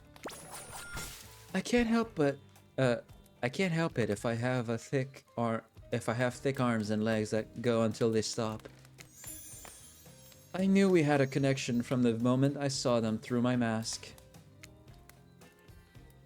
You can never be sure what's going on in the newcomer's mind, but I like my odds for tomorrow. She thick? Oh yeah. It's so fun hunting for love and not for food or vengeance for change. I don't really know what's happening here. I honestly haven't been paying attention. Oh, Jason? Sorry, I forgot. I'm focusing on other things. More important things. One way or another, I won't be here for much longer. I don't handle rejection well. At least I don't think I do. No one has ever been dumb enough to reject me before. Yeah, the more I think about it, the angrier I'm getting, and I'm a giant rage monster, so everyone in this room should be scared right now. Turn the camera off. Did I think there was a chance I might be eliminated? Yeah, I did. Did I care if I got eliminated? Not even a little. Does the volume of words I spend talking about how much I don't care about things signify a deeper yearning within me to be seen, heard, and validated by those around me? No. What? No, you're not part of this. You don't get a confessional. It's cool, man. I'm not a part of anything, you feel me? I'm not a cog in anyone's machine. I'm my own machine. This whole thing is pretty cute, though. Charmingly low budget. Old school marketing vibes. Not gonna lie, kinda wish I wasn't so busy right now. I'd definitely be downing with a reality show style dating competition with survival elements.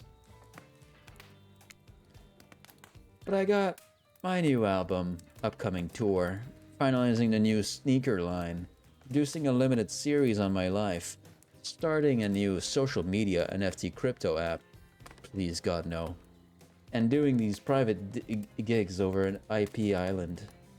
On IP Island. My dudes, you gotta come check it out. IP Island, it's dope. It's where the real killers are hanging out. Fully licensed, no legal drama. Lawyers, take a hike. I'm gonna tell everyone that Trickster said that about them. Don't worry. I'm talking your favorite established characters from all over culture, and that can't be seen on this island. Hell, you probably can't even mention them. Like Ghost. You don't you say it. Look, we get it. You're very popular and in demand, but we have a game to get back to, and I don't want to get sued. He said he did. I agree, he does look less sexy.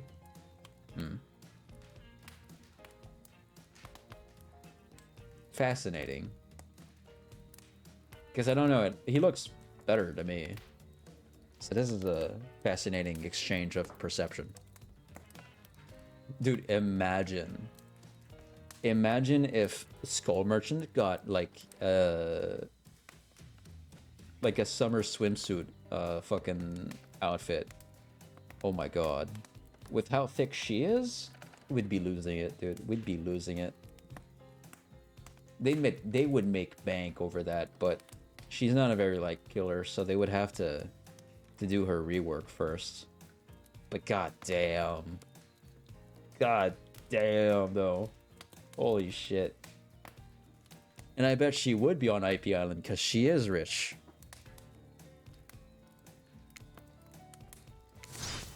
Ghostface. Come on. Whatever, I don't even care. I'm the trickster. See you around, Jason. You too, narrator. I have a name, you know. You do? Yes, seriously, they do not pay me enough to deal with you people. Is it my turn? What? No, it is not your turn. You're sentient water. How are you even sitting in that chair? What's a chair? It's the thing you're getting all wet. Now it's gonna smell like mildew. Okay, rude. What the hell did I just do? Hold on. Where'd you guys go? There you are. I clicked one button and everything just got shrunk. Got put away. Fine, let's just get this over with. It's your turn, Ocean. Do your check-in. Check-in? I was just looking for the bathroom. Bathroom? Are you serious? It's down the hall to the left. It's okay. Never mind. Never mind? What does that mean? No, not you two. This wasn't meant to be confessional time for literally every character in this game. It's okay. We don't have to confess anything. We've just been working our asses off for 2 days straight and wanted to sit down somewhere. This chair is wet. Yeah, I think the ocean just peed on it. How is that? You know what? I don't care. You know, you two are looking pretty pleased with yourselves. I've got something to confess. Oh great, what's it gonna be? You ate glue in the 2nd grade. You cheated on an algebra test once. Watching Trapper get eliminated was the first time in this unending spiraled staircase of pain that is my life that I've felt even a modicum of joy. Every minute that I'm alive is a nightmare. Displace the sun, these sweet sugary drinks. It sounds fun for a long weekend. But for an eternity? The unrelenting rhythm of crashing waves and wailing seagulls. It's like a crescendoing song of evil that makes me question the very foundation of the universe. Why am I here? Why are any of us here? What kind of sentient being would do this? Please erase me from this existence. Make it so I was never born. Pull the plug on this experiment and let my soul be free. And please, please get me out of this polo shirt. Okay, let's get you to bed, buddy. I don't want to go to bed. I'm going to bed means eventually I'll have to wake up. Yikes, huh? That was a weird way to end. I'm allergic to outside. Well, damn. Poor Luna.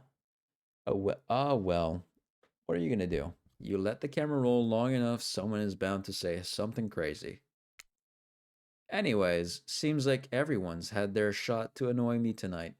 So hit the hay and get some rest. Tomorrow is gonna be a doozy. Soft sunlight warms your skin, nudging you awake.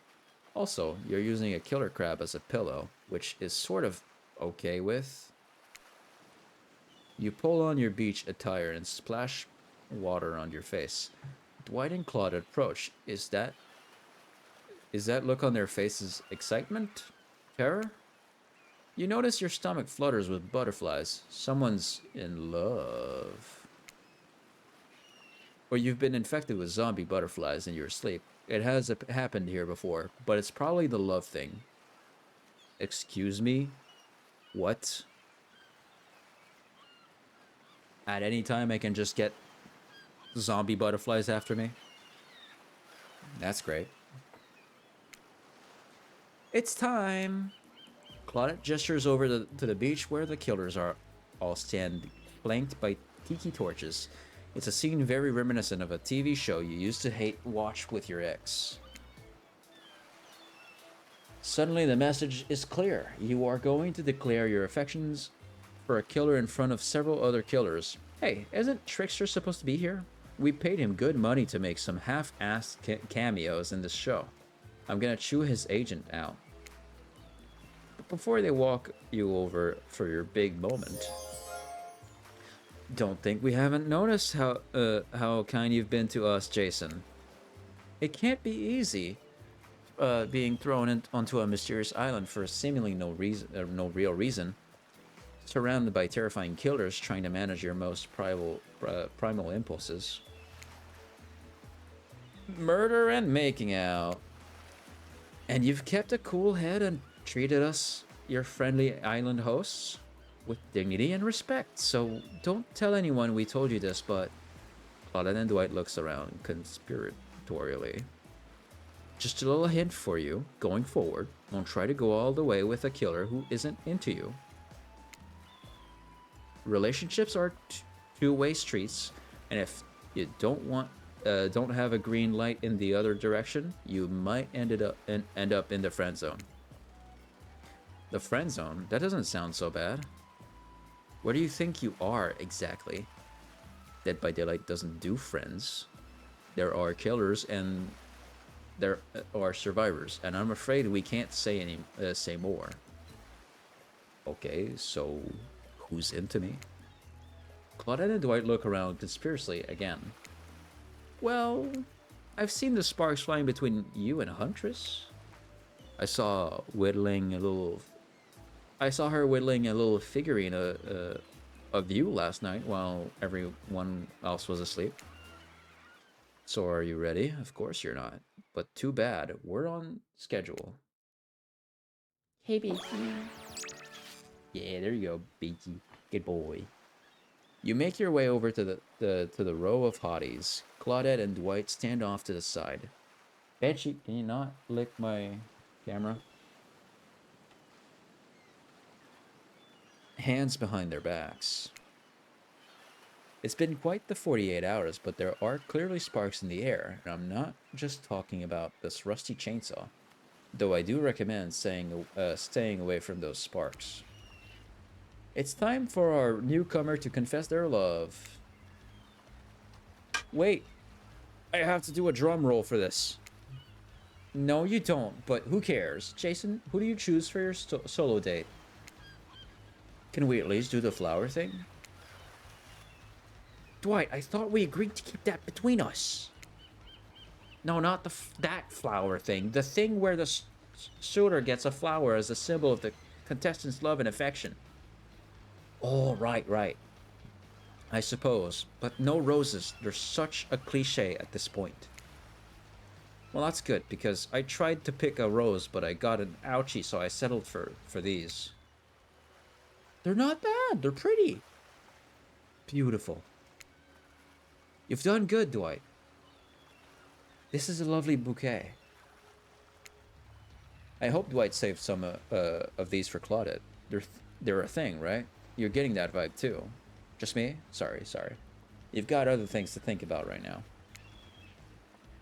Jason, who do you select to receive these flowers and spend the day with you today? Oh well, you know. It's not like I would choose the big, tall, strong, beautiful lady. Don't get me wrong, Spirit is great too, but she's strong. I love a strong woman. You turn to Huntress. She's never looked more appealing. Her caftan dress ruffles behind her in the light morning breeze. A seagull lands on her shoulder like she's a beachy cartoon princess. She snaps at the seagull's neck and stuffs it somewhere under her flowy dress, probably to save for lunch. She can't help but hunt. Huntress, I choose you. Let's spend the day together and see if we think a future is possible for our love.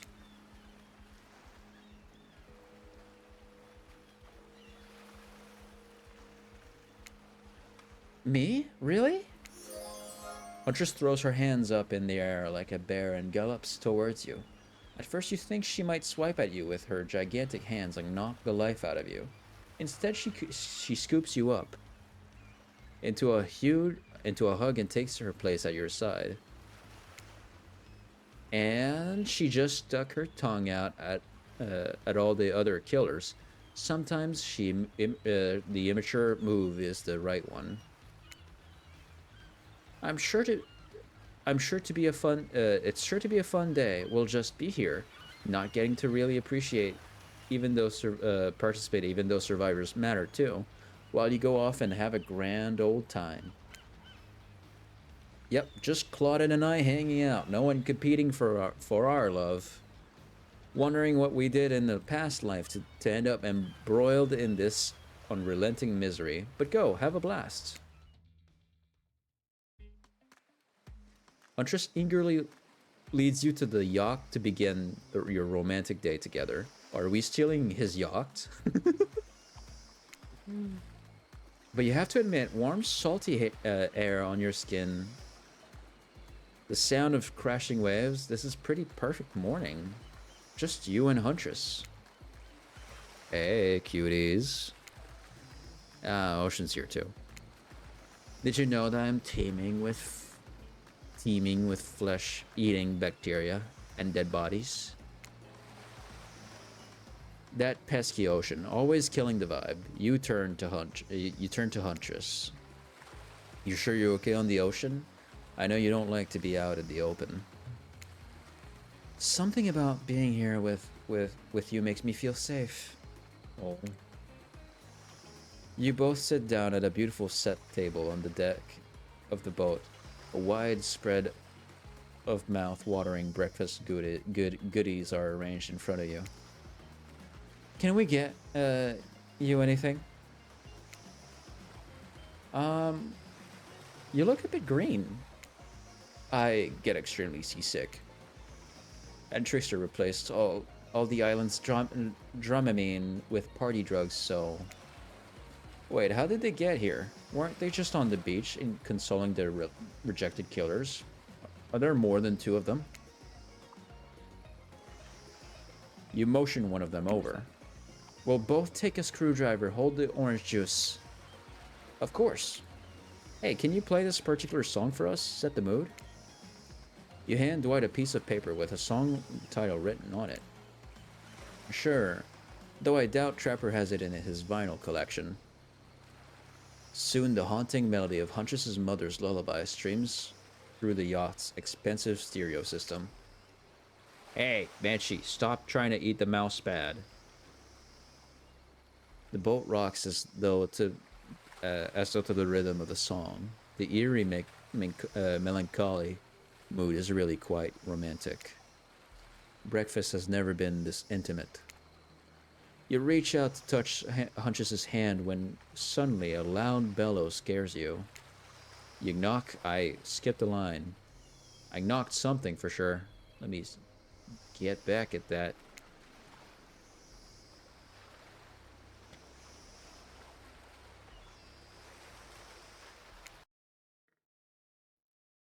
Okay, boy.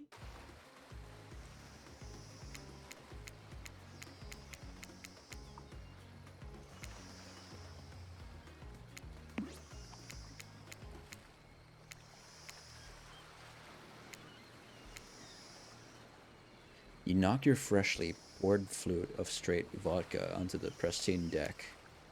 It's Trapper. He's screaming at us from the beach. Look how tiny he looks from all the way out here. Huntress squishes his head between her fingers like a child and giggles. Damn you both! The chairs you're sitting on are worth more than your lives! Get back here! He's not wrong. Hey, Claudette, take us out farther. Aye, Captain. Can she drive a boat? Guess we'll find out. Alone again. Nothing but the caw of a seagull and the ominous shadow of a creature lurking beneath the waves. I have something for you. For me? Huntress reveals a package wrapped... Whoops. God damn it, my fat finger did it again. Oh. I'm so sorry.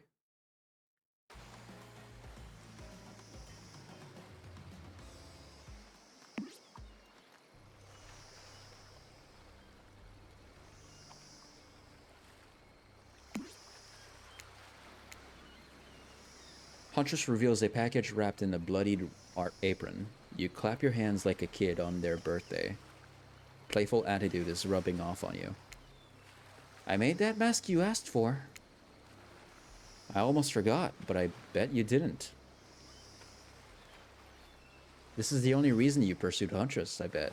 Definitely to get a mask of your own. No other reason. Narrator. Look at her, come on. Look at Huntress. Oh. Are you kidding me? I'd give everything for a woman like this. Here you go. Oh, it's got brown spots on it. That's cute. It's perfect. You put it on. It fits your face like a face glove. You gaze at Huntress through the eyes of the mask. As a swell of emotion surges through you. One has become 2. Rabbits be multiplying, even in mask form. Let's go back to my place. She downs her screwdriver. The tension is palpable as you enter the cabin. You could cut it with a hatchet. Huh. Give me a break. It's day 3 of killer jokes. A narrator only has so many. Huntress sits you down at the cluttered table in the kitchen. You notice the bloodstains that have crept into every nook and cranny of the wooden planks. What poor creature died on this table? Did they suffer? What do you care if they suffered? If they suffered. Go back in the ocean. Stop backseating omniscient narrating. Stay here. Don't move a muscle or I'll hear you. I'll hear it. I can hear any mammal's tendons creak as they stretch. It's a gift and a curse. I'll be right back. Alone in the cabin. What do you do? What to do? Tidy up. Clean up. Everybody do your share. You half expect a flock of adorable birds and cute little mice to come sprinting in and help you, but they don't, because this isn't some fantasy. This is gritty. This is real. Plus, I'm pretty sure she kills all the adorable birds and cute little mice. So you put her around the room by yourself, organizing Huntress's various trinket collections. Old bottles over here, discarded vintage doll parts over there, various keys that don't open anything in particular. Doesn't she have a drawer filled with these? Everyone has a drawer like that. Then you lay a blanket down in the front of the fireplace for no reason. No reason at all. You're certainly not imagining all the naughty things that could go down on such a blanket. Hey, game. We're not at that level yet. What's that in her strong yet delicate hand?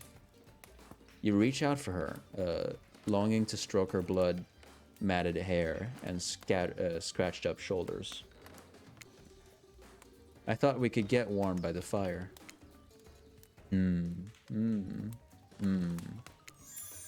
She wags a finger at you, a bunnylicious smirk on her face. Not so fast. Remember when we talked about how there's more going on here? You nod like a little idiot. Well, I now know there's something up. The other night while you were sleeping like a cute little baby, I snuck into each of the killers' lairs and saw them with shiny objects that they've been stealing from me. I think they're connected somehow. Maybe it has to do with the symbol. I tried to go back last night, but something blocked me from picking any of the objects up. Someone or something knows I'm onto them. I think if you try, it might work. What do you say? Will you help? I kind of just want to vibe in this moment. Hell yeah! Hell yeah, I will! A globe-trotting treasure hunt on the level of Nicolas Cage masterpiece. You can definitely count me in. Nicolas Cage mention, let's go! Let's go, I'll be your guardian angel. You never know when those killers might pop up. You grab Huntress by the hand and practically trip over your own feet on your way out the door. It feels good to have a quest. Thrilling. But part of you is just wondering how quickly you can get through this and impress Huntress. Soon she'll take you in her yoked arms and you'll swoon. Your childhood crush on Popeye is making more and more sense. Narrator, don't put lore into my brain. Don't force lore onto me. Where do you want to start? There are 4 killers who have stolen from Huntress. You're not going to let them get away with it. 4? Does that mean Trickster's in there? Which one will you investigate? Trapper, Spirit, Trickster! He is here! He is! Alright. I feel like Wraith could have some info. We're going to Wraith's Cosmic Dump. When you arrive at Wraith's oddball hangout zone, you immediately understand why they call it the Cosmic Dump. They being me, ops. It's as if there are items and elements from all over the universe in this space. Also, it's a damn mess. See, that's the symbol that was on the bottle. But it's understandable. Understandably a special place. The very air you breathe makes you feel that you're part of something much larger. I'm going to go hunt for some lunch while you find the object. You'll know when you see it because it's extremely shiny. How long have you been standing there? Are we ever really there? I don't have time for your existential crisis today, Wraith. Huntress and I are totally gonna get on soon, I think, I hope. Get it on soon, I think, I hope. It's not about getting it on. I mean, that's part of the goal, but it's not the entire goal, Jason. The real goal is getting a lifelong partner that you can trust and have fun and adventures with. Look, I need to find a special object you have hidden here. You stole it from Huntress and she knows it. So you're trying to figure out this whole thing out too, huh? Come check this out. Bit of a subject change, but sure, it's Wraith we're dealing with after all. Wraith leads you to a telescope. Through it, you can see a far-off island in the distance. IP Island, that's where Trickster's got. Holy smokes, is that? Sorry, I actually have no idea what that is. Would you mind filling me in? It's IP Island. Where all the coolest killers from intellectual properties that we're legally obliged not to mention by name hang out and party with Hollywood celebs and Silicon Valley moguls. That's not even all. Zoom in, over there. Oh, what the fuck? Is that Ghostface? Dude, what? It said not to name them. Aw, jeez. Now I'm gonna have to clear the rights. You have no idea how much my lawyer charges by the hour. I'm sorry, he just kind of popped up.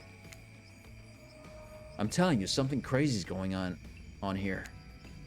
I'll have you know, I wasn't trying to steal anything from Huntress. I was just looking for answers, but also occasionally losing said answers.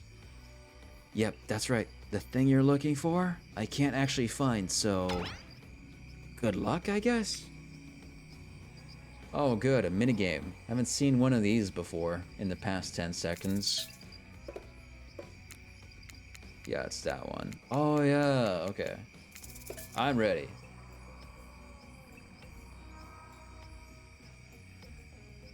Does that do it? Ah, that does it.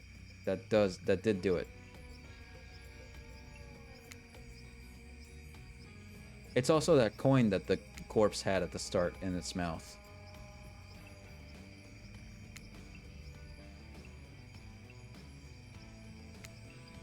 You see an old pair of glasses on the ground and quickly grab them. You found it! So shiny! I knew I could count on you, Jason. And that's saying something because I literally never learned to count via any traditional system of numbers. Let's get out of here.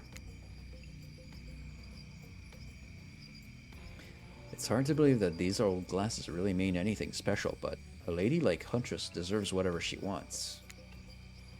You spend a moment imagining Huntress with glasses. Would she wear them over the mask or under? Hey, that's not just some junk. Those are my reading glasses. It's just... I just subscribed to highlights. The glasses are broke, man.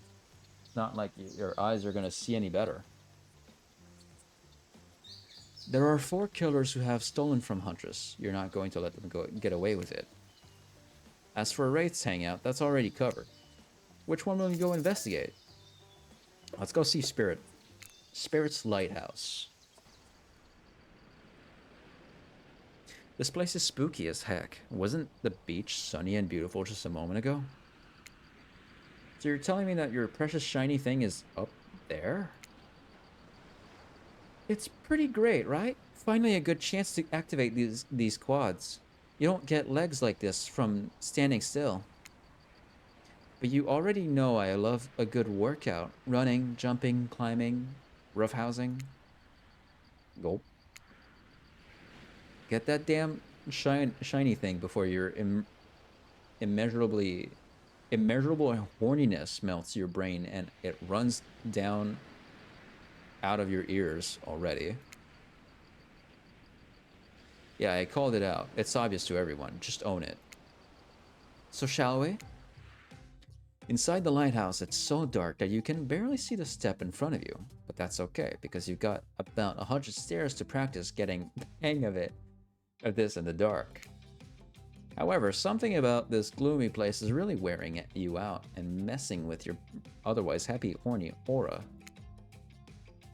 You can practically feel your mood going down, down, down, as you climb up, up, up higher into the lighthouse. Before you finally arrive at the top. Spirit, you're looking pretty pleased with yourself.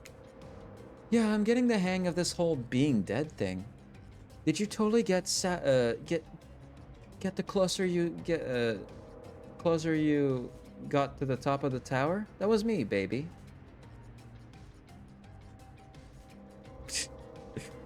I've got to share the wealth, and my wealth, I mean, unending despair. You're probably here for one of your precious shiny things that I've stolen. Good luck finding it. I'll be over here reading if you need me. Let's find this shiny thing. Anything to brighten the mood in here. Don't miss the treasure. This is a treasure hunt, not a treasure miss. I'm ready. Nice. Nice. Good enough. Perfect.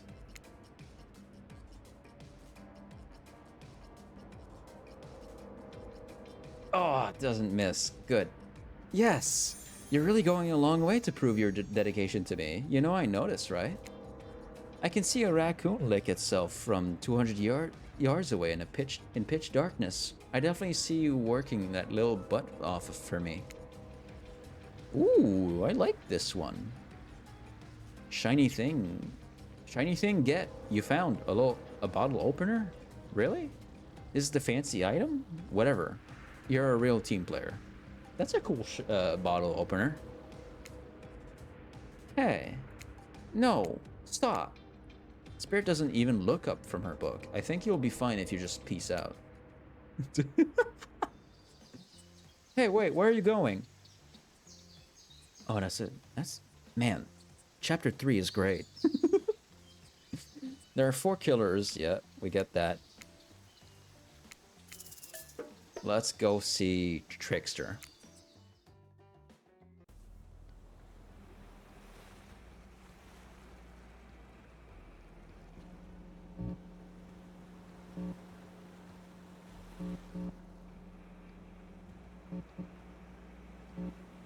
I think his Dead by Daylight theme is actually playing in the background. It's a little distorted. Yeah, hold on.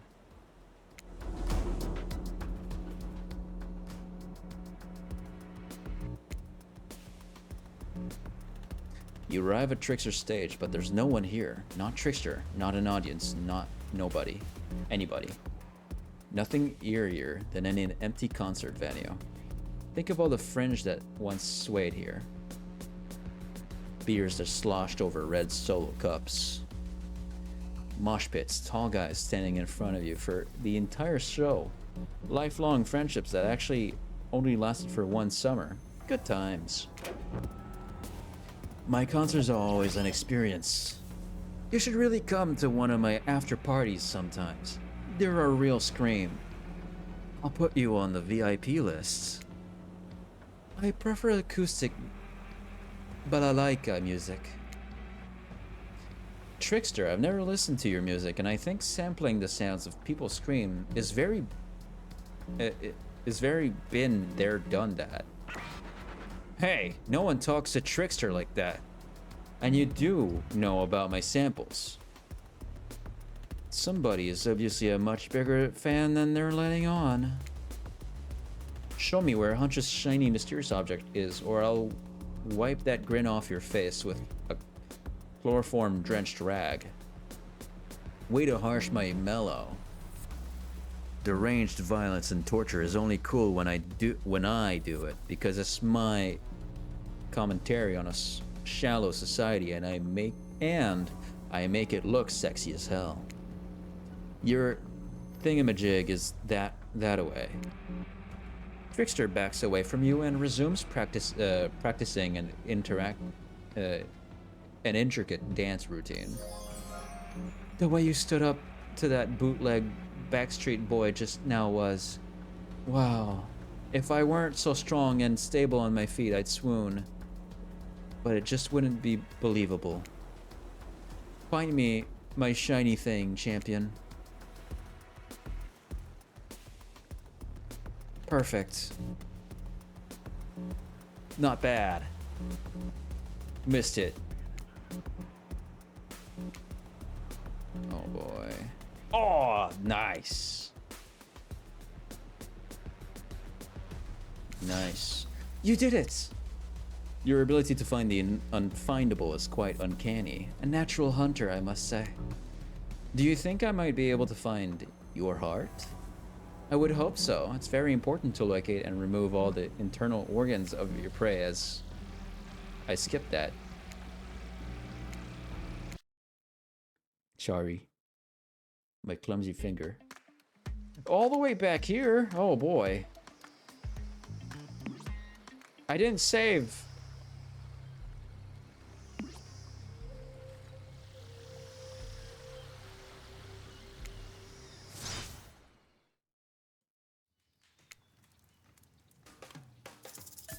Tidy up.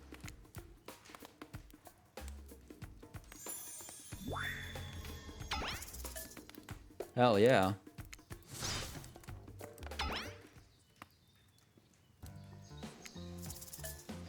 We went to Wraiths first.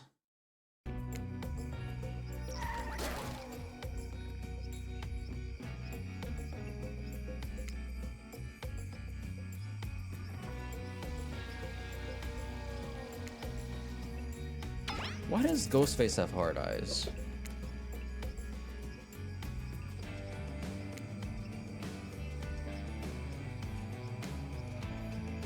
Oh shit, I missed it. No. Okay, that made up for it.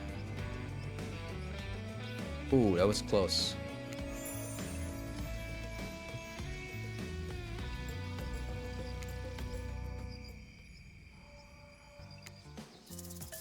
Spirits.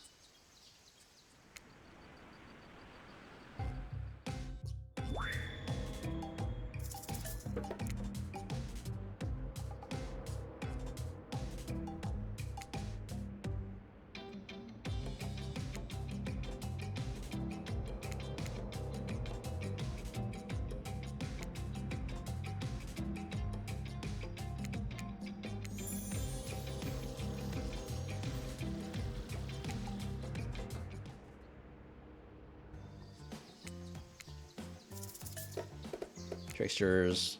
Okay.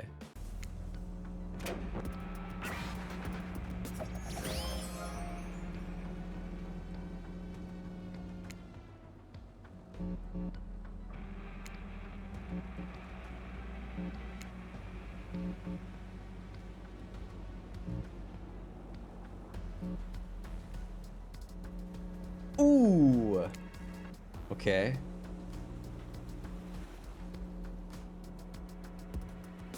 Nice, okay. Cool. I skipped the line again. Oh! No! No! God damn it! Alright. I'll save every time I do one of these minigames. Every time. God damn it.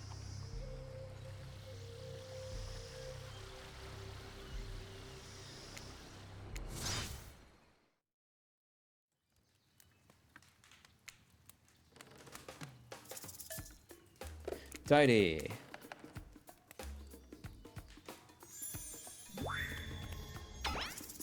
Hell yeah. God, she's so cute. She's so pretty.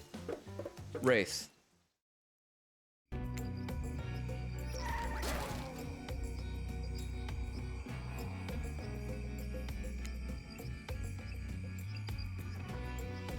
Oh my god, Ghostface. Oh.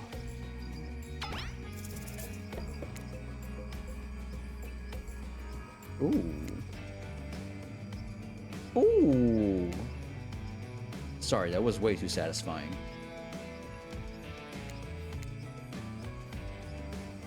Dude, hell yeah.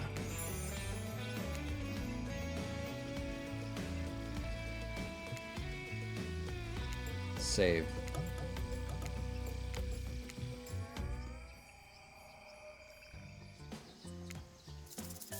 Spirit.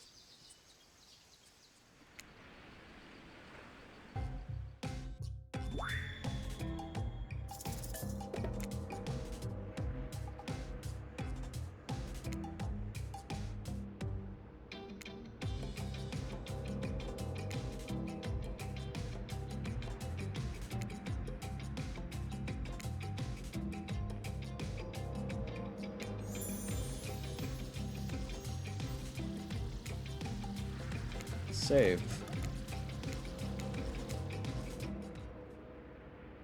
God dang it. Trickster.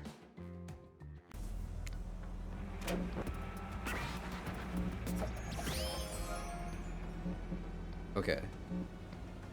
Don't skip right after the game. Do not.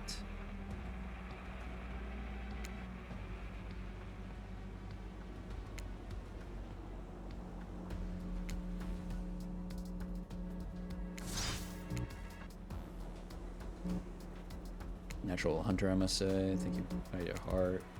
Very important to lick it and remove all the internal organs of your prey as soon as as you fell them, so their meat doesn't spoil.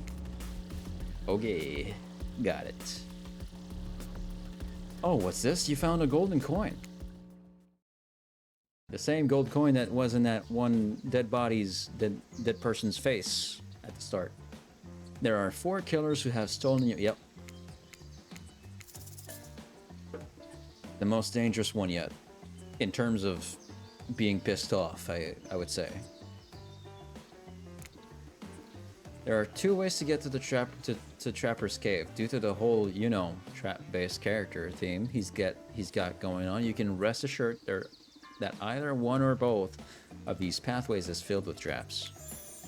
You turn to Huntress for advice, but she only giggles and shrugs her shoulders. You're on your own, it seems. I guess you're going to have to wing it. Which will you choose? Underground tunnel. Underground, huh? Sounds secretive. No one can stop you if they can't see you. That said, no one can rescue you if they can't hear you scream. And nobody will need to waste time burying you if you're already underground when you die. But you're not gonna die, are you?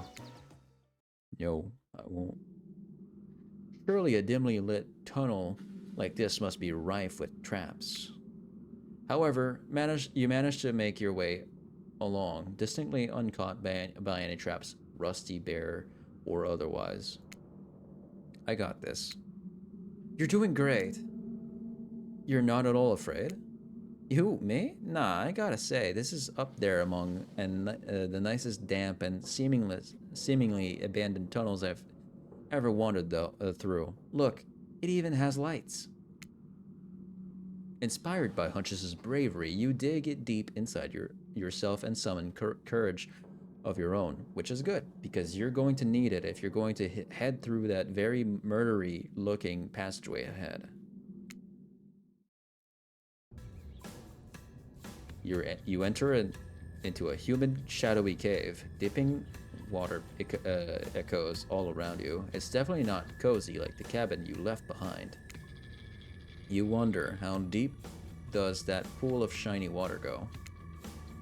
Let's get this over with. When your eyes adjust to the darkness, you see Trapper. He leans against the wall of the cave like a detective in an old film noir. I knew you'd come. Trapper, get out of our way, or else skewer you and serve you for lunch. You're wasting your time. You'll never find what you're looking for. Unless what you're looking for is a minigame. What? A minigame? How unexpected, how playful. How about you play it right now? Find Huntress's lost shine thing. Peel them eyes. You're on the hunt now.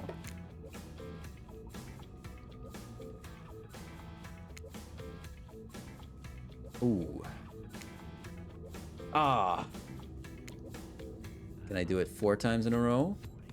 No, but that's fine, because I'll do it on the last one. Just kidding. You did it. You found my lost shiny object. I'm so grateful. I could kiss you right now, but I won't because I'm pretty sure Trapper didn't actually leave and he's still over in that shadow watching us. This pose, and like this face together. Later, Trapper, you thieving little perv. Hey, that's not fair. I'm huge. Come on, Jason, let's hurry to the next place. A shiny pen. You found Huntress's shiny thing, and, well, I guess it's just a regular old pen, but we don't need to point it out. She's happy, and isn't that all that matters? Phew, that was fun and scary. Good to see the other killers are taking their heartbreak in stride, more or less. And you got a really nice tour of some of the island's lesser-known haunts. Aha, boom, still got it. We make a pretty good team, you and I. What can I say? I appreciate a fine collection. Now that yours is back in order, maybe we head back inside and to appreciate it. And you collect a certain other special gift I've been meaning to give you. A special gift? Is it shiny? I suppose it could be, if you oil it up enough. I'm going to be ill. When you enter the cabin, it's dark, barely lit, deep shadows stretching from wall to wall. Somehow, it manages to be a little bit terrifying, but also a little romantic. But you barely even notice. You've got other things on your mind. Oh my. Wow. You're practically undressing each other as you walk through the door. Minds elsewhere. Neither of you realize that the door was wide open already. Oh my.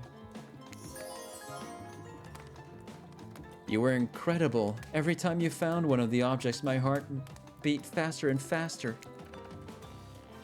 Your nimble hands, is there anything they can't find? The fireplace is crackling. Your heart is pounding. The smell of cinnamon is in the air. But wait. Who is that? Huntress quickly pulls her beach cover-up back on. Mother? My darling? An older Russian woman bearing a striking resemblance to Huntress sits, warming her hands by the fire. She turns to you and you're shocked to see that she appears to come from a completely different time in history, wrapped in old, unfamiliar clothes that are completely out of place here at this beach retreat. Without thinking, you blurt out,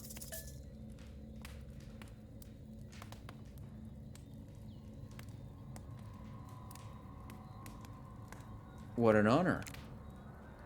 It's you."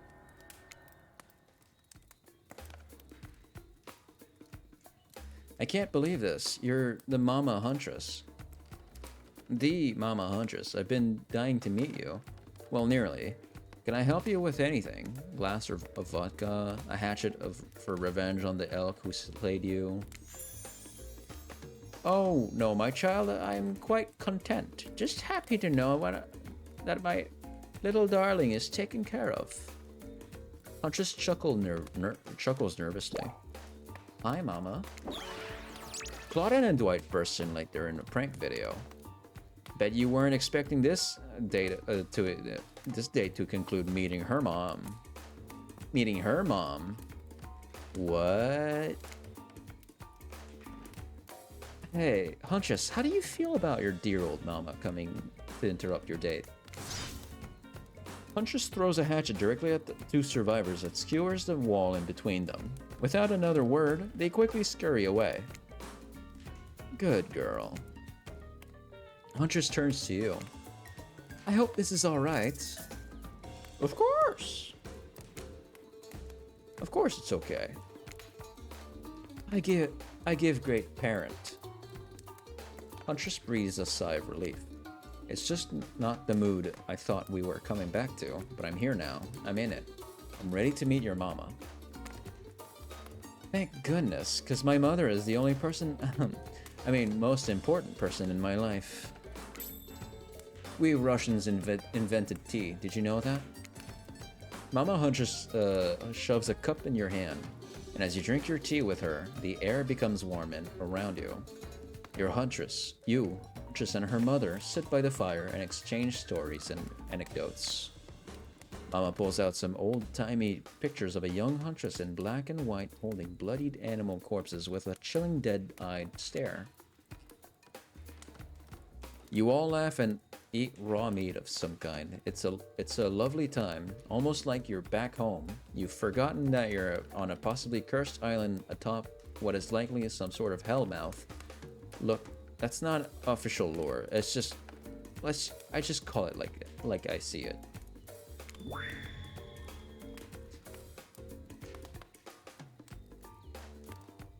Every so often, Mama Huntress clutches her stomach and her eyes stare into the middle of the middle distance. She mutters some sounds if reliving the moment she was skewered by an elk.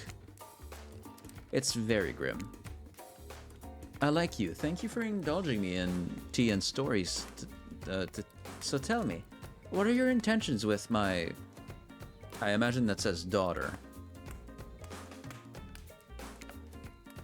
That means bunny. Oh. But you guessed that already, didn't you? Yeah. Didn't, or by now you've got your translator up ready. No.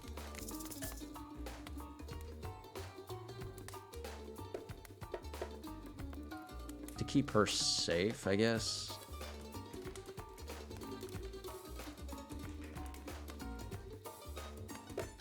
To take it slow. I think it's in all of our best interest to take it slow.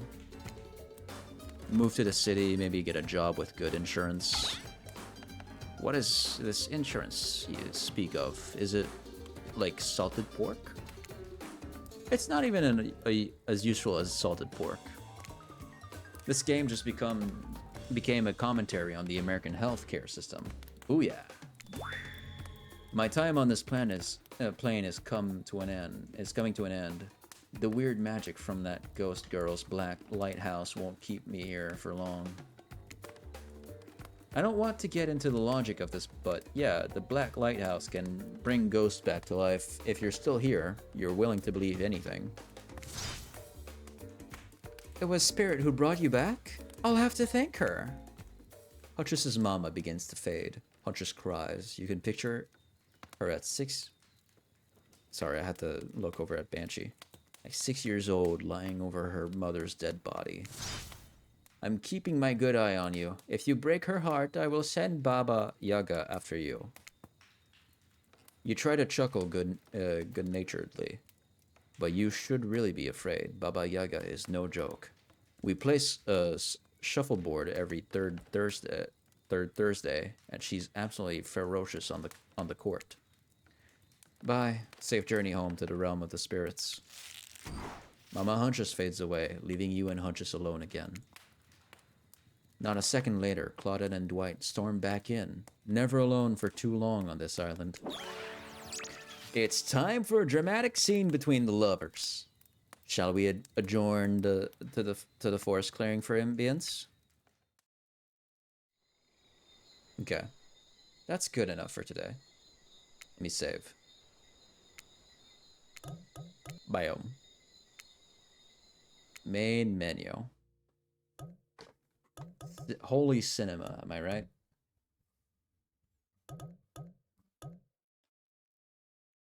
That was cool. I love this game. I'm gonna come back to it next week. That should be fun. We'll see what we do in the weekend as well.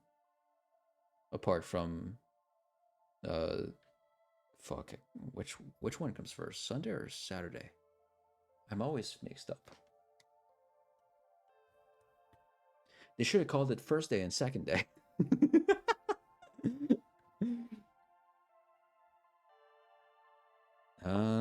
Hold on.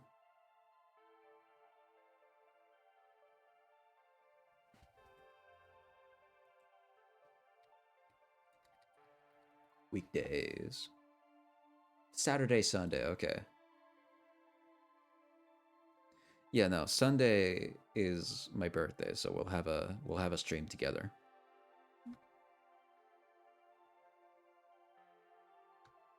Yeah, that was good. That was good. I can't wait to go back to it and try different paths when we finish it. Because we haven't finished it yet, right? Either way, that was good. That was chill. I loved doing some voice acting. I should have tried a little more on the old Huntress mom, but you know, my sore's getting my throat's getting sore. Jesus. Either way, that was good. So, thank you guys for coming to my stream. Sleep well, sweet dreams. Have a great day tomorrow. And yeah, tomorrow I'm not streaming. It's gonna be movie night.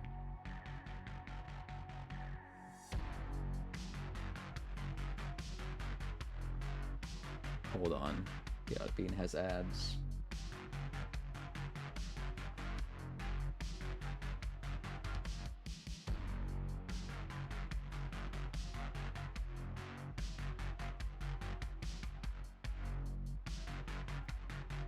Are you back from the ads?